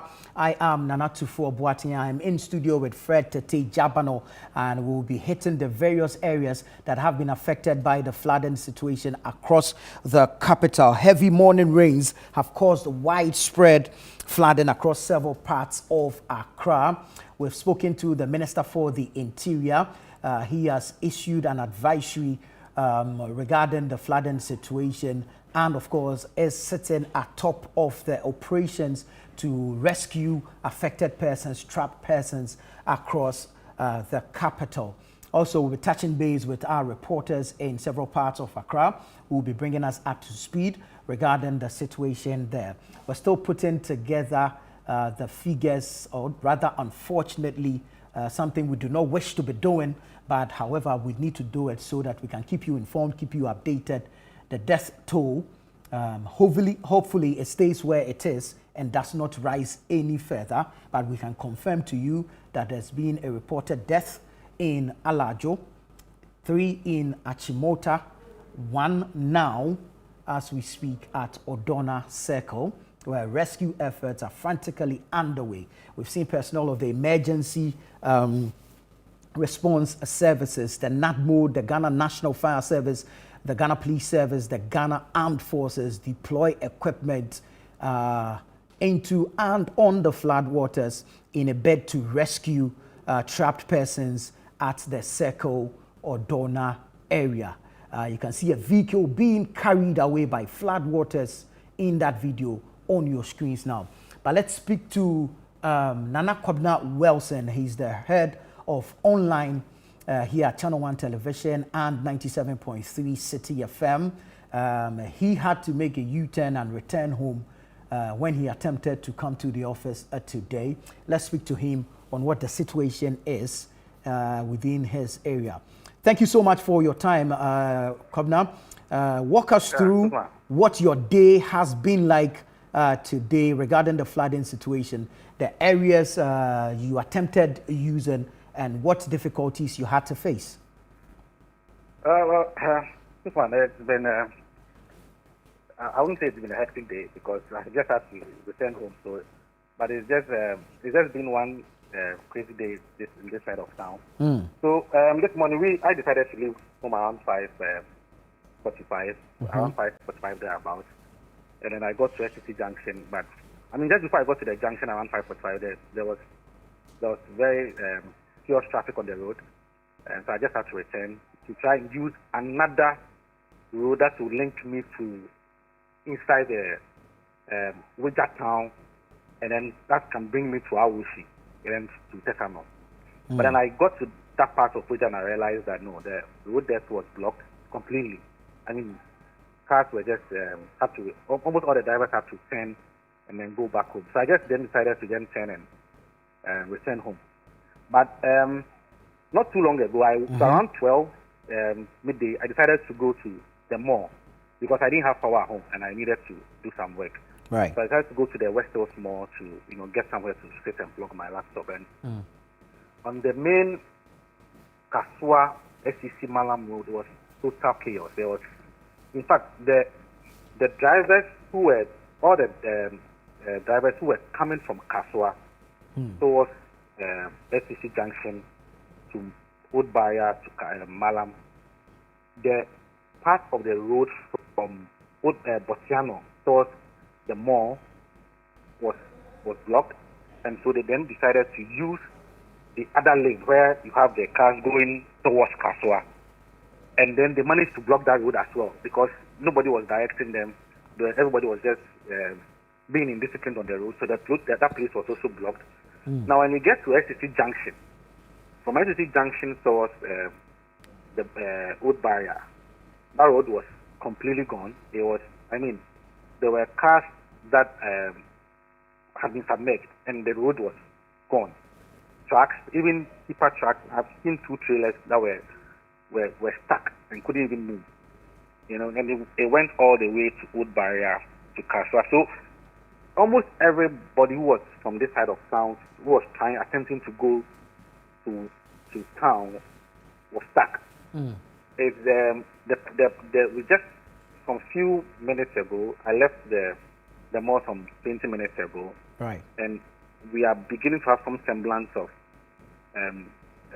discipline on the road because we have some police officers who have come around and have tried to negotiate drivers to back onto the main road because at least the rains have stopped and the floodwaters have somewhat subsided. So at least some part of the road is now motorable. So Right. the road between SCC Junction, where you have the Noble House restaurant, towards Old Barrier, it's still not motorable, but at least the drivers are being diverted onto the other lane where you have drivers driving towards Kaswa. So one lane has been dedicated to drivers who are attempting to go to town. And so now the traffic is beginning to flow on the main Kaswa SCC. So that's what has been happening here, and that's what we've had to deal with. But you have a peculiar situation regarding traffic, especially in the mornings on that particular stretch. So give us a description of that as well. Yeah, so in the morning, as for, before the rain, today's rains and flood, we've had to deal with a very serious situation over the last 1 month or two, over the last 1 month or two, actually. Right. Because, you see, the problem around Wija SCC, our main roads, they are in two folds. Now, the first part of the problem is when you are coming from Kaswa, Botiano, Amanfum, all those areas, and you get to SCC Junction. Now, SCC Junction is just after the West Hills Mall, so that's the traffic light to create a pictorial proper picture in the minds of people. If you say SCC Junction, that's just the traffic light right after the West Hills Mall. Now, right after the West Hills Mall, between SCC Junction and Old Barrier, normally it should take you less than 2 minutes to cross that part. Now, that's the fair part of the problem. Between SCC Junction and Old Barrier, you have where you have that Atala shop where they saw the iron rods. That's the road in front of that company is terribly terrible. I don't know the right way to describe that road. It's crazy because there is a big gasa that runs in front of the mall that comes to Noble House. Now that gasa has been completely filled with sand. Because of the floodwaters, it has been filled with sand, and this is a very good gasa that takes all the wastewater that comes from Botiano and Red Top and all that. Now that wastewater now has diverted onto the main road. So it has contributed in completely deteriorating the road between Atala and Old Barrier, and it is very difficult to drive on that road because you would have to drive at a snail's pace to get to Old Barrier, and that's a problem that has been there for years. I mean, it's been there for the last 5-6 years, and nobody, the assembly, the MP, the road, nobody has attempted to even solve the problem. Nobody has even attempted to solve the problem. At least for the last 6 years that I can remember, nobody has attempted to solve the problem. Now, when you get to Barrier, then you've caused the first part of the problem, which you will spend roughly around 1 hour just crossing from SCC Junction to Barrier. 1 hour gone. When we get to Barrier, then the real problem now begins. Between Barrier to Malam Junction is a headache because the Malam Junction road, just from McCarthy Junction to where you have the Malam Junction bus stop before you join the N1 highway. Okay. Just that small portion of road that should take you 30 seconds to cross. Just that small portion has seriously deteriorated to the point that you can't even drive even 2 kilometers. You can't drive if you are driving. You have to even drive around 1 kilometer per hour because the road is that bad, and so you have to take your time. So all the cars that are moving in the morning, when they get there, you have to slow down. So because of that small slowdown that the drivers will have to now negotiate, it builds up the traffic from Malam Junction all the way to Old Barrier, and you actually have to thank your God if you spend 2 hours and below in that traffic every morning. If you leave home around 6 a.m., the earliest you can get to the office will be around 8:30 or 9. It has happened to me quite a number of times. Last week, the last 2 weeks, last 3 weeks, anytime I leave home after 6, I get to the office after 8 or 8:30, Mm. sometimes 9 in the morning. And it's just, I don't think it will even take a day to fix that portion of the Malam Junction Road to ease the traffic, and this is a problem that has persisted for the last 2 months. And it's actually very disappointing for us who live this side of town because this is a major road that links to 3 different regions. We are talking about central region, western, north, and then leads you all the way to another country, like Cote d'Ivoire. So I'm wondering why this small portion has deteriorated to this level, and nobody cares. Nobody is attempting to fix the problem, and we all have to endure and be in traffic. So you spend 4 hours coming to work, and then when you close and you are going home, you spend another 2-3 hours to get home. It's crazy, and it's a difficult problem. I don't want to think of how the road looks now because of what has happened today. Exactly. Yeah. I was going to ask you about that. What do you think it will look like? I really don't want to think. I'll get to know the full picture properly tomorrow morning. What my plan is to leave if the rains. We are lucky and the rains don't come down again. I plan to leave home as early as 5 a.m. tomorrow. And I really don't want to think how the road looks because anytime it rains, it carries a lot of silt from where you have the Eden Heights apartments. It brings them all the way, it clogs the drains and onto the street. The best that the assembly will do is that they will bring this truck to clear the silt, and then they will, in their own wisdom, they will leave the sand at the side of the road and go. And so when it rains, then the rains will just now spread the sand again onto the road. And on Friday, when it rained last, somewhere around Saturday or so, Thursday or so, they tried to clear the sand from the road and then left it by the side of the road. Yeah, so I am thinking that as I speak to you now, that sand has now been washed back onto the road. And it will be very difficult for anybody to drive on it. So that is a particular problem that we have been dealing with, and I'm sure this situation has been compounded by the rains that we've seen today. Right. Have you seen any attempt at working on this road in recent times? No. So on Friday, on my way home, around 9:30 p.m. when I was on my way home, when I got to Malam Junction, I saw some heavy equipment there. The spot I'm talking about, and in my mind, I thought, oh, finally they are coming to fix the road. That's what I thought. Wow. Unfortunately, on Saturdays, I had to go to town. To my shock, when I got there, the road was still the same, and all the machines had vanished, and nothing had been done to the road, and the road was still the same. And so I asked myself, so what happened? What did I see on Friday? And then I realized that, the president.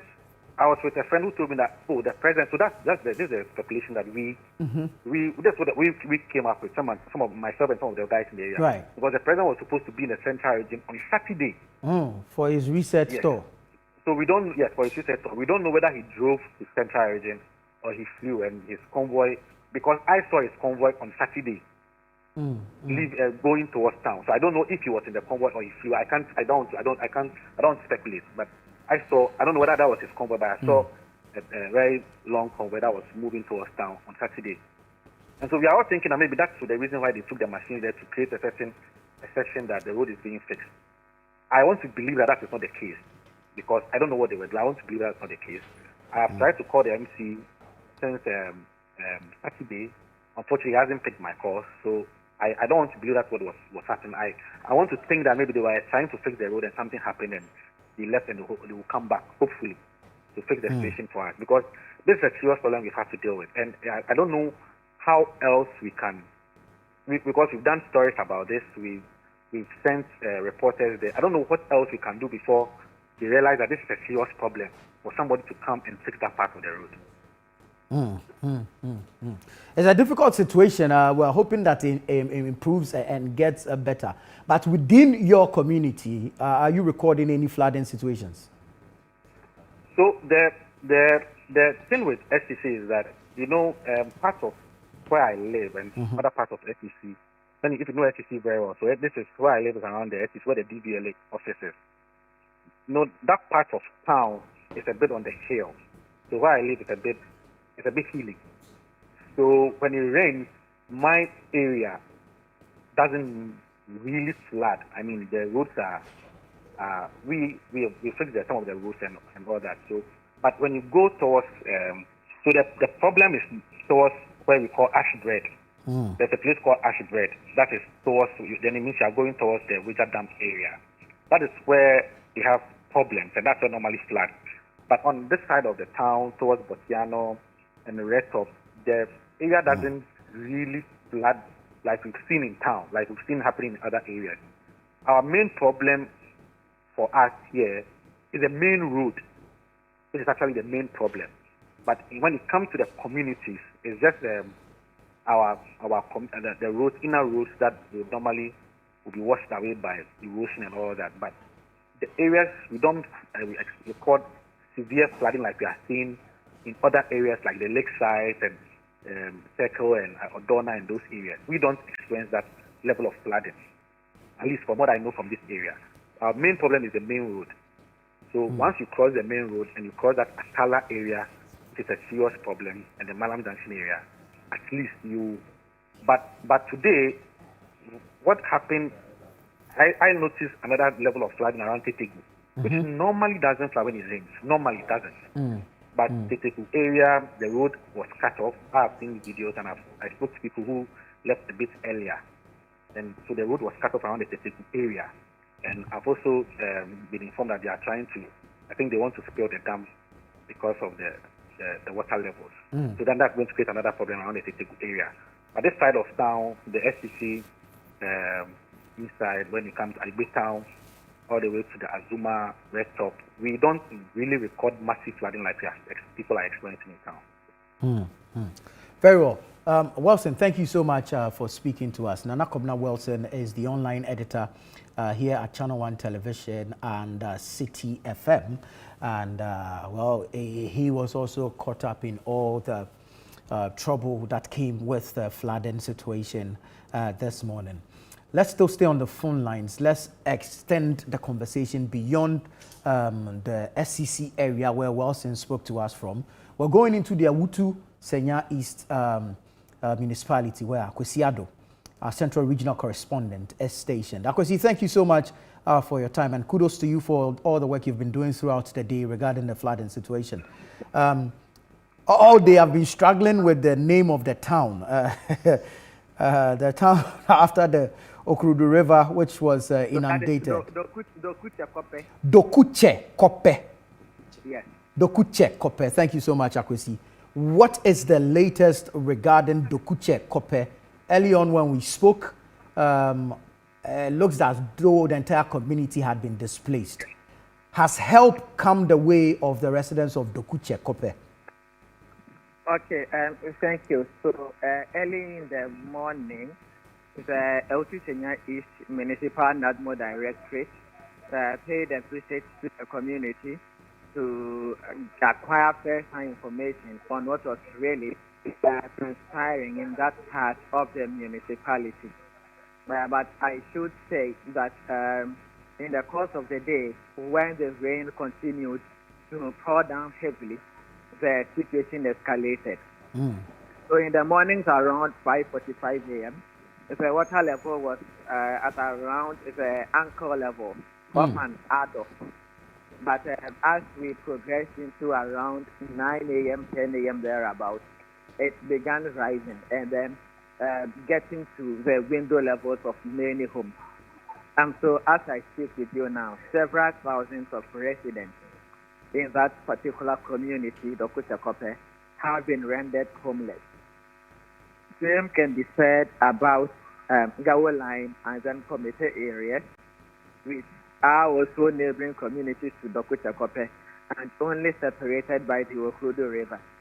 So what is happening in the other part of or on the other side of the river is also happening on that other side also. And so it means that many people tonight and then subsequent nights would really find it difficult to find a place to lay their head. They are going to remain stranded. It's really been a very difficult period for the people.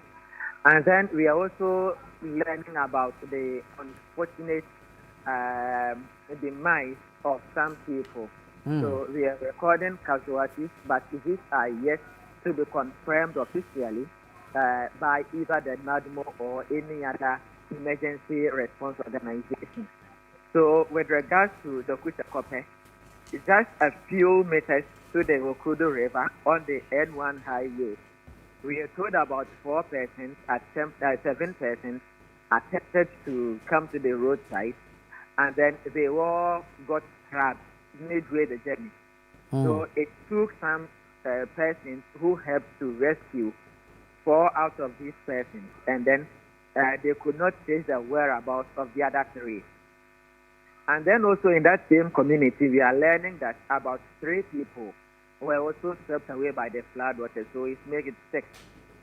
Then at Displaced City, we are also gathering reports about a woman who was working in the floodwaters with 2 of her children, and they were all swept away by the current, which was very high in that particular area.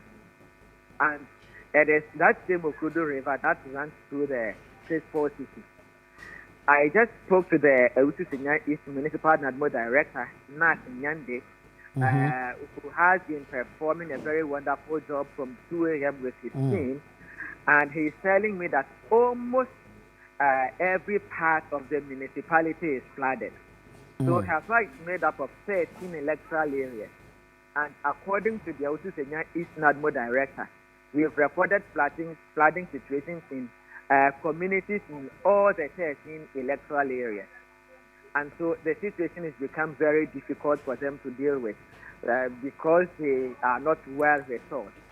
Now, in the Kutakope, it took some residents who mobilized to bring 2 canoes to conduct rescue operations in order to reach out to people, and these are aged and children who were trapped in their homes.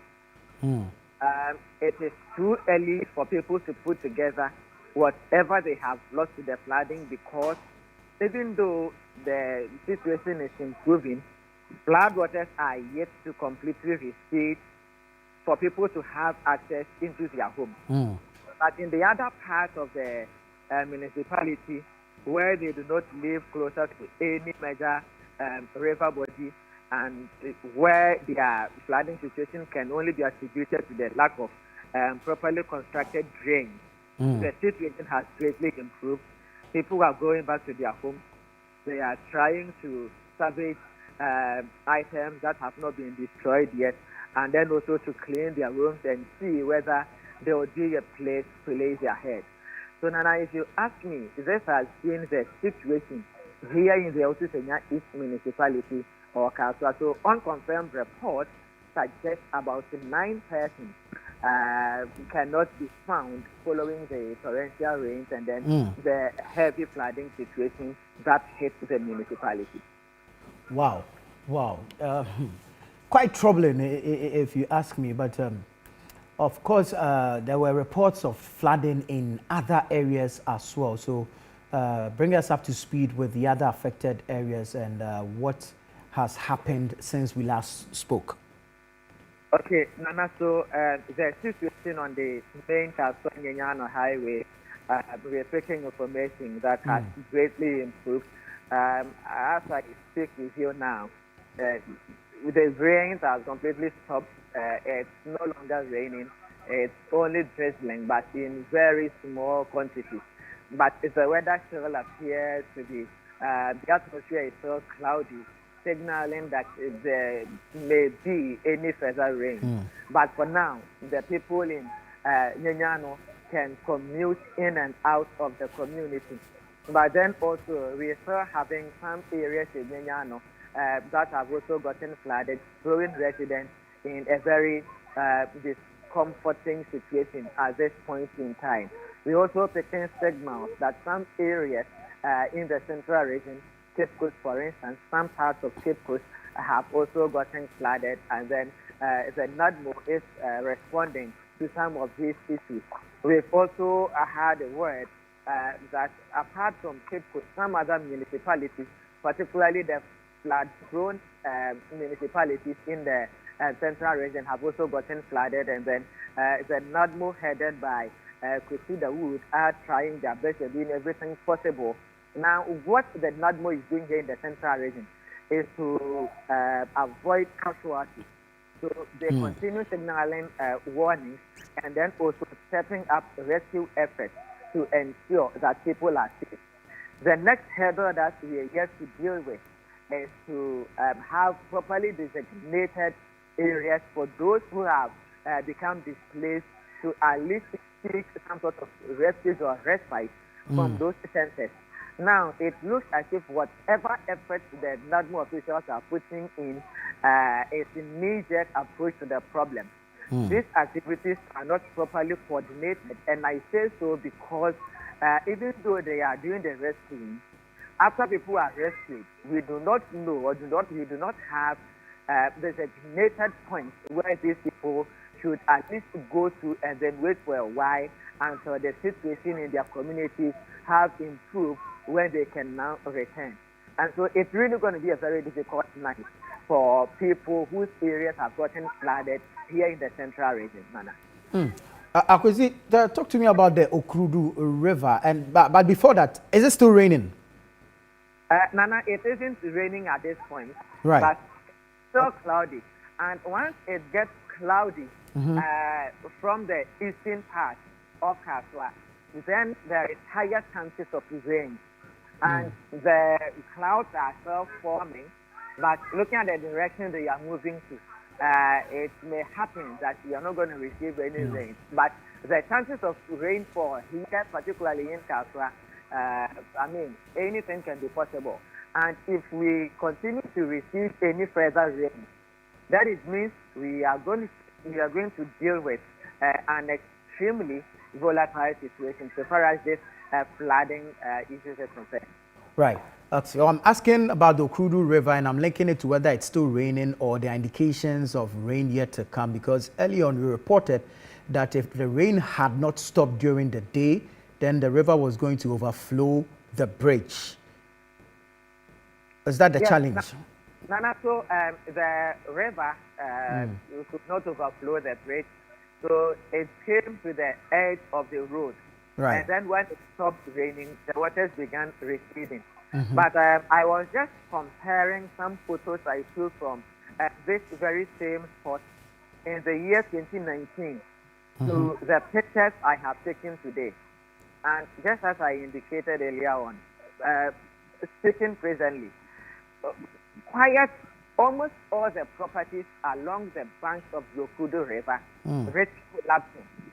And this will be very disastrous and would likely displace quite a number of people. So what is happening is that the Okurudu River keeps expanding its banks.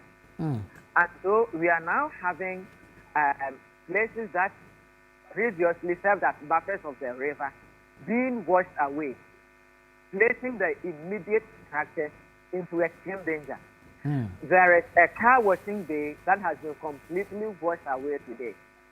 There is this gas filling station sitting at the edge of the Okurudu River, and the reinforcement mechanisms that were put in place has now been breached. So it means that gas filling station wouldn't also be safe, sitting in its current situation. When I spoke to the municipal NADMO director, Nancy Nyande, he agreed with me that the continued dredging of the Okurudu River is now proving to be unsustainable. And so government should, as a matter of urgency, channel resources into constructing permanent drainage channels to contain the Okurudu River and the volumes of water that is received from the community anytime it rains, in order to effectively deal with the situation. Or else we are really to deal with a very tight or difficult situation here in the Awutu Senya East municipality, should it rain heavily like it's done from last night until today. Right. So what sort of relief has been made available for the residents of Dokuche Kope? For now, the people are yet to receive any sort of relief. And it is really going to be very difficult for people to feed today. Because, Nana, walking around Kasua today, it becomes difficult to really find most of the popular local eateries operating today. Myself, this morning, I haven't eaten because almost all the popular joints that I know in Kasua are not operating today. And most of the communities that have gotten flooded, Nana, you can imagine, if you are receiving floodwaters up to the window level, it means that your kitchen is flooded. So even if you were storing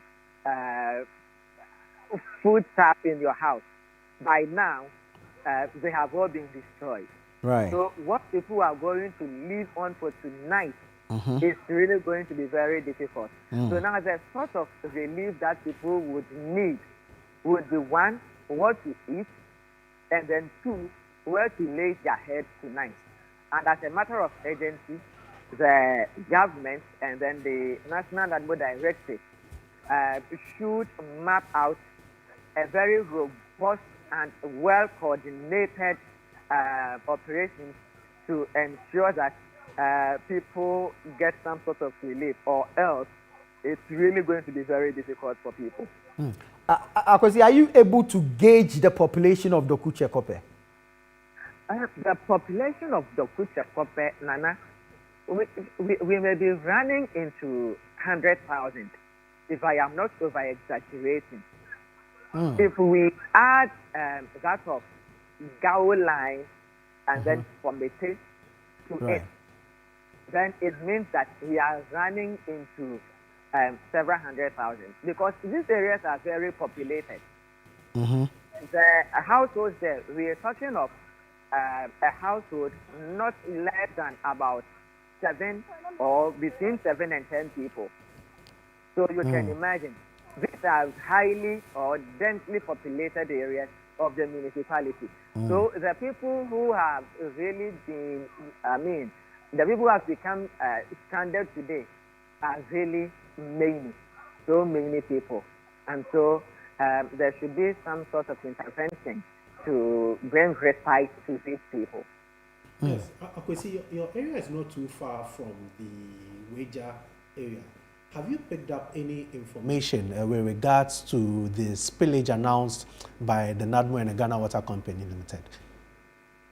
Nana, so what I am gathering from the immediate communities along the Densu River is that the situation is not that serious, even though the level of the Densu River remains high.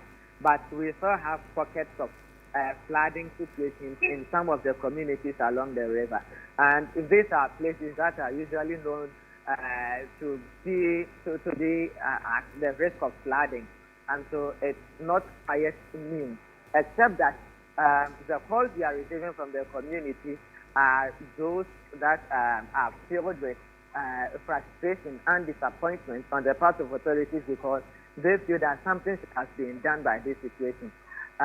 Away from the Densu River, we do know that places like Ashbred and then the Amalina area of Block Factory also receive some sort of floodwaters in their homes. And the situation keeps worsening. It is highly possible that at this point, it wouldn't even become possible for people to continually dwell in their homes. They may have to be finding alternative homes. And you can imagine what will become of those who have no other alternative. Already, remember we put out a report just a few weeks ago that quite a number of residential owners have abandoned their homes. So the situation keeps getting worse, and then the earlier we map out a strategy to deal with this situation, the better for all of us as a country, and then more importantly, as citizens and residents of these flood-risk areas. Nana, there's another area that needs critical attention from authorities in the Gas South municipality, and this is the Nsonano Case Town area. In fact, the situation there, when I spoke to some members of the community quite recently, really appears to be dire. they are really requesting for help. As of now, they are yet to have the presence of emergency responders, including NADMO in that particular community, to ensure that those who have been trapped in their homes would be rescued. It's become impossible for people to move out of the community to safe havens like English, Among, and even to nurses' quarters as a result of the situation we're currently dealing with, Nana. Another area that is mostly affected whenever it pours for so long is the toll booth area, and of course all the I'm not sure if I can qualify it as mud, but the sand that flows from uphill to the toll booth area and the traffic that it creates around that stretch. What information do you have regarding this area? Nana, we are not having too much problem to deal with at the toll booth area. Yes, there has been some amount of silt that has covered portions of the stretch, but this is better than what we have witnessed in previous times. The only situation that we are currently dealing with and where we continue to be receiving complaints from is the Tse Addo area. But in the morning, from the morning at around 5 a.m. until around 3 p.m., we continue to receive complaints about vehicles struggling to move on this stretch, on the toll booth old barrier stretch of the N1 highway. And so that is the situation. I'll add that, just before the Kaswa toll booth, that is if you're heading towards the east, that is heading towards Accra. That is the Tuba community on the other side of the hill. In the morning, I was taking signals from the community that the entire stretch had gotten flooded as a result of the high volumes of water that was running from the hill onto that particular stretch. And that stretch has really become completely unmotorable. For a journey that would have taken you about 5 minutes, it's now taking over 25 to 30 minutes to really do that particular journey. And people were really struggling with transportation because today, for instance, taxis and other mediums of transportation were not operating on that stretch, and so people really got stranded. And we do also know for a fact that there is a canal that links that part of the community to the Densu Basin. And that canal was to serve for irrigation purpose. We do know that previously the Tuba areas were all farming land and people converted into residential areas. So that canal has also become heavily sheltered, and so it contributed to flooding in that particular area as well. Akwesi, during periods like this, one of the concerns and issues we see are issues of transportation. You look at the flooding which has taken place today and people who use public transport. What is the situation like in your area, within the Kaswa area? Do you have a number of people who have been left stranded looking for transport, or because the rain started early and people were kept home, there are no issues with transportation as we speak? Nana, so it's Monday, and it's typically because people are aware that the traffic situation on this road is very hectic. People resort to leaving their homes early, so by 4 or 5 a.m., people are already on their way to work. Some people left Kaswa around 5 a.m. As at 8, they hadn't crossed the SCC junction area. So quite a number of them had to return to their homes without going to work today. Nana, I could walk from the English Agyeman-Rawlings junction to the Okurudu River. This is about close to 200 meters. And yet, I did not meet any vehicle on this trek. And this is very unusual. This is one of the most important routes in West Africa and in Ghana, for that matter. So if I could walk this journey and still could not meet a single vehicle on the stretch, it tells you that today the road really fell into complete silence. There were people lined up at the various bus stops, vehicles to embark on journeys, and yet they could not find vehicles, so some of them had to return back home. The few vehicles that were operating also would come, and then the passengers were really packed in those vehicles. There were some areas where people struggled to really commute, and then drivers took advantage to increase transport fares. So, for instance, from Nyanyano to Kaswa, they used to charge around 7 cedis and at most 10 cedis. But today, I take signals that drivers were charging beyond 20 Ghana cedis, and some were even doing 30 Ghana cedis. On the Crispo City, Oprekuma, Kaswa area, it will take you roughly 6 Ghana cedis if you decide to rely on a taxi. But today, we are learning that some drivers were charging between 30 and then 50 Ghana cedis per passenger, because the commercial transport operators or drivers who decided to work today were really few. So it's really, the flooding situation has really had a very, impactful, it's really impacted transportation in this area also. Akwasi, thank you so much. Thank you so much for speaking to us, and we wish you well. Please stay safe. As I've always mentioned, it's important that you keep away from the floodwaters and you stay safe out there. You're listening to us on 97.3 City FM and watching us on ChannelOne television. This is our special coverage of the flooding in Accra on Monday, June 29, 2026.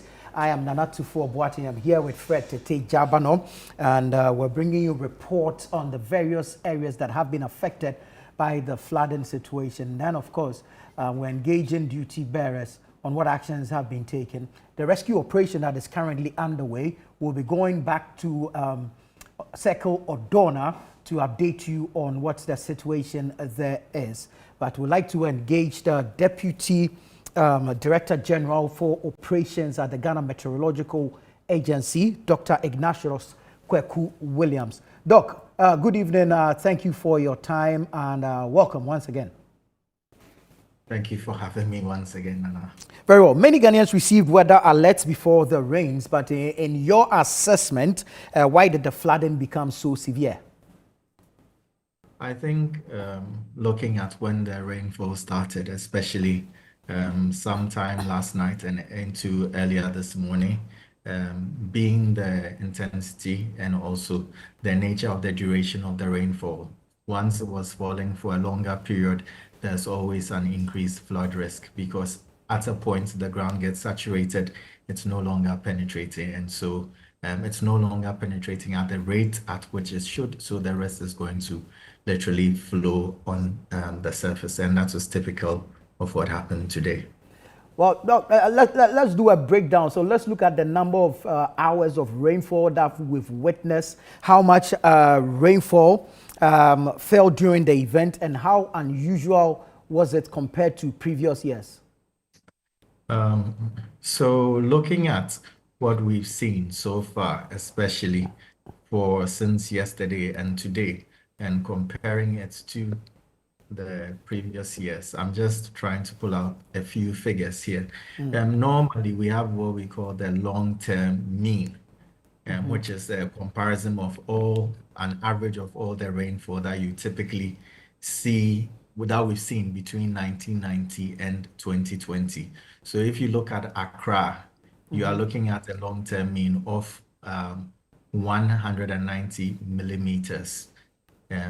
As compared to, let's say, parts of Tema also, that you are seeing a long-term mean of around 183 millimeters. And what we saw just between these number of hours, between yesterday and today, far exceeded just even the long-term mean for the monthly averages. And that is why we are in the situation that we're seeing ourselves today. So if you're looking at, let's say, Accra alone, and what we do is that normally the rainfall is recorded within a certain time window. So it goes between 9 a.m. the previous day into 9 a.m. the next day. So what we recorded within that period was around 169 millimeters for Accra and 173 millimeters for Tema.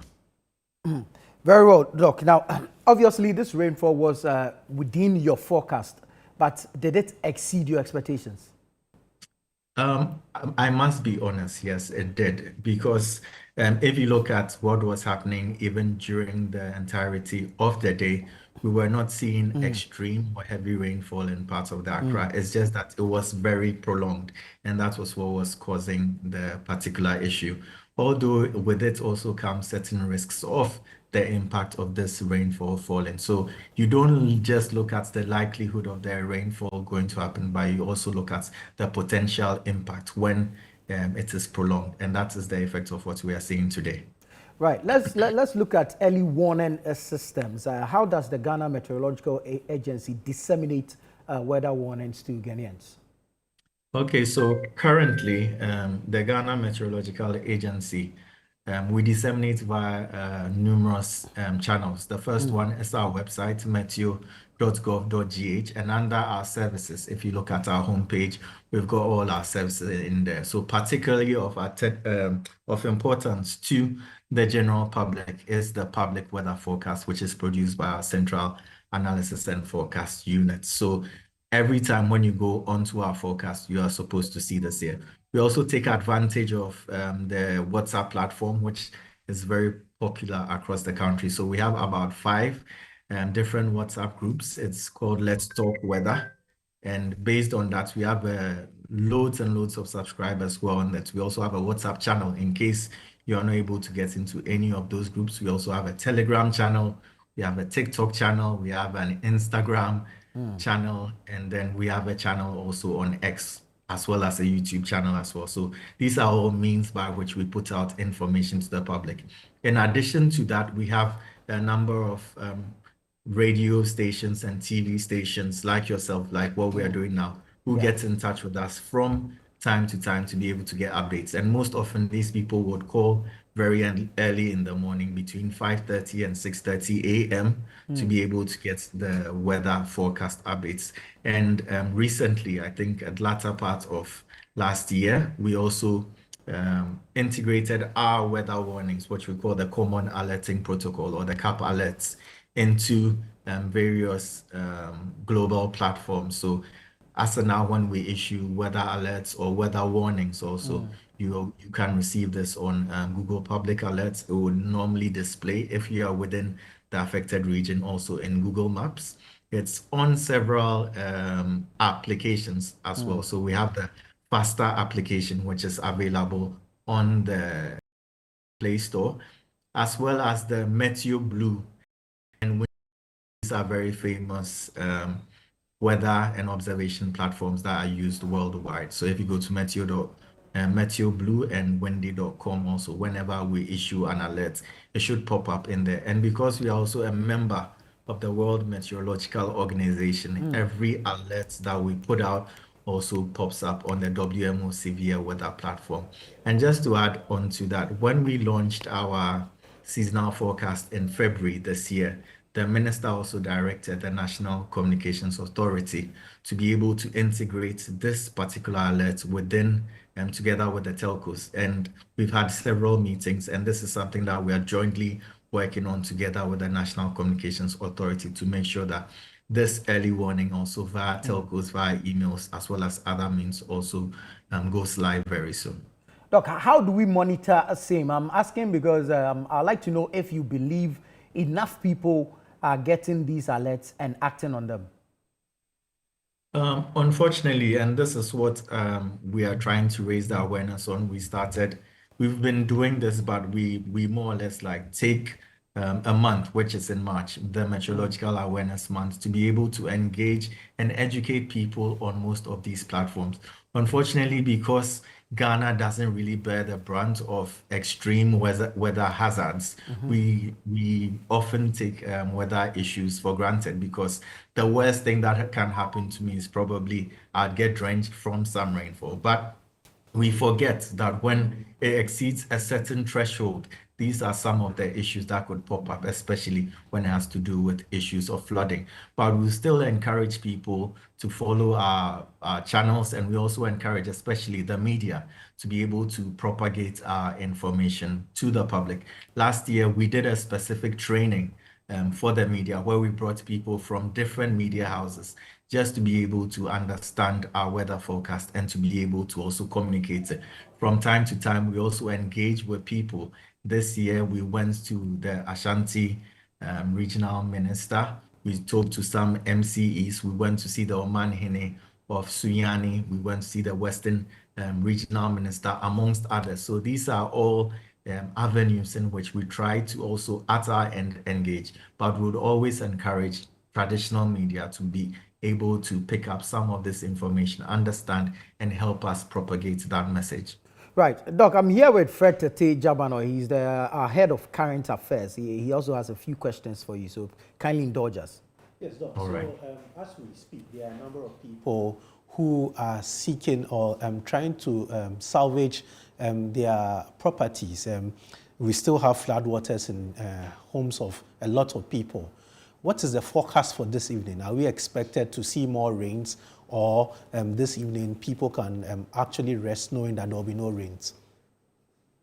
Okay, so based on the evening forecast that we just issued, I think roughly about an hour ago, we should still expect a high probability of rainfall from this evening into tomorrow. And like I said earlier, tomorrow, there's also a high probability of similar rainfall happening. So again, I'll use this opportunity to also engage people.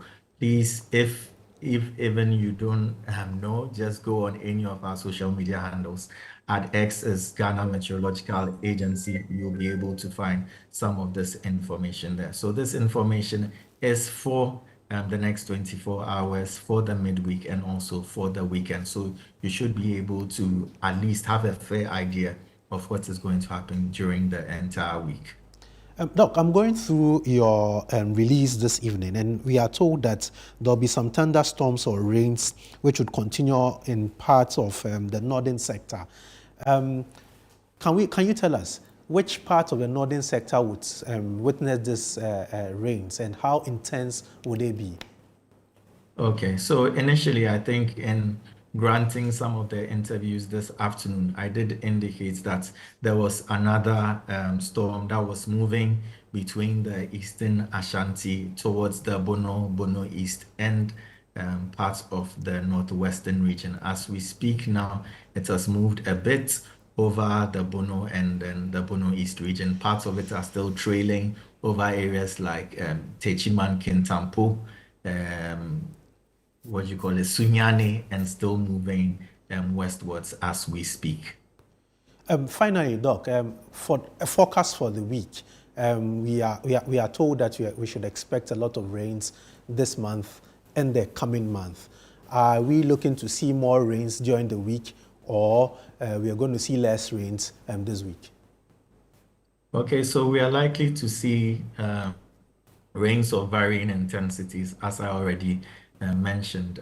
Within the next 24 hours around the coastline, we should expect some occasional rainfall, slightly north and towards the middle sector also. We should be able to be expecting some rainfall as well, and even towards the northern part of the country. So we are going to have a bit of widespread rainfall during different times of the day.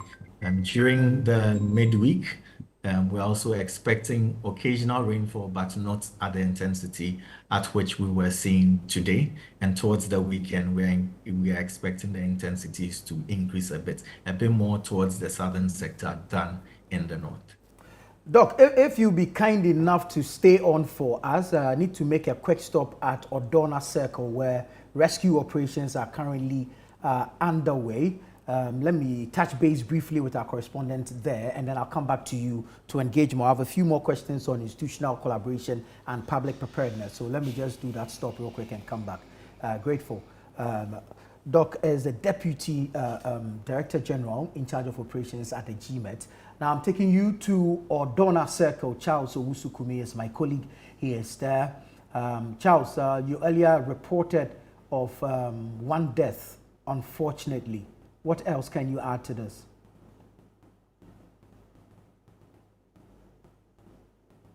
Hello, Charles.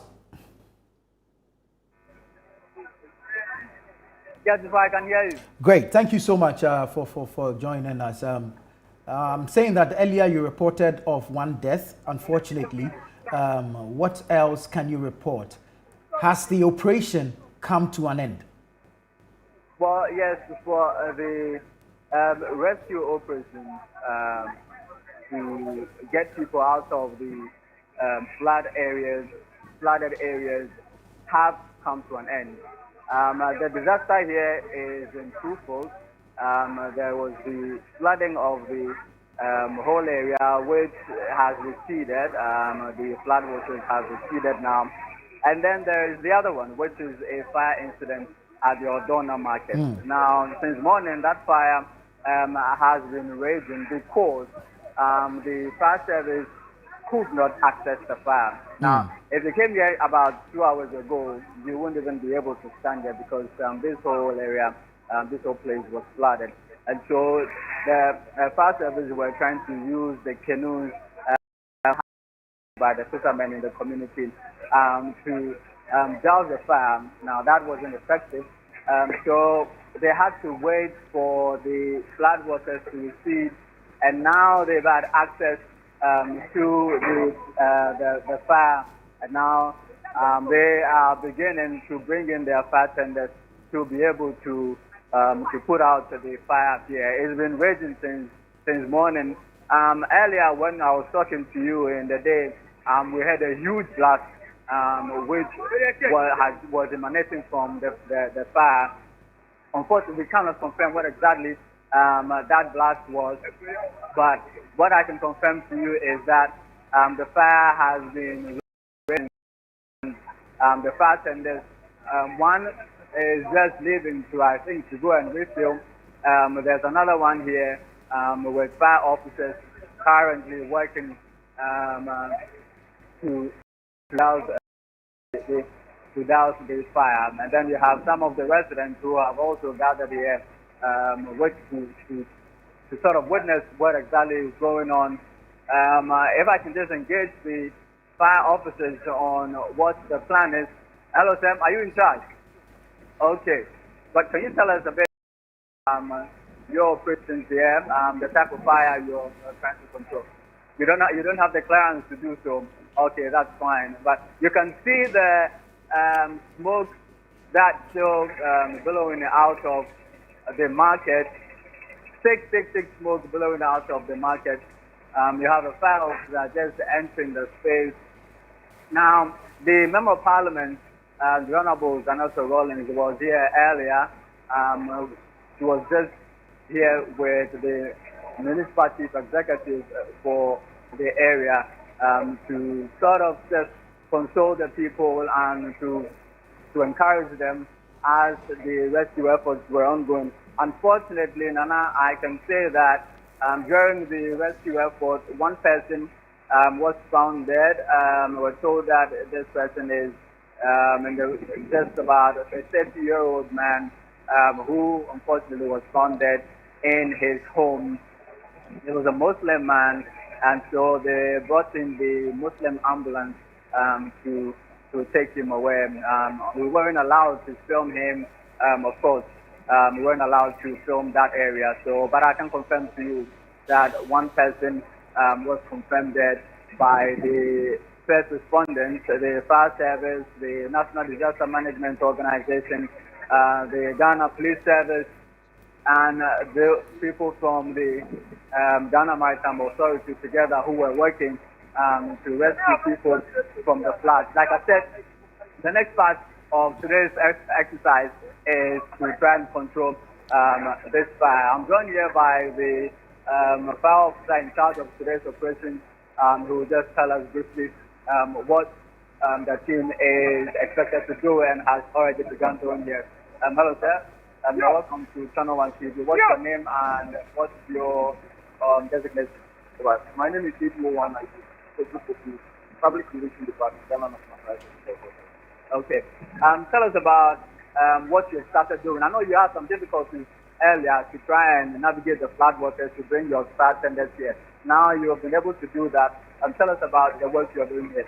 Well, so what we are doing is this morning we wanted to get an access to this place, and because of the flood, we were not able to get to this place. But about an hour ago, the flood came out and we need to move our appliance. So currently we have about 3 appliances, 4 for more assistance to come and help us. So in firefighting, we have what is known as fire has been confined, fire under control, and finally extinguished. It's not been able to push to the confined. The confined is that the fire will not be able to push to the left or to the right. After now, you cannot say the fire has been confined. What we are trying to do is try and fight the fire and secure the other market areas that the fire has not been started there. So that's what we are trying to do now, is to fight the fire.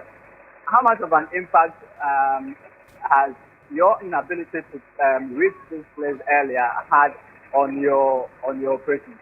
Yeah, so in this case, as every firefighter, you have some kind of training for the people here. At the point, most of us, if you didn't have the use to enter, you didn't fight the fire. Well, that is the main support here. We rescue people to fight the fire. But coming here and realizing that the place has been flooded, and we, at the point, some moment will come here and say that, oh God, we never want to move in the one. And then you're like, Madam, there's no way that we do this together. But hopefully, we are doing that.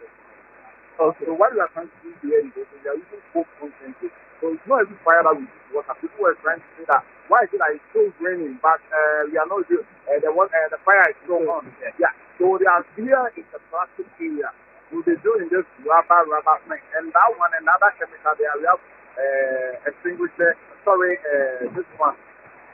Selling people in the market. So using only water to fight the fire will not be sufficient. So we are using what is known as home concentrate. That will help us to fight the fire. Yeah, we had a blast earlier. That could be one of the gas cylinders, I presume. So you think that it's plastic, and what else? Yeah, we have plastic, that those rubber bowls, the bottles that we have been selling beverages normally, those rubber bottles, plastic bottles, we have some. So that's what we confirm, and there are some things that we sell in the it's a mixed market, it's not registered. But the plastic about okay. So you are not using just water, you are using other chemicals. Okay. You have enough of those? Yes, we have. Okay, you said you are called for reinforcement. Additional pump. So in this firefighting, it's not limited for about 3 appliances. Looking at the nature of this fire here, 3 appliances are not fight fire. So it's good for appliances. Several small water tankers have been described to the CPS as fire. And hopefully, pray that by the group of the night, we are done with everything. Which is to confine it or to control it? Oh, to confine. For now, the confine cannot use this time. But we are, the more we see, when we turn and look at it, the more we are trying to fight the fire, see more smoke coming in. So we try to do our best. So we cannot use time. Now let's go for that by daybreak, we can look at it. By daybreak, you would have put it out. I'm guessing we are praying that and hopeful that we get it fire. We have to be optimistic. And you have all these people here. Isn't their presence a worry to you? Are you not worried by their presence? It doesn't impede your work in any way? For now, we are here. They are just witness. This is not a situation that you see people trying to cross stones and because they know the work. This morning I was going around looking at the way people have now come to a realization point that fire sector work is not easy. But when you go here looking at the but during the early in the morning we had that challenge.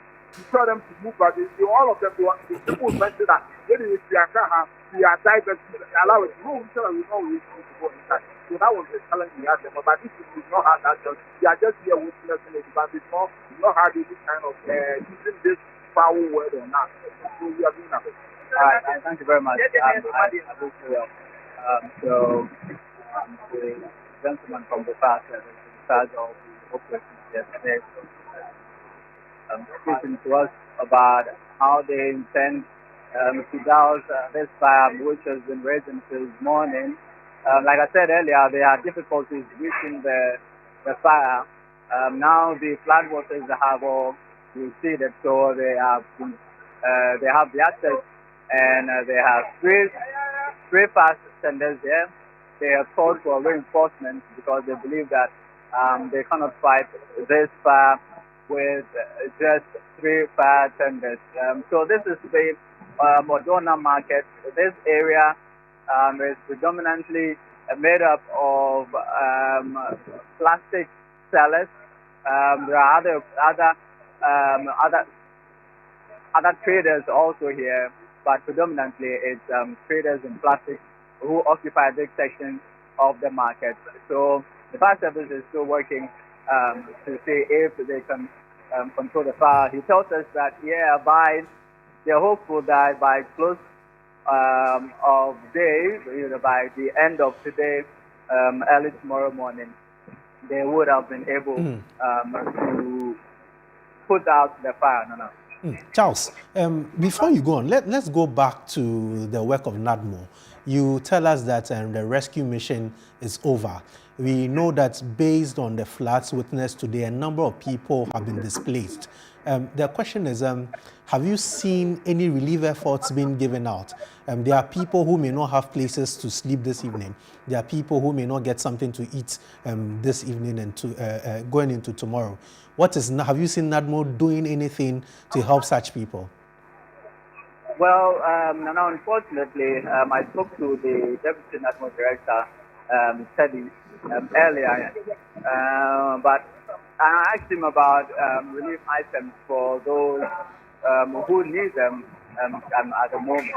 Well, he said that the very first thing they're doing now as NADMO is to assess the situation, collect data, and then when they are done with that, they'll be able to know who needs what before they bring them to the level. So currently, I have not cited any relief items being given to any of the victims of this flooding incident. Let me mention that, Nana, on our way here, we saw a lot of people on the circle overhead. Beneath the overhead is where business happens. So you have the main lorry station. You have traders, and some of whom even live there. So that whole area was flooded as at the time we got here hours ago. So they had to move up to the overhead itself to go and get some refuge on top of that. So that's what I asked him. But these people, they need help. They need some blankets. They need some sheets to be able to keep warm. But he said the main priority for NADMO presently is to collect data, to go around and see the extent of damage and collect data. And then later, they will return with the relief items for the people. Right. Charles, for those watching us on TV, we're showing live pictures of the situation. We can still see, in fact, the raging fire and the thick smoke billowing into the clouds. We're given a description so that those listening to us on radio 97.3 City FM can have an idea of what is happening. Now we see a number of the community people also there. Indeed, the floodwaters are receded because about an hour or so ago, all this place was inundated with floodwaters. It had to take the emergency response agencies, canoes and boats to actually move into the community to rescue the trapped persons. Now, we're seeing that the floodwaters have receded, but there are a number of community people getting close to where the fire is. How difficult or otherwise is this making the work of the fire service?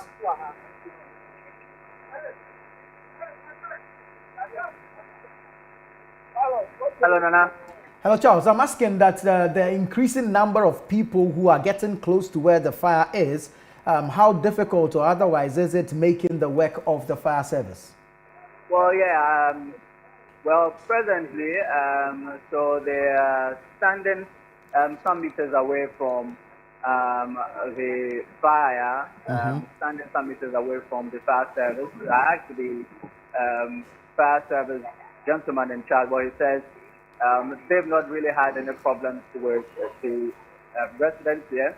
In some parts, the fire service have complained about the intrusion of residents and how they've been attacked by the citizenry. Well, that they've not had an incident like that yet. It's just people standing, looking and watching as they go about with their duties. No, they've not intruded in their work. They have not they've not had any difficulties with them. Hopefully, that stays the same so that they'll be able to do what they're supposed to do. He says that he's happy about the fact that the Ghanaian people are now beginning to understand the work of the fire service, that it is a difficult job, and so they understand them a bit more. The issues about fire service bringing fire tenders to fire scenes without water and all of that. Well, this time around they do have water, and they have other chemicals that they are using to control the fire.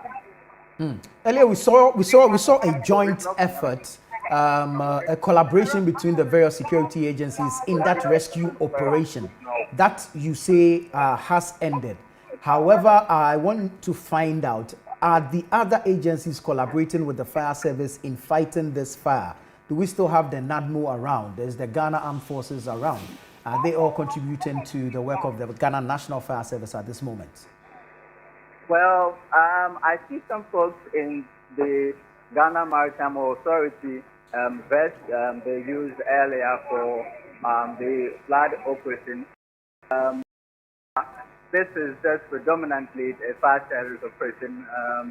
I do not see the military around, nor the police, or even NADMO officers. They've just left the fire service to do their job.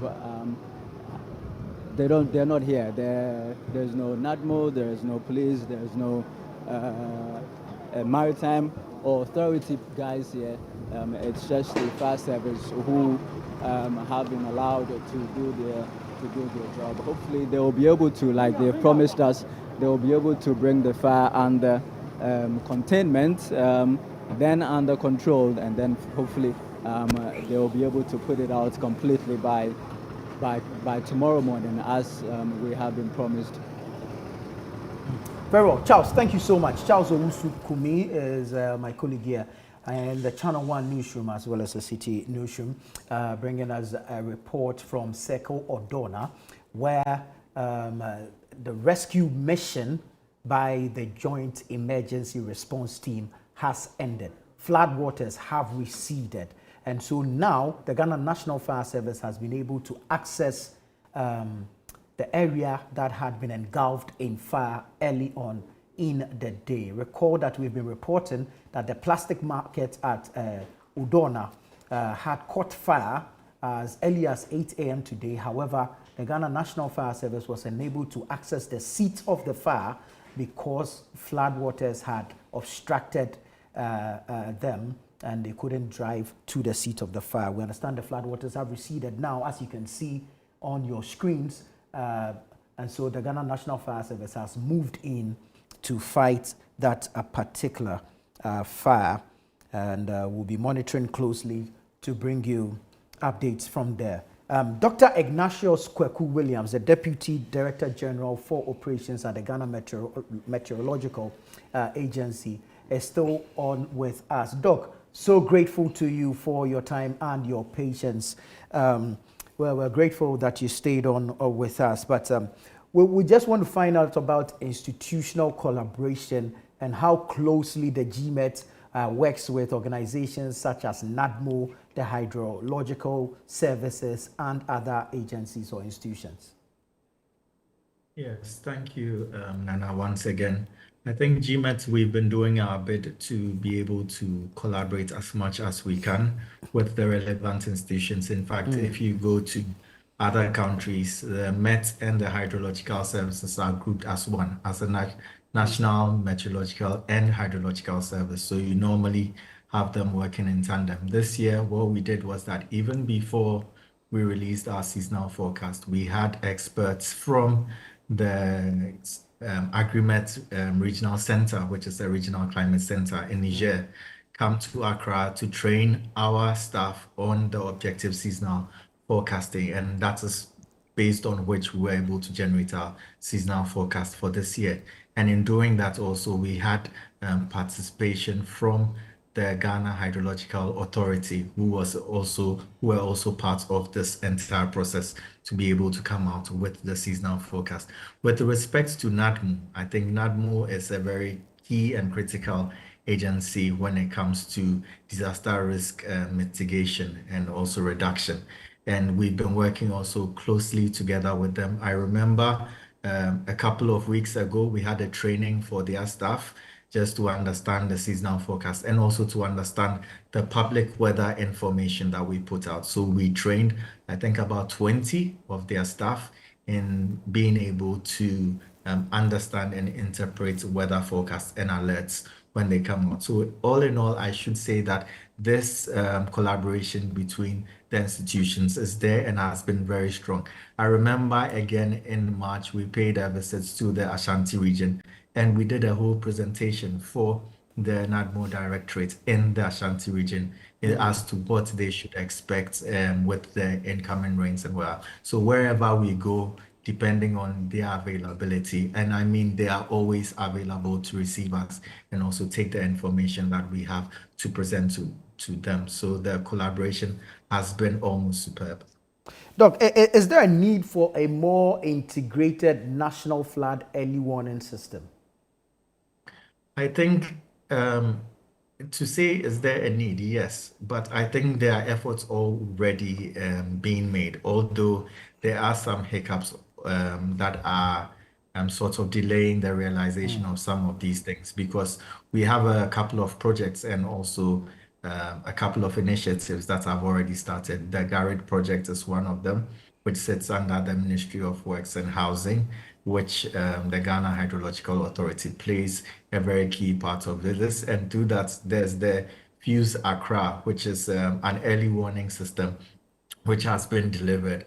There are only some logistical challenges when it comes to some of these things, like providing the observation equipment, and which are a bit lacking. So it's also more or less makes the work of GMET a bit difficult when you have to predict such situations. And because of that, you are not able to properly quantify what you're seeing, although we would give the predictions, but at times you just need a bit fine-tuning and ground or in-situ data to be able to get the best out of the predicted models, and also for you to see whether those predicted models are also reliable enough for you to be able to take action on them.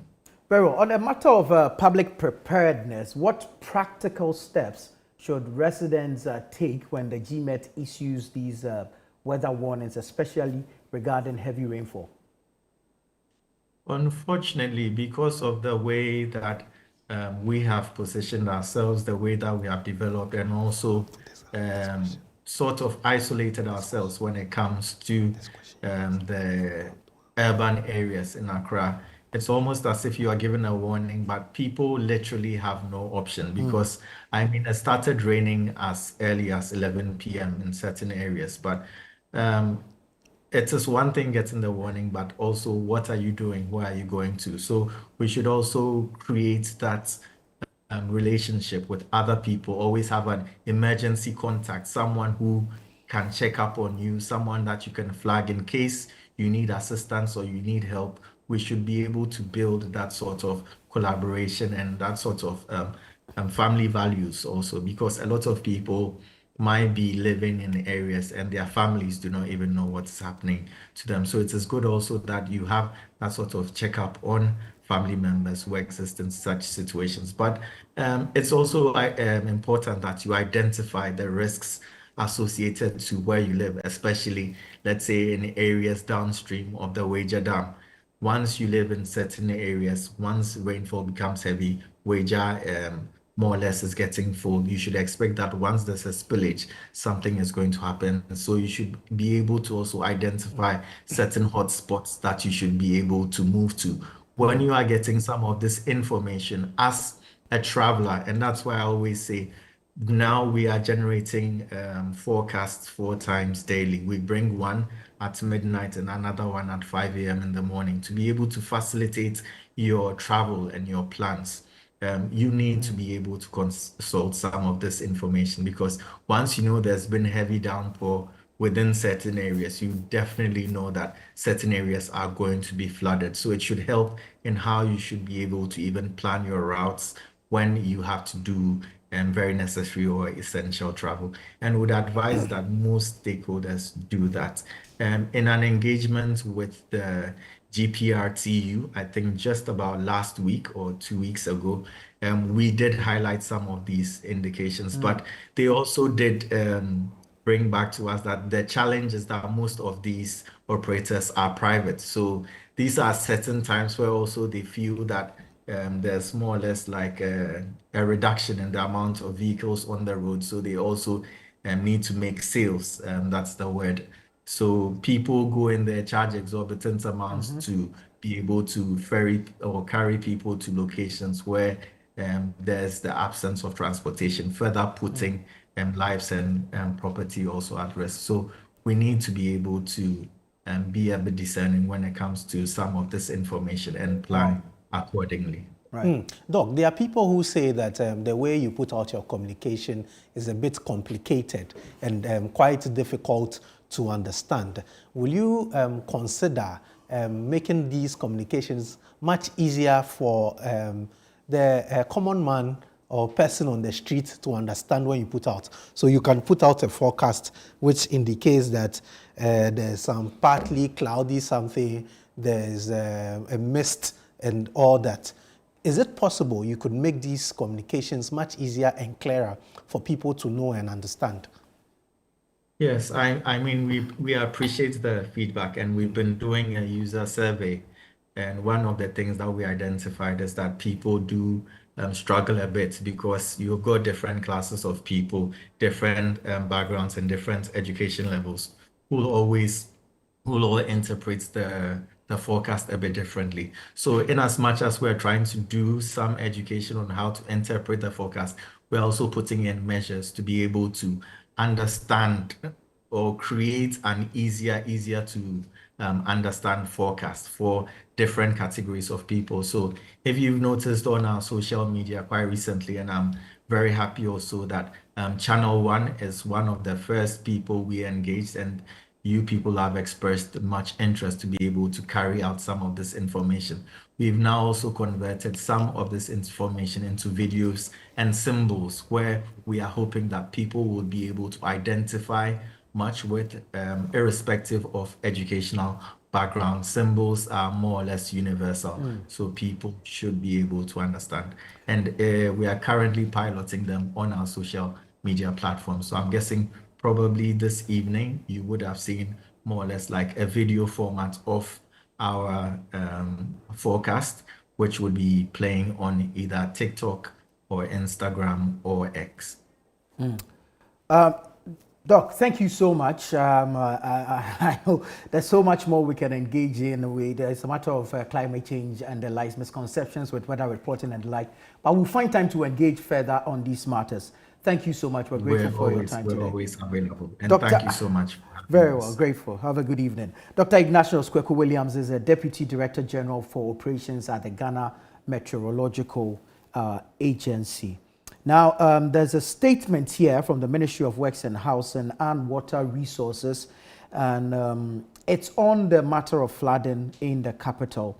It's on the letterhead of the ministry, and it's titled Press Release, Government Intensifies Response to Flooding, Calls for Public Cooperation.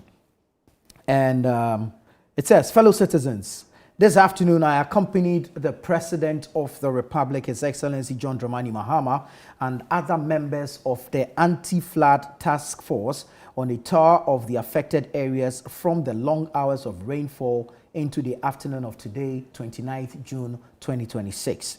The tour helped us to once again validate the causes of flooding in the affected areas and an evaluation of the remedial solutions being considered. Since 27th June 2026, Accra, Tema, and surrounding areas have experienced sustained heavy rains, leading to widespread flooding that has affected homes, businesses, and public infrastructure, particularly in low-lying areas, and disrupted economic and social activities. Now, on behalf of the Government of Ghana and the Ministry of Works, Housing, and Water Resources, I express my sympathy to all individuals, families, and communities affected by the flooding. We fully appreciate the pain, disruption, and economic hardship that these events will impose on households, traders, transport operators, and businesses. To those who have suffered losses, we wish to assure you that government remains fully committed to supporting relief, recovery, and reconstruction efforts.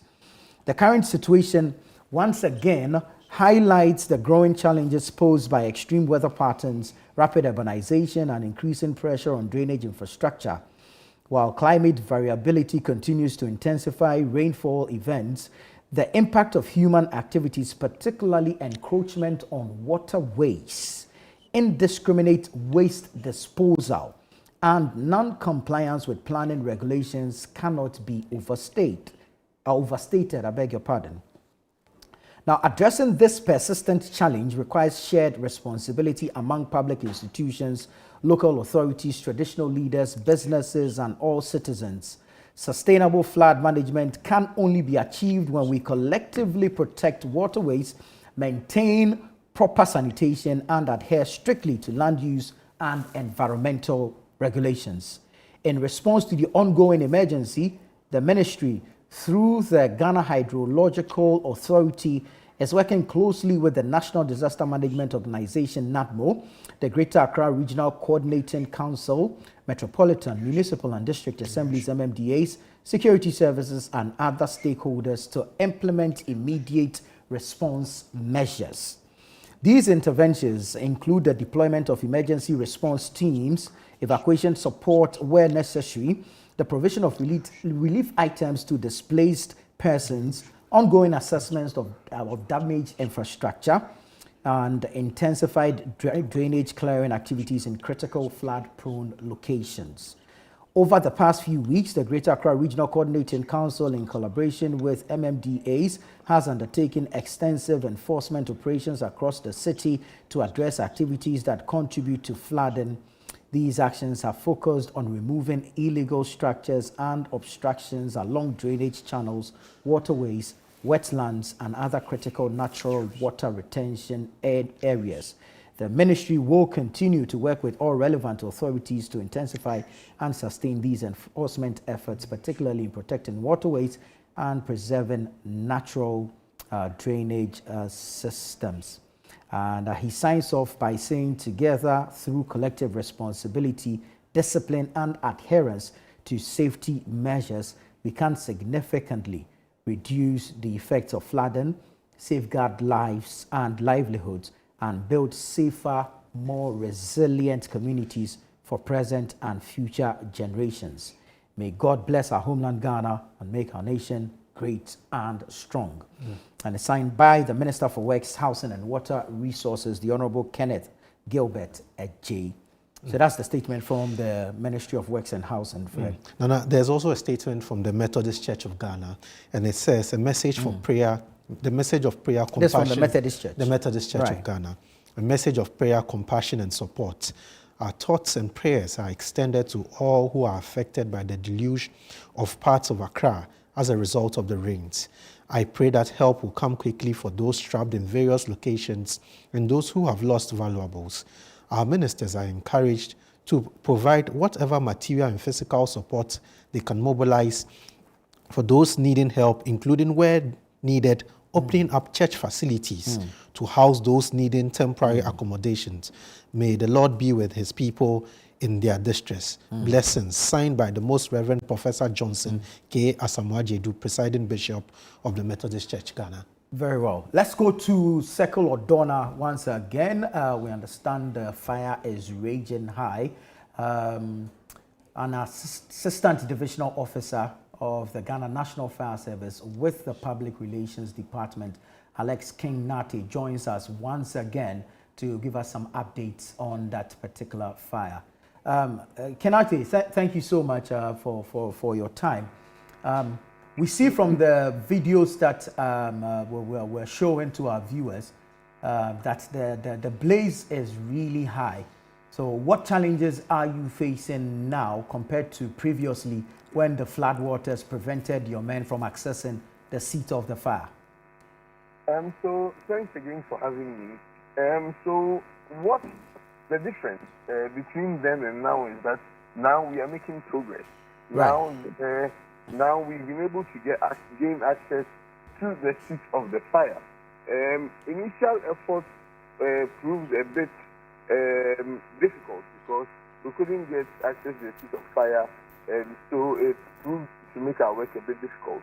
The good news is that since the rain came down, the floodwaters also subsided, thereby making it possible for us to get closer to the scene. So as I talk to you, rigorous firefighting is underway, and I'm hoping that within the next few hours, we should be able to extinguish the fire totally. Well, we understand this is a plastic market, and clearly the substance or the materials available there will, if like, aid the spread of the fire. So how rapid has this been? Well, the fire has spread quite rapidly, and looking at the fact that you rightly said is a rubber factory, and rubber is easily spread, and so the spread is what we are containing. As of now, we've been able to contain successfully, and we are just hoping that we should be able to bring down the flames. We've been able to call in for what we call breathing apparatus or BA system, because when you're extinguishing a fire involving rubbers, the kind of toxic fumes that come out or that emanate as a result of the extinguishing is quite dangerous. And so, as firefighters, we're also treading cautiously. As much as we want to save lives of people, we don't want to do anything that would end up putting the life of our firefighters in danger. And so, trust me, we are the team, and now the difference is that progress has been made. In your estimation, how soon can you bring the fire under control, if not douse it entirely? I'm sure definitely before midnight. Definitely before midnight. I don't want to get ahead of myself, but I can say that definitely before midnight. Looking at the kind of efforts, our regional commander himself is there taking operational command, so I can assure you that definitely before midnight, I'm sure we should be able to put the fire under control, if not to totally extinguish it. Is this as a result of how widespread it is? Yes, because of how widespread it is, and looking at the kind of materials that we are dealing with, the plastic materials that we are dealing with, extinguishing fires like that, honestly, is no joke. It's no joke, and it takes a lot of concerted effort to be able to extinguish. It takes a lot of concerted effort to be able to extinguish fires like that. And so, and then again, we've not gained full access. It's worth mentioning that we've not gained full access. We've been able to gain some access to be able to get through, despite the persistent challenge of the accessibility. So all that would obviously contribute to the delayed extinguishing of the fire. But trust me, we will be able to do it within a few hours' time, I'm sure. Right, and as a result of the fire, I want to believe that if, like, electricity connection to the area has been taken off or taken down, it's almost dark. Impede your work?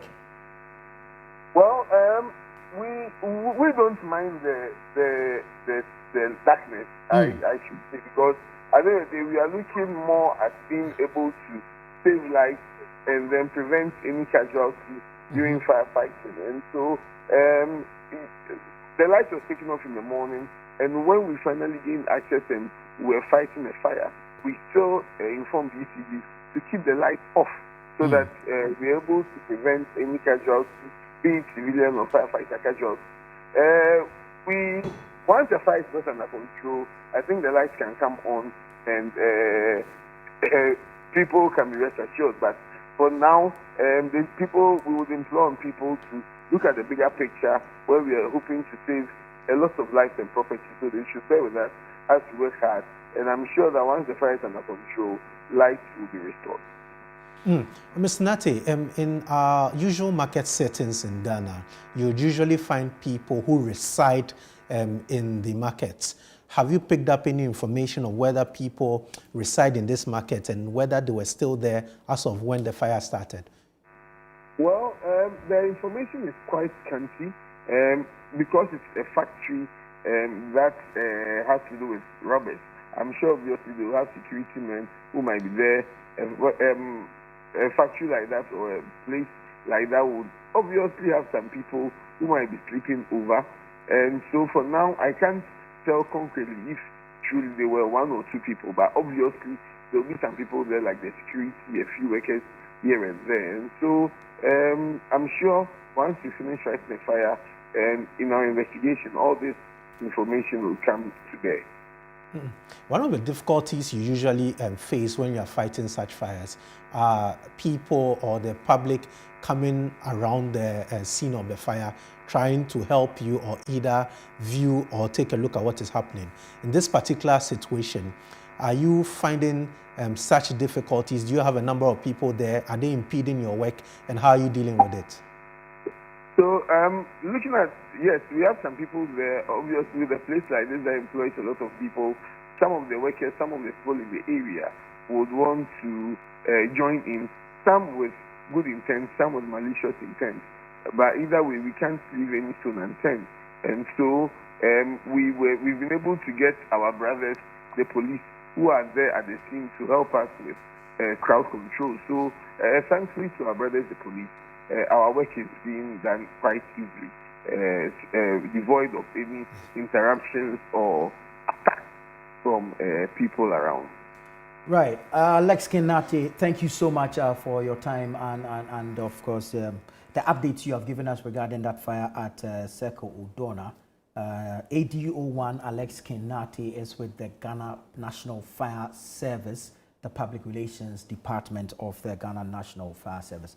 Now, when the flooding began this morning, the Minister in charge of Energy, Dr. Jinapo, communicated that due to rising water levels, the Malam substation had to be temporarily shut down. Subsequently, GRIDCO and ECG issued a joint statement announcing that the Achimota substation as well as the Malam substation, as alluded to by the minister earlier, had been shut down.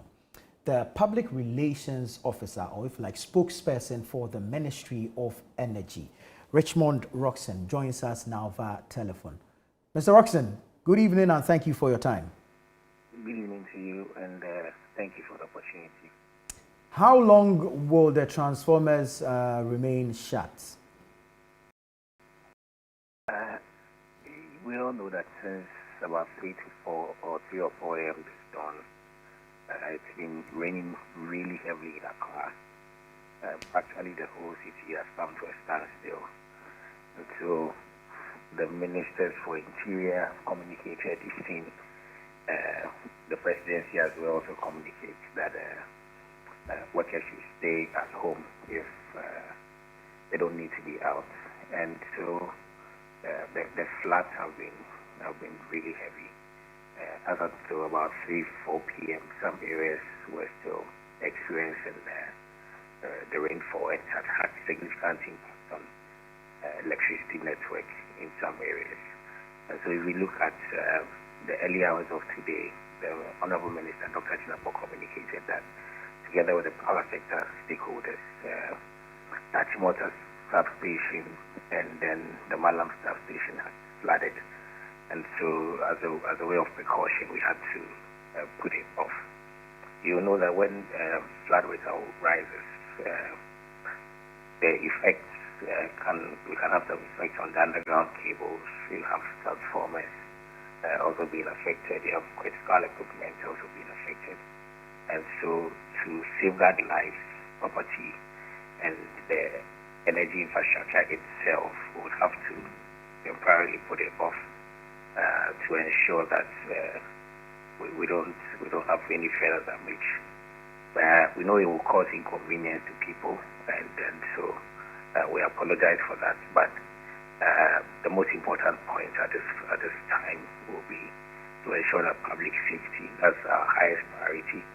And so the engineers have been going around, they've been doing inspection, they've been checking on the equipment to ensure that as and when it's safe and sound, you will have power being restored.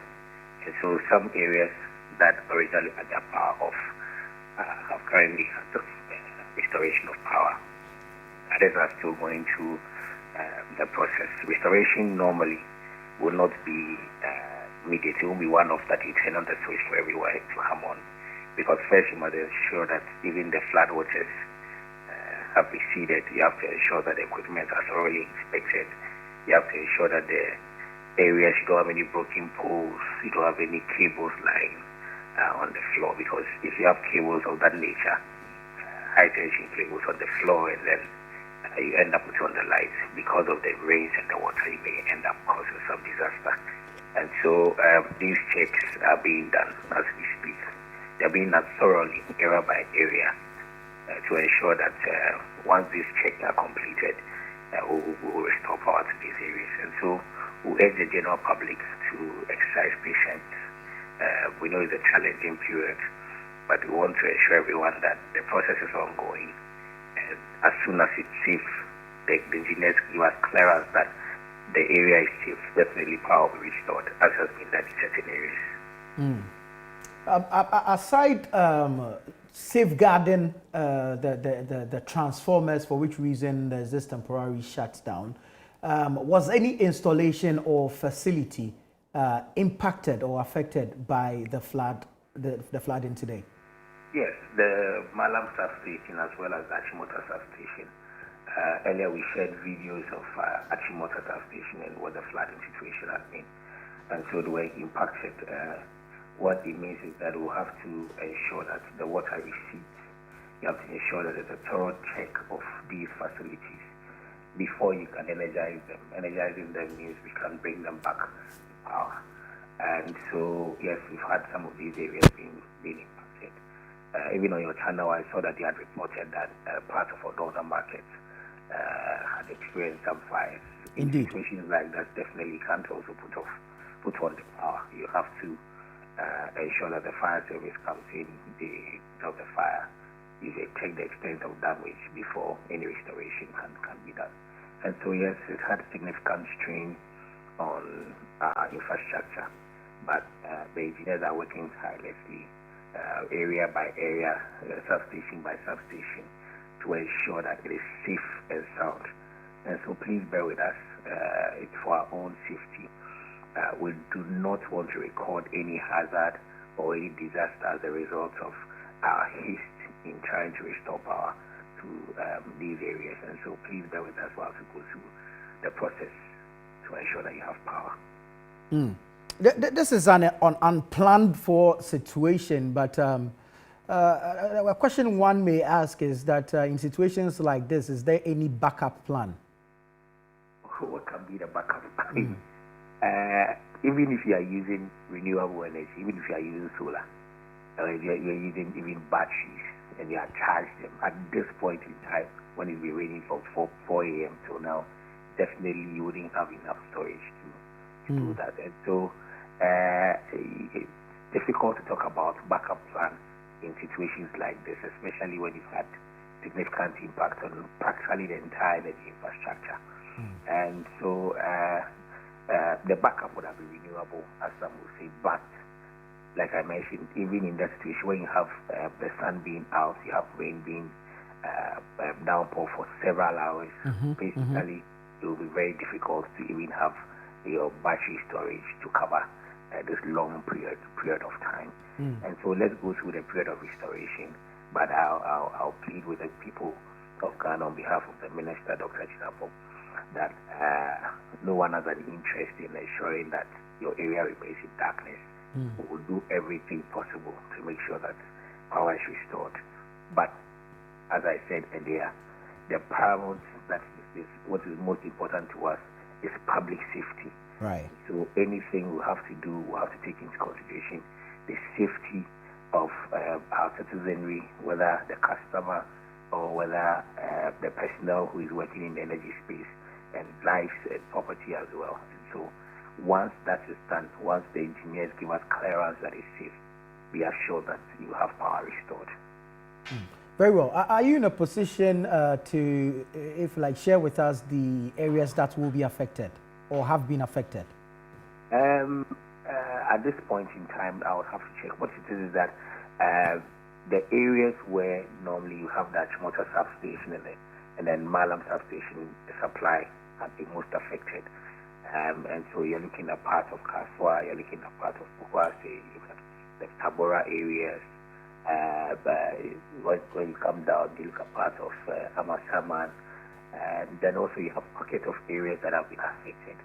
And so, but even within that substation, you had some areas that have seen restoration of power. And so we are doing it bit by bit to ensure that the areas are restored to power very soon.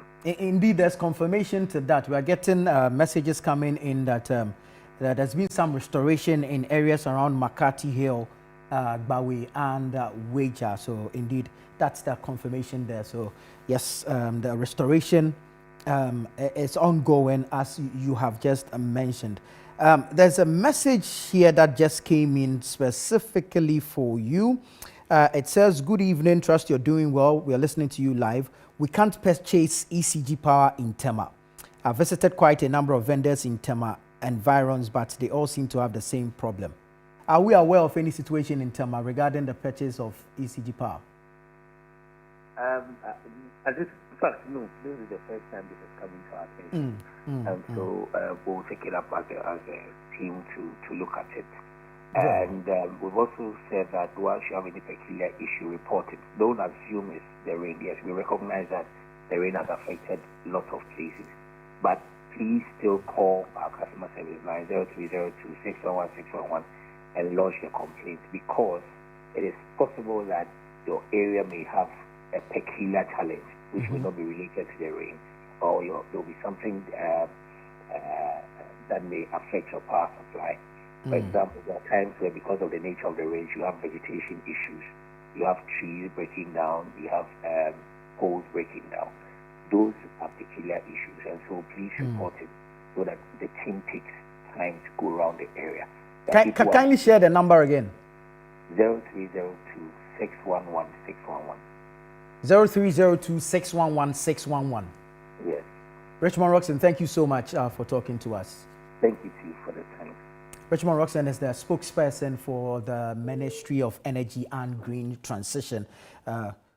Speaking to us there. The Public Utilities Regulatory Commission has also issued a statement that says PURC monitors supply of power interruption and restoration efforts by GRIDCO and ECG. The PURC wishes to inform the general public that it is closely monitoring the ongoing power interruptions by the Ghana Grid Company Limited, GRIDCO, and the Electricity Company of Ghana, ECG, as a result of the heavy downpour.